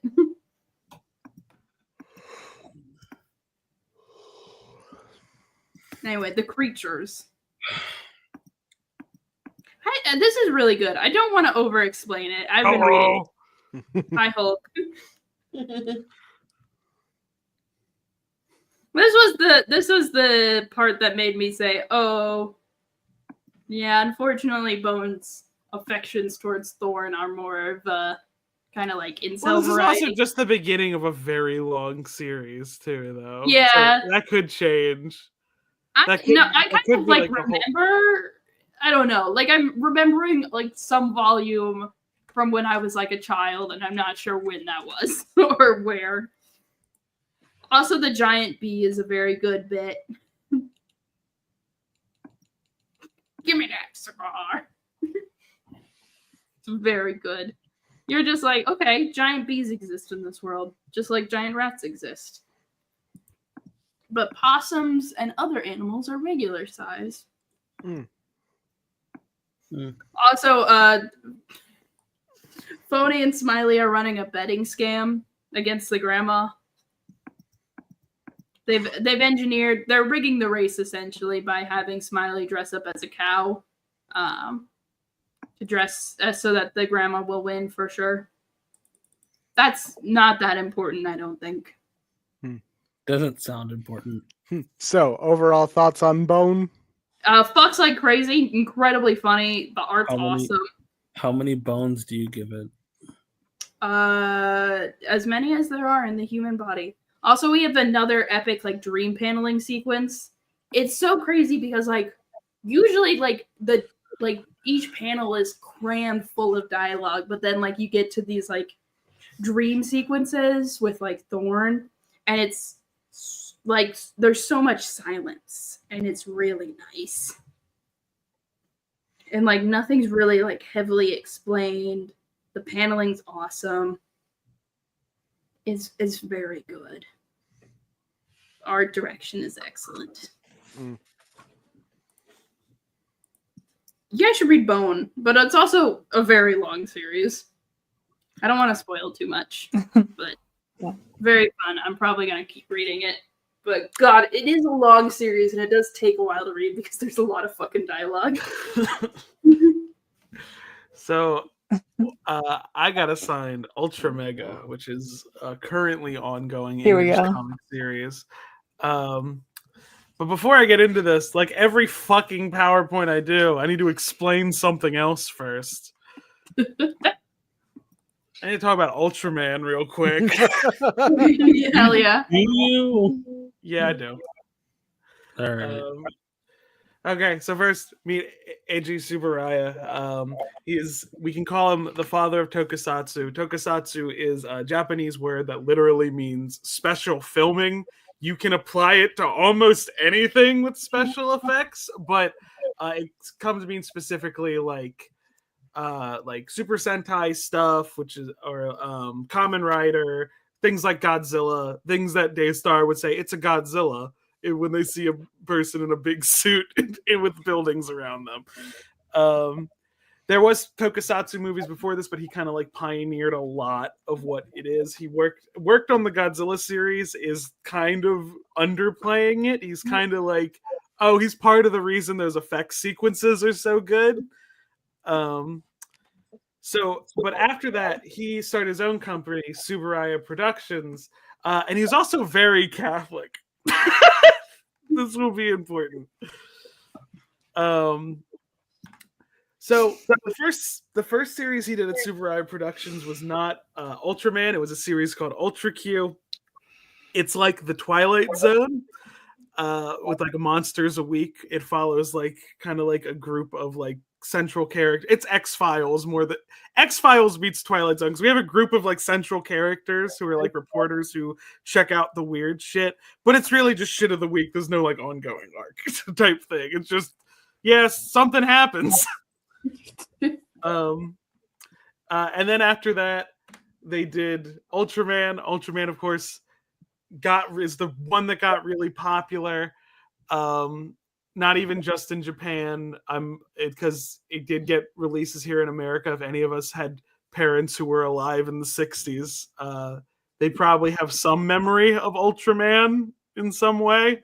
They might have a false memory of him fighting Godzilla, which is either because they confused Jet Jaguar with Ultraman, or they saw the episode where Ultraman fights this, which yeah, that's a Godzilla. His name is Jiris, and he was literally That's Godzilla. He was a repainted Daiseno Goji suit. This happened because I told you that's Godzilla. Yeah, Subaraya went to Toho and was like, "Hey, we're kind of over budget on our show. I built like everything for you. Can I use one of the old suits?" And they're like, "Fuck it, sure." So I put a fucking frill on it, and his name's Jiris now. Very funnily, Ultraman tears off the frill halfway through the fight, but it also aired in black and white, so it was just Godzilla at the later part. The Ultras are all from this place called the Land of Light, which is just like another planet that all the Ultra people are from. And also this series is also very Catholic. Subaraya, even beyond the fact that Ultraman's like a hero that comes from the sky, and most of the monsters in the first series come from below. No, they make it like incredibly obvious about it. Oh. A lot of crosses. Yeah. So even and this is also the reason why shows like Neon Genesis Evangelion have religious imagery. A lot of people go even further. It's why a lot of Japanese media has religious imagery, is because they're referencing Ultraman more than they're referencing the Bible. That's funny. Neon Genesis is more specific of what we can prove, because Hideaki Anno was a huge fucking Ultraman nerd. But I had to get the Catholic part out of the way, because it's kind of, because we need to talk about Ultra Mega now. So Ultra Mega is very clearly, you can tell immediately, it's a take on Ultraman in so what he was such an Ultraman nerd. He made Shin Ultraman. That is true, Nemesis. So this is definitely a take on Ultraman mythos. Like, I recently read through the 90s Ultraman comics for a project I'm working on, but this is more what I'd expect when you told me there was an American comic series about Ultraman in the 90s, more than what I read for those. So they kind of yoink and twist the whole concept of it. Instead of it just being kaiju are attacking, all the kaiju are kind of formed via like a virus, like it's like a plague on humanity, that like some people are just taken over by it and then become the monsters. It's kind of vague where like the monster's consciousness begins and the human one ends. It kind of ends up being a thing that we'll get into. So we have our like godly Ultra figure come down, and basically he gives the Ultra powers to 3 humans, a retired boxer named Jason, who we think is going to be our main character at first, a little kid named Steven, and another character named Ern, who who kind of dips after he explains why he dips. But if you want to read it, I would rather keeping him saying it as is, because oh shit, this is a series that doesn't hold back about what it is. So yeah, it's a lot of them finding the monsters like before infection, and then like tracking them down and fighting them at the beginning. And so it's like, okay, this is going to be like kind of like just a bloodier take on Ultraman. No, because at first I was reading it when they kind of stress that the Ultras here don't really get any days off. Like I was like, oh, they're mixing in like kind of more like early Marvel superhero-isms into it, where it's like, because a lot of times Ultramans are they're like part of the attack team, like it's already kind of their job to fight the monsters and stuff, and doing the Ultraman stuff gets an extra boost. But so I thought like, oh, they're doing it like, oh, it's conflicting with their personal life now, not what they're doing. Which so we get kind of a setup of it that Jason has like a wife and kid who he doesn't get to see too often because he's always having to stop the monster attacks and shit. But then first issue, we find out this is not his first wife and child. He had another wife who was pregnant, who was infected with the kaiju virus thing, with the infection spreading to the child as well.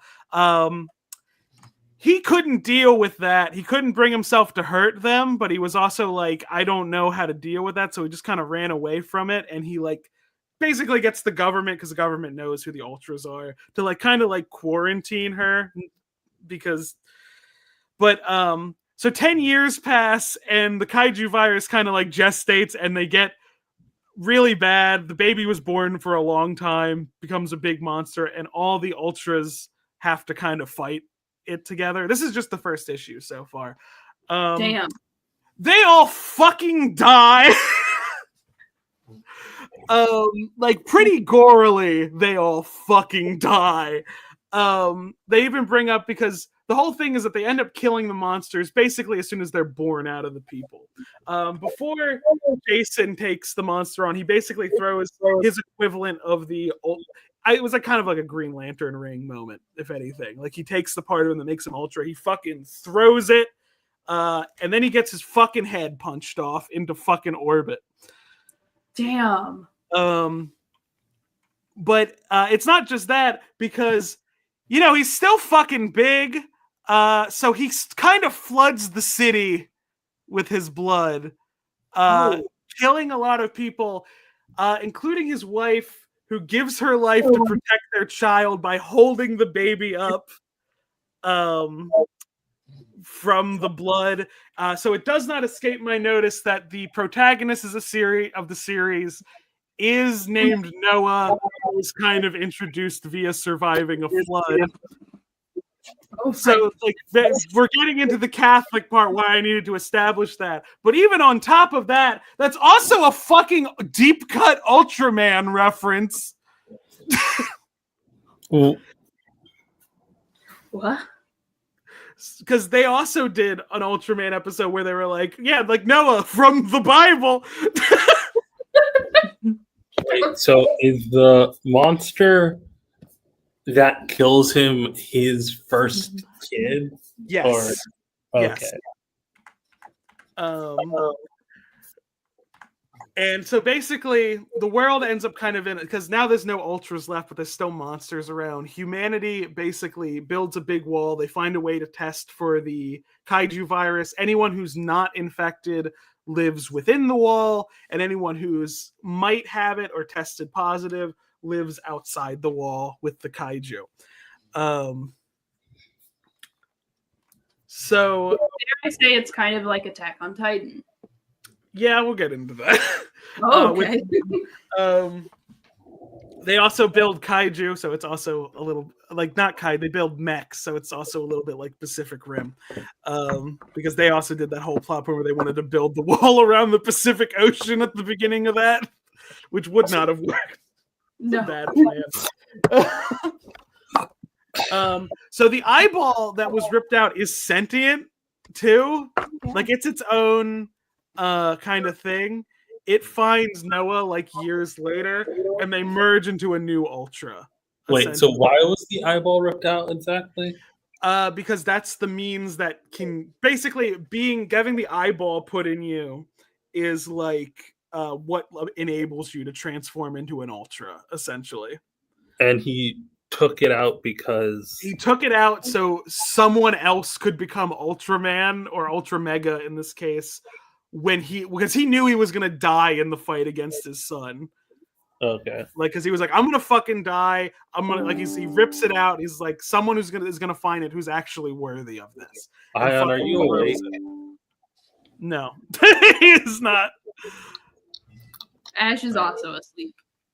So there's a lot of kind of biblical stuff in it that I was noticing, like the fact that his first wife is like a character. She's like queen of the kaiju at this point. Her name's Lilith, so you know, she's always kind of depicted angelically. Also, there's a lot of like things like this where it's like there's a kind of a like religious look to like kaiju leaders, but they also like the language the kaiju use. Because the kaiju are sentient. They have their own different society now that's kind of like formed outside the wall, led by the kaiju prince, who is the son that did all the murdering. The language they use to describe the Ultras is them as like demons who would like strangle newborns after they came out of being born. So like the kaiju have their own view of what the Ultras like are. Which I thought was super interesting, but it's also like it's very much the language of religion gets kind of used in this. Also, when they put like the people who stand against the kaiju empire to death, it is like in a coliseum, more like imagery that exists in biblical stuff. They do kind of a God is dead thing for a bit. I'm trying not to spoil much while still like kind of it fucks like crazy. Yeah, it's kind of nuts. But then we get introduced later on to there are planets of like Ultras elsewhere. So first we get this we see this other planet where it's Ultras that are like living in peace, like with kaiju. Like every kaiju has like an Ultraman they team up with, essentially. And they have like a peaceful society. And then there's like a fucked up society of evil Ultramen who've like grown gigantic by like devouring and eating kaiju. So it's very clear there's like no side that's like purely good. It's like everything's existing on a spectrum. It also did not escape my notice that the evil Ultramen sort of look like Ultraman Belial from... I know that like it's obvious that Ultraman like Way Big is based off of Ultraman, but specifically the one with the giant fin looks like Way Big to me. Yeah. Like Ultraman's fins aren't typically as tall as Way Big's fins. I think it's Ultra 7. I'm trying to remember the Ultras. There's so fucking many. I think Ultra 7 is the one who takes his fin off and uses it like a fucking boomerang. I also hated when they gave Way Big the ability to shoot lasers. That was stupid. it's the whole Ultraman thing. It's the Spatium Ray. So there's a lot of influences that I can kind of like point out. Like the one that stood out to me immediately is like Ultraman Geed.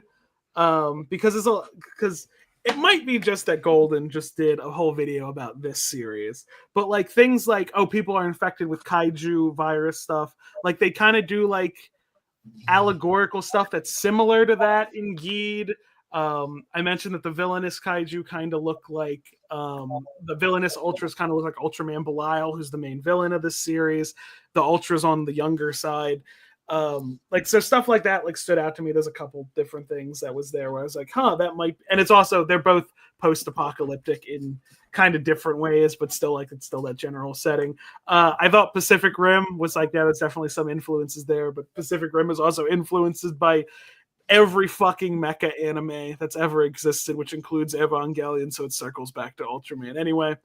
Attack on Titan because of the big fucking wall and the fact that people are hiding being monsters.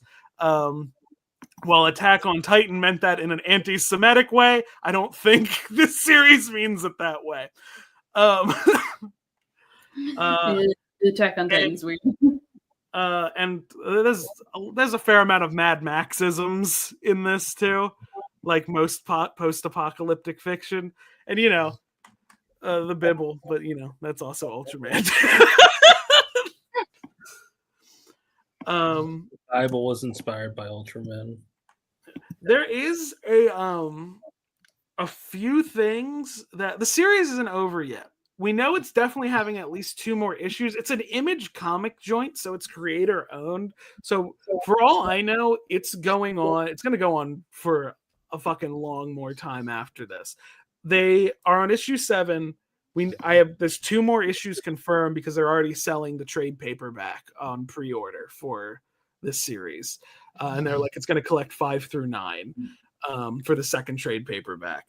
So we're on issue 7. But so some of these complaints might be fucking answered, but right now is kind of where I'm at. So like the first big fight of it is can we like minimize Ayaan? He is snoring. I don't want to. I think that might be Ash actually. Was it Ash? It's Ash. What happened to Daystar? Daystar's been coming in and out. Hold on, I'm gonna move the microphone over. Can we hear Ash less now? Yes. I don't care. Okay. So this series is so good. I want to read this so bad, actually. It's neat. It's definitely. I'm wondering if it will, because it is a virus stuff and like stuff taking over. That's like a whole point about like when his wife gets infected. He's like, I don't know how much of my actual wife is staring at me right now, and how much of it is like the kaiju staring at me.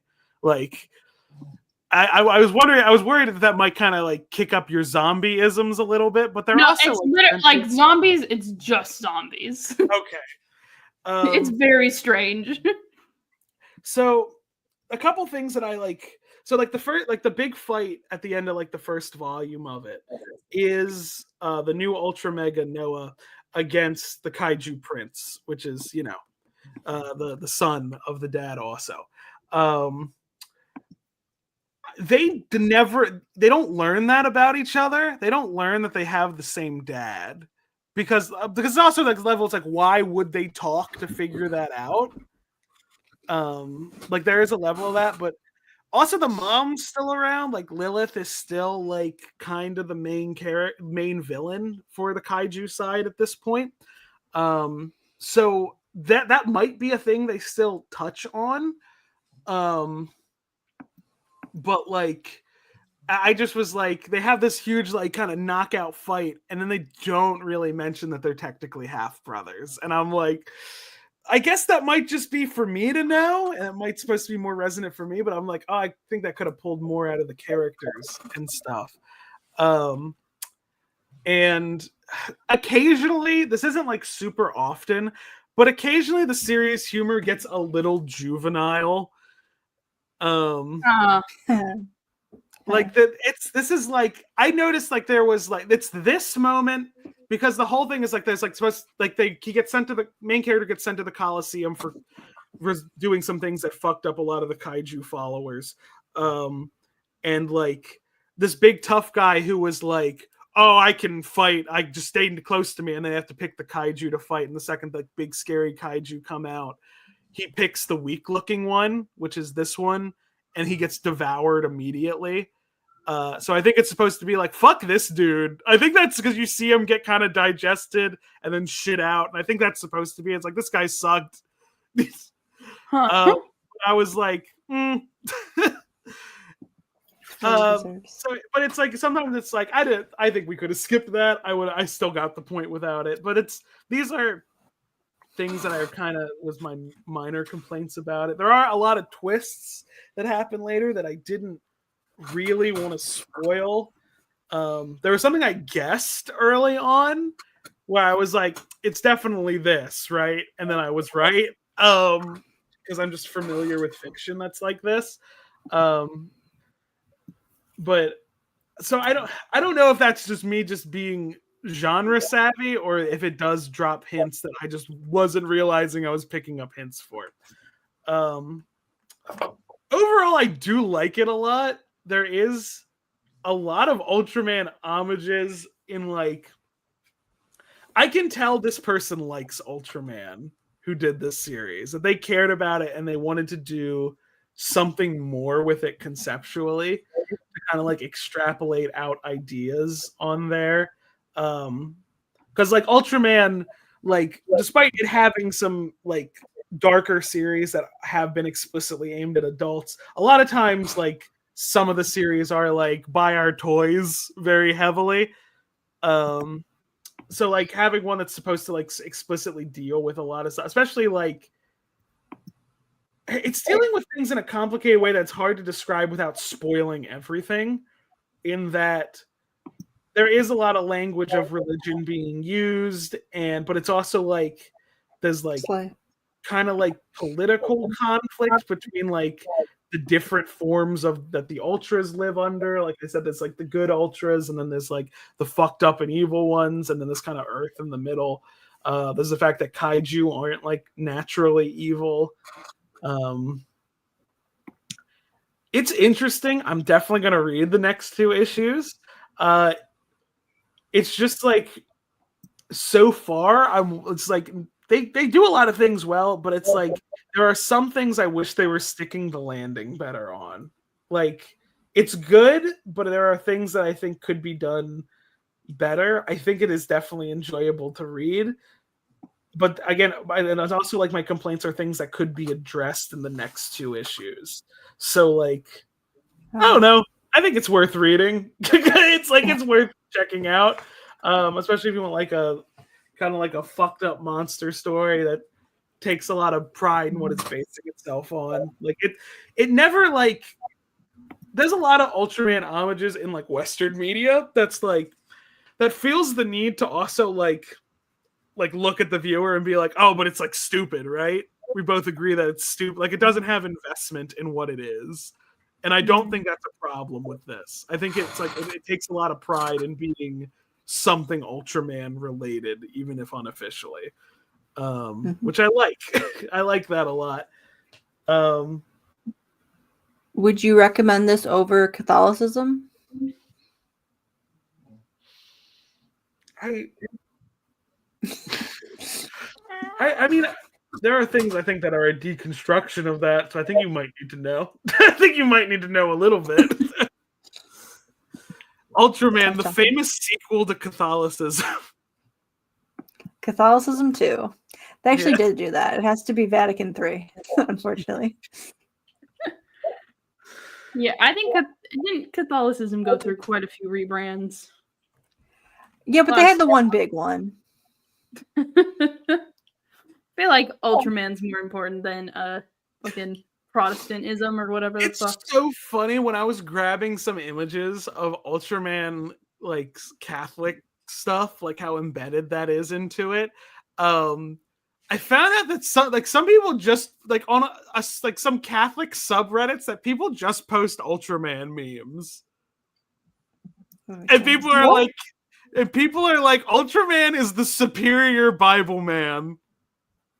Yeah, Bible Man fucking sucks. Don't watch Bible Man. And people are like, Ultraman is like the Bible man that it should have been.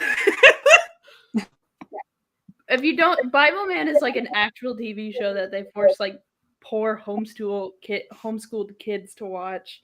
Not poor as in like not materially wealthy, but poor as in I pity them. It's just they're so bad. There is good like Christian propaganda that's at least entertaining for children to watch. Don't show your Yeah. kids Bible Man. Just put on Veggie and Ultraman, I guess. I've never taken the time to watch it, Huh. but it's like Don't. this did Don't. definitely come out with like there's like of course there's like modern like Western superhero influences, but then I see like there's like a little bit of like how the costumes are designed. Like this is a little Toku in like how it's put together. Hmm. Oh my god. It's really bad. I swear to you. You know what? You know what the better Christian superhero is? I just Larry fucking Man. say Larry Larry Boy. Boy. Larry boy. Larry boy, excuse you. Larry Boy. I'm sorry. Stat gave him an upgrade. Yeah, he's old enough now. This is the dark and edgy reboot. He's Larry Man now. Yeah, Is that fucking Hangs up his Jesus? plungers. don't worry about it. No. Now I'm worried about it. What do you mean Jesus is an Ultraman? Don't worry about it. Don't worry about Jesus. He'll be fine. I don't. Historically, he was not fine. They crucified He him. was fine. He was fine though. Well, Ultraman's been crucified a whole lot. This happens at least once a series. Yeah, Jesus only got crucified one time and he was fine about it, so don't worry.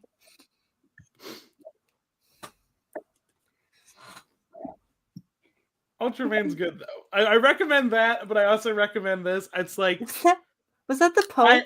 Was he talking to the Pope right there? it might have been. Hold on. Yeah.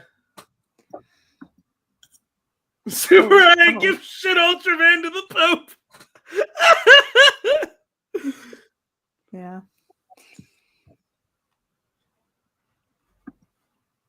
It's really funny.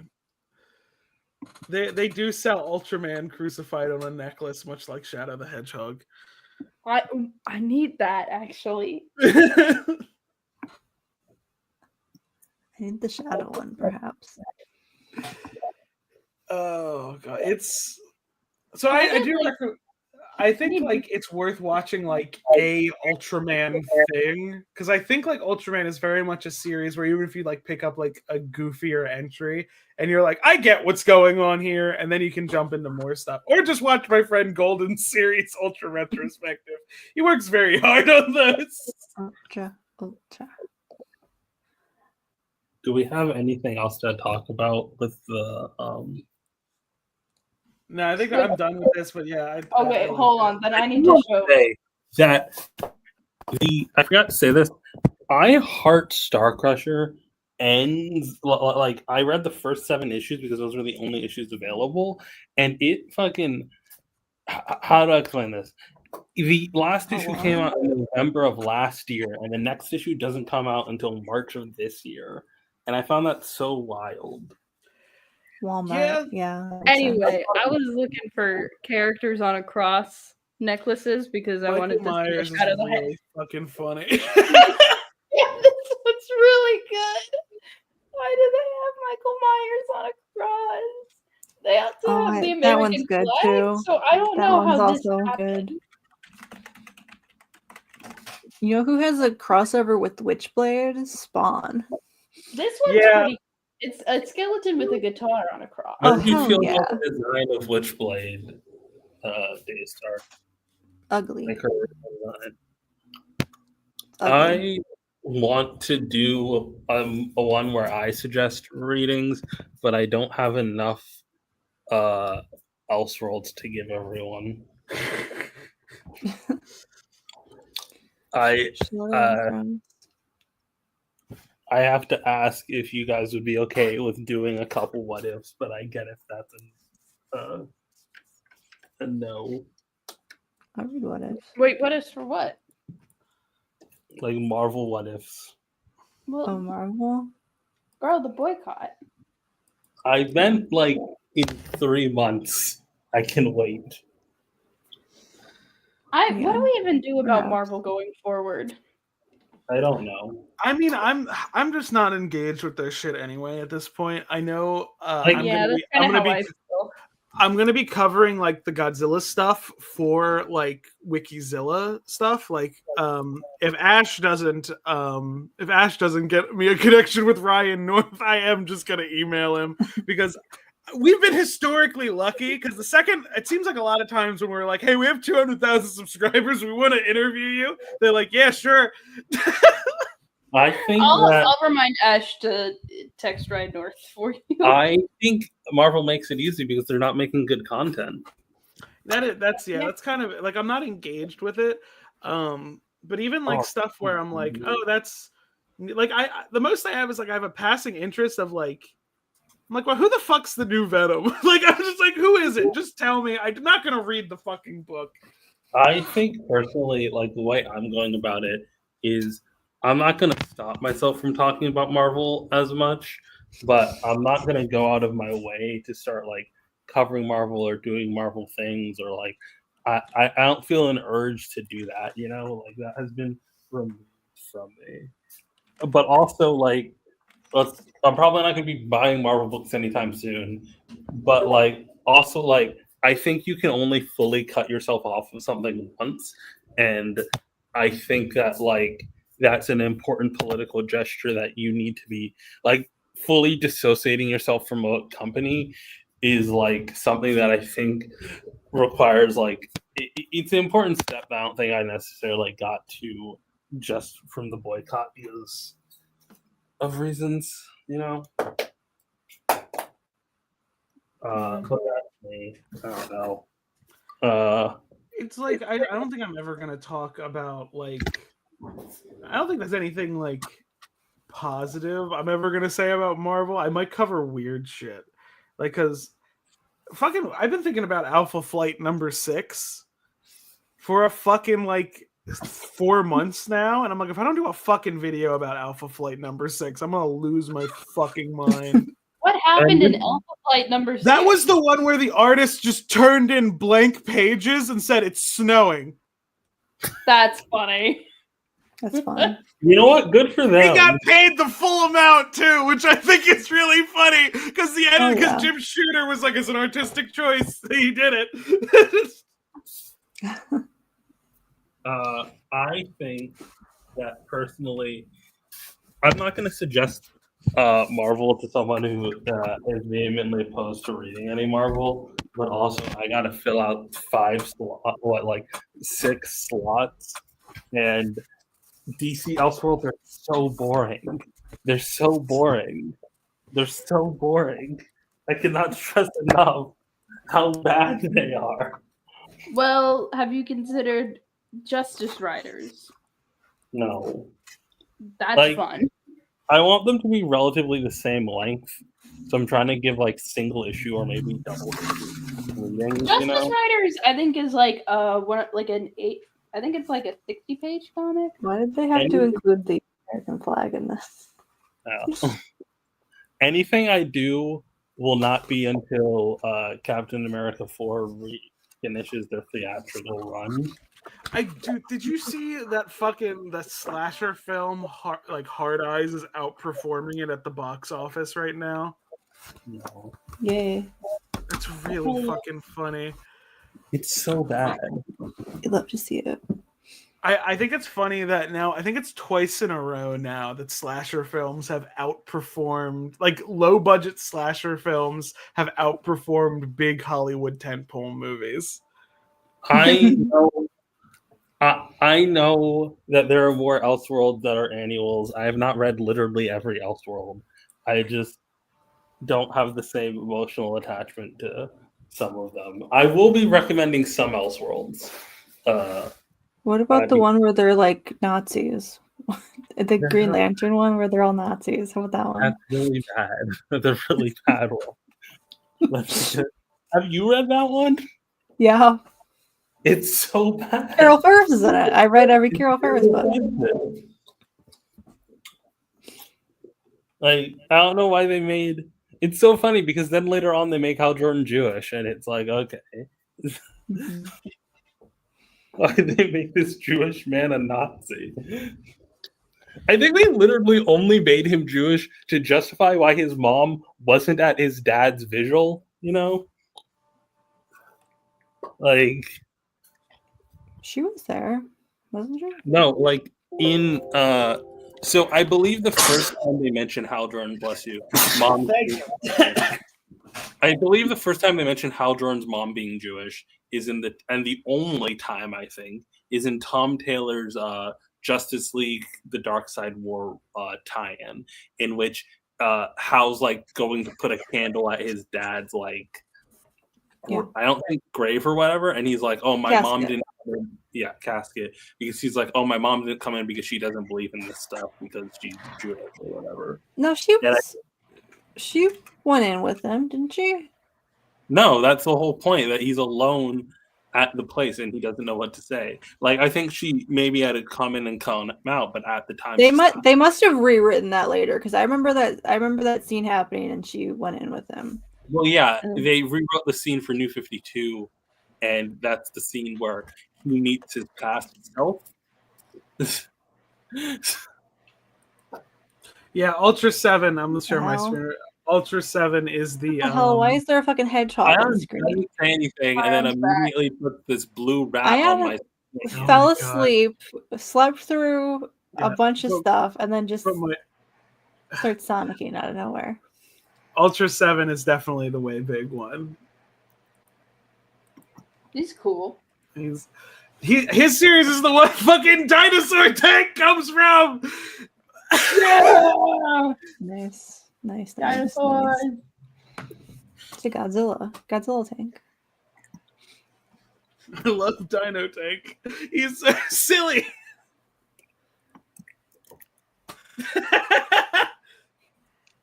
Do you remember the time when Ash thought that dinosaurs didn't have bones? What? I It can't be right. I Also, do like. definitely something Ash would say. So Nemesis said Elseworld Finest, Superman, and Batgirl's the best. And I do like this look for them. I do enjoy it. It's nice. Oh hell yeah! Is that my Batgirl?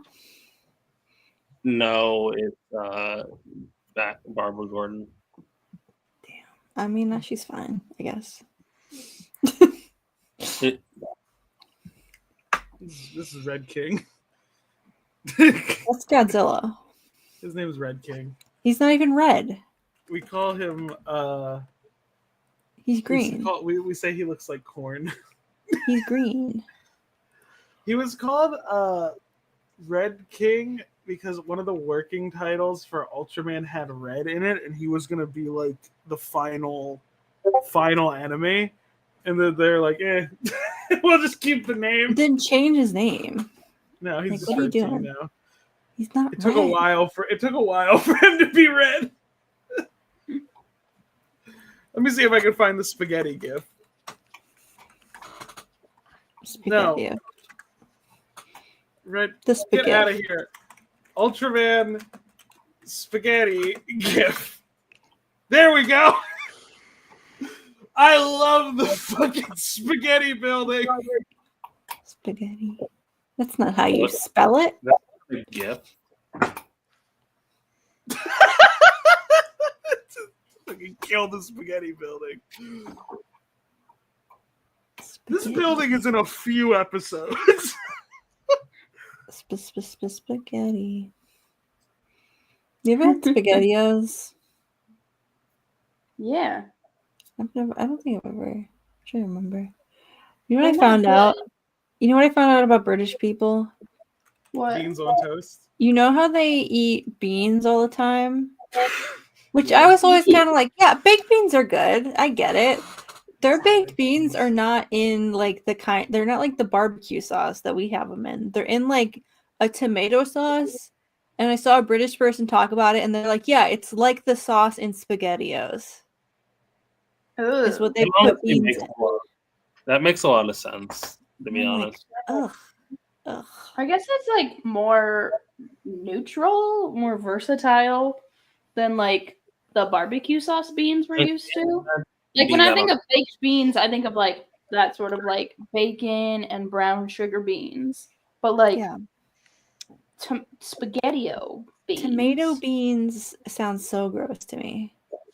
Like, I could see how it could be good, but I would need a bean that's not soft about it. You know, Really it's not, like, bean I just think in general, beans are not a universal like food. Like Oh, they wow. are. But Ayon's fucking Beans are zooted very again. universal. Yeah, Okay. you're like good at cooking. You can make beans taste good. And I like just- Ayon's fucking zooted again.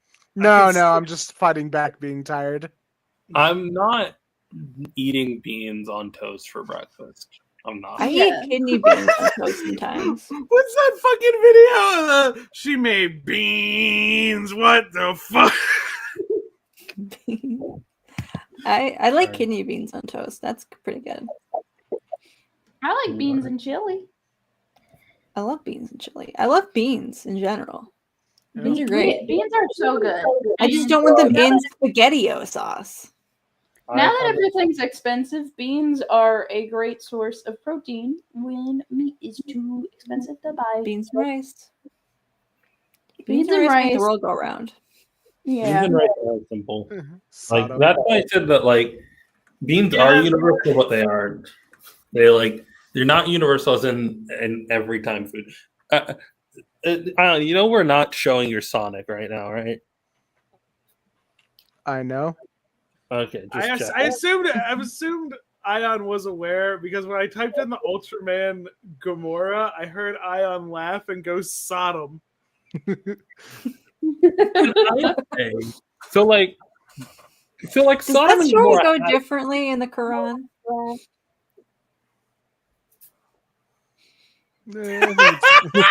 It's The about same. the I same. just say that I will never get over. So like Sodom and Gomorrah have actual definitions, and like sodomy is the fun one, you know, and Gomorrah is like the Love murderous sodomy. one.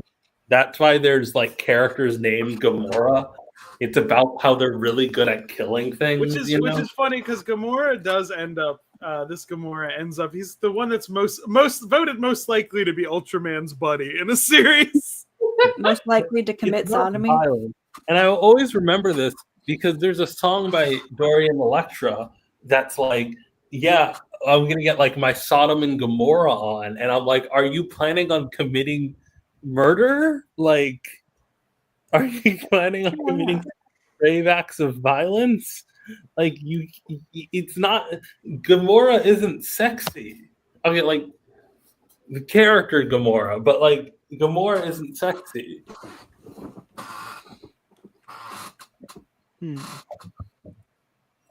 He's very likely to be a friend too. Does he do sodomy though?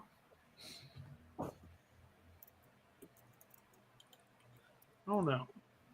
Is that part of the, is that a category on the Wikipedia? Let me search sodomy on the Ultraman wiki. Yeah, no, take your time. Holy shit! Hell yeah! What do you got? No, bring it Pull it back! up! Bring it Pull it back! up! Pull it up, baby! That's There it. is a monster named Sodom. Hell yeah! Hell yeah! Nice. Good. We love it. Of course, this Gamora is like the first other monster mentioned on the page. They're besties. They're besties. They're killing and butt fucking about it. Yeah. That's sodomy right there. The representation It's we very want. funny that he has a horn. Hand jobs are technically sodomy. Tying back to the Catholic origins. He is the LGB and the T. And I stand by that. I like It is really fucking late, y'all. Jesus. I'm losing my mind.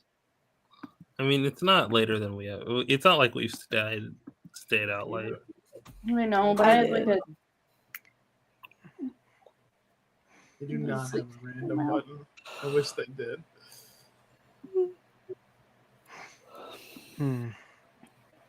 Want to see me already- continue trying to work at Sonic Adventure No. 1? My favorite No, I thing wanna about look at the watching you play. Witchblade. My Crosswalk. favorite thing about watching you play is I can see the modern video game control thing like fuck you up because I see like you trying to slowly adjust where Sonic's at, and it like kills your momentum. Yeah. Because I know you said you just played through like Frontiers and like Forces, where all games where it's like you very can like you're moving forward, but you just can very like click the stick to the side a little bit to like kind of adjust the direction. But now you're trying to do the same thing, and it's like nope. All right, so I just finished the mission there. Does that mean I'm just like done with this general area? Yeah, you gotta go back to the casino. You gotta go to the casino. Well, first you gotta go dumpster sewer diving real fast. So you gotta go back to Station Square.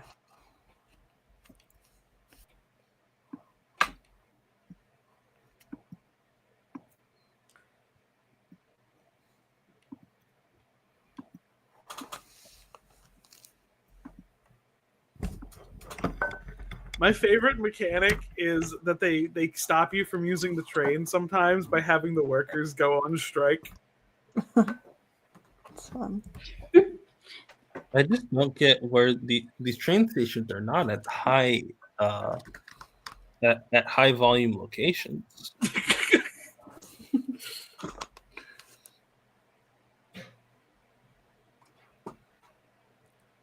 All right.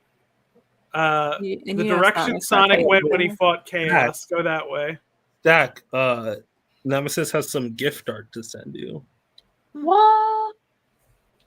So think about the opening cutscene. What direction did Sonic go when he went to go fight Chaos? Oh, hell yeah. Not Nemesis, towards the send it to hotel. me on Twitter, and I'm going to share the screen. I want to show people. Twitter.com. You're a very talented artist, Nemesis.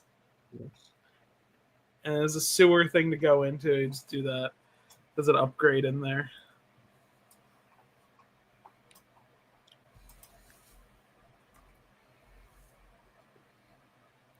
Remember when you didn't think that the water breathing levels at the end of Sonic Adventure 2 were like would have you need to breathe water? Because you're like, that's not water. I've never played that boss. I've never played that level without getting the air necklace because the aquatic mine is a big enough pain in the ass without it.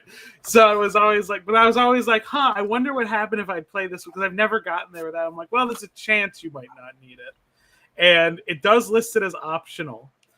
So you have to charge it till he stops spinning. And let go. No. Hit the button again and do it. There you go.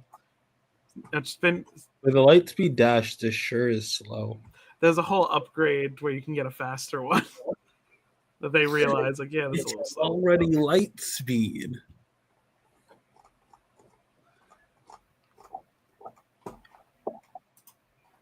Yeah. All right, Okay. I'll show you where the bonus upgrade is. we got to run out the clock for 9 more minutes. Okay, go back to the hotel.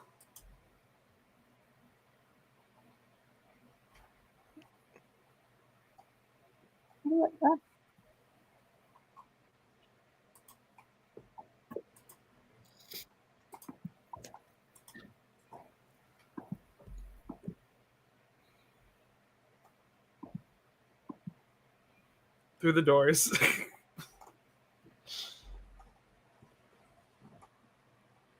First, go up the steps. Okay. Just position yourself between these real fast and do the spin dash real fast. It should hit the buttons. And now get it. Oh, no, you have to charge it up to do the light speed dash. Switch to my screen real quick. Which one? Oh. Hell yeah. Jesus Christ. No polygons here, baby.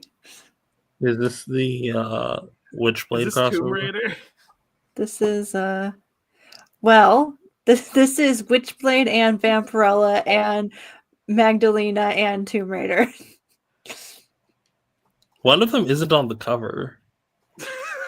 Magdalena wasn't important enough to be on the cover, I guess. No, Which that's is not on that's this one. Magdalena. Tomb not Raider here? doesn't get. Tomb Raider.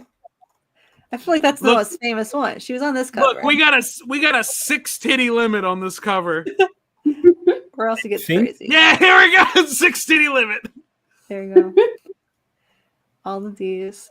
It says Simone. I was like, is that Gail? And then I don't see anyone named Simone. On the Okay, so listing. what the answer here is that this isn't actually. It's a double feature. It isn't actually a It's a quadruple feature. Jesus no, like, it's Christ. stories. Love. What's Jesus Christ? Scroll up. Boing. It's not. Those Charlie she doesn't look like Brown. that in the video game. Well, Some more Depends on polygons. It's What the? She's not even wearing. Doesn't even look like she's wearing pants. Who needs pants? Oh, here she is. Who is this? Is this her again? Why'd she get naked in the back of this cab? She was changing. Guys, do you guys want to see the art Yes. Nemesis made for this episode? Yes. Yeah, but also put on the message that Nemesis just typed in chat real fast. Put that on screen real fast. Oh, okay. Laura, make your peanuts explode. Fernandes. That is That's really good. fucking That's good. good. That's really fucking Sorry. funny. I like that phone has to be on a stool. I'm sorry I didn't read Love and Rockets Nemesis.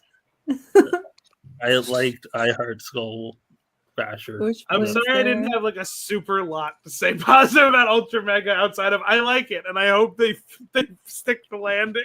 You had a lot more to say about Ultra Mega than like you had a lot. Whoa. So unexpected. Did you get it? Oh yeah, you have the bracelet now. You can charge Sorry. up your ring dash. I'm not faster. spending the last 5 minutes watching Sonic Why she's not? She's doing Indiana Jones. because I can That's do that. every at Lara any time. Croft thing. She's doing the Indiana Jones thing. Indiana Jones with breasts. That's it. Okay, here we go. Here's Gail. Gail's here. I've had peas before. Okay, So, they're all like- here. This is a crossover between Magdalena, Witchblade, and Vampirella, and then they also just attached a fucking unrelated Lara Croft story on there. I wonder if that's because like they couldn't get the IP because all of these other ones are like IPs that are like to comics. Lara Croft is the only one whose IP is owned by like a big video game company. If it's like we couldn't get an agreement. It's a lot of titty ladies. Yeah. Do you like see that's the confusing thing. Are you into Whoa. this or are you like Whoa. I'm into this. This is okay. I'm alright with this. we did like spend like 2 hours once after a stream of us just reading Vampirella comics. So Yeah. But that was for that, I think that was our like the friendship bonding moment was like Yeah. the two of us falling down a rabbit hole of just Vampirella comics Vampirella. Yeah, I because think we were that looking for the there's- Panther Woman specifically, but then we like just fell down everything else. There's more to Vampirella than meets the eye, I think. Yeah. Yeah, What meets the eye is She's a transformer. excuse me. that is an ability she has.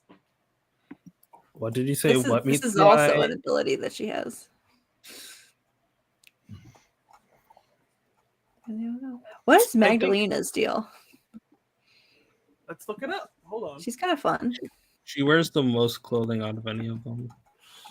It's a very She's the low Catholic bar to one. clear. How do you spell her name? Mag. There we go. The Magdalena is a title of a series where of women descended from Jesus Christ via his marriage to Mary Magdalene. Hell yeah. Well, The I don't know. The She Magdalene- showed up in Witchblade a couple times, and I was like, she's like the most Catholic. The Magdalena inherits great powers from the royal bloodline and acts as a warrior in defense of the Catholic Church. Here she is. Yeah, they had like priests in it that were like they were doing like a hidden cabal within the Catholic Church to bring about like a new god, a new evil god, because they all thought that God was dead, and then she fucked them up. It was pretty cool. So she's fucking up priests. I think her and Azriel should hang out. I think it'd be fun.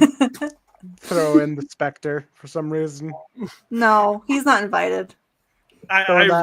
You're just looking for reasons for me to read a book so I can yell, "Who keeps inviting him?" Throw in There the she Hal is. Jordan Spectre. There she is. I am the Magdalena. So there are The Vatican sent me, she says. Yeah, the Vatican sent me. So there's like 4 Magdalenas. Whoa. This guy's face is very long.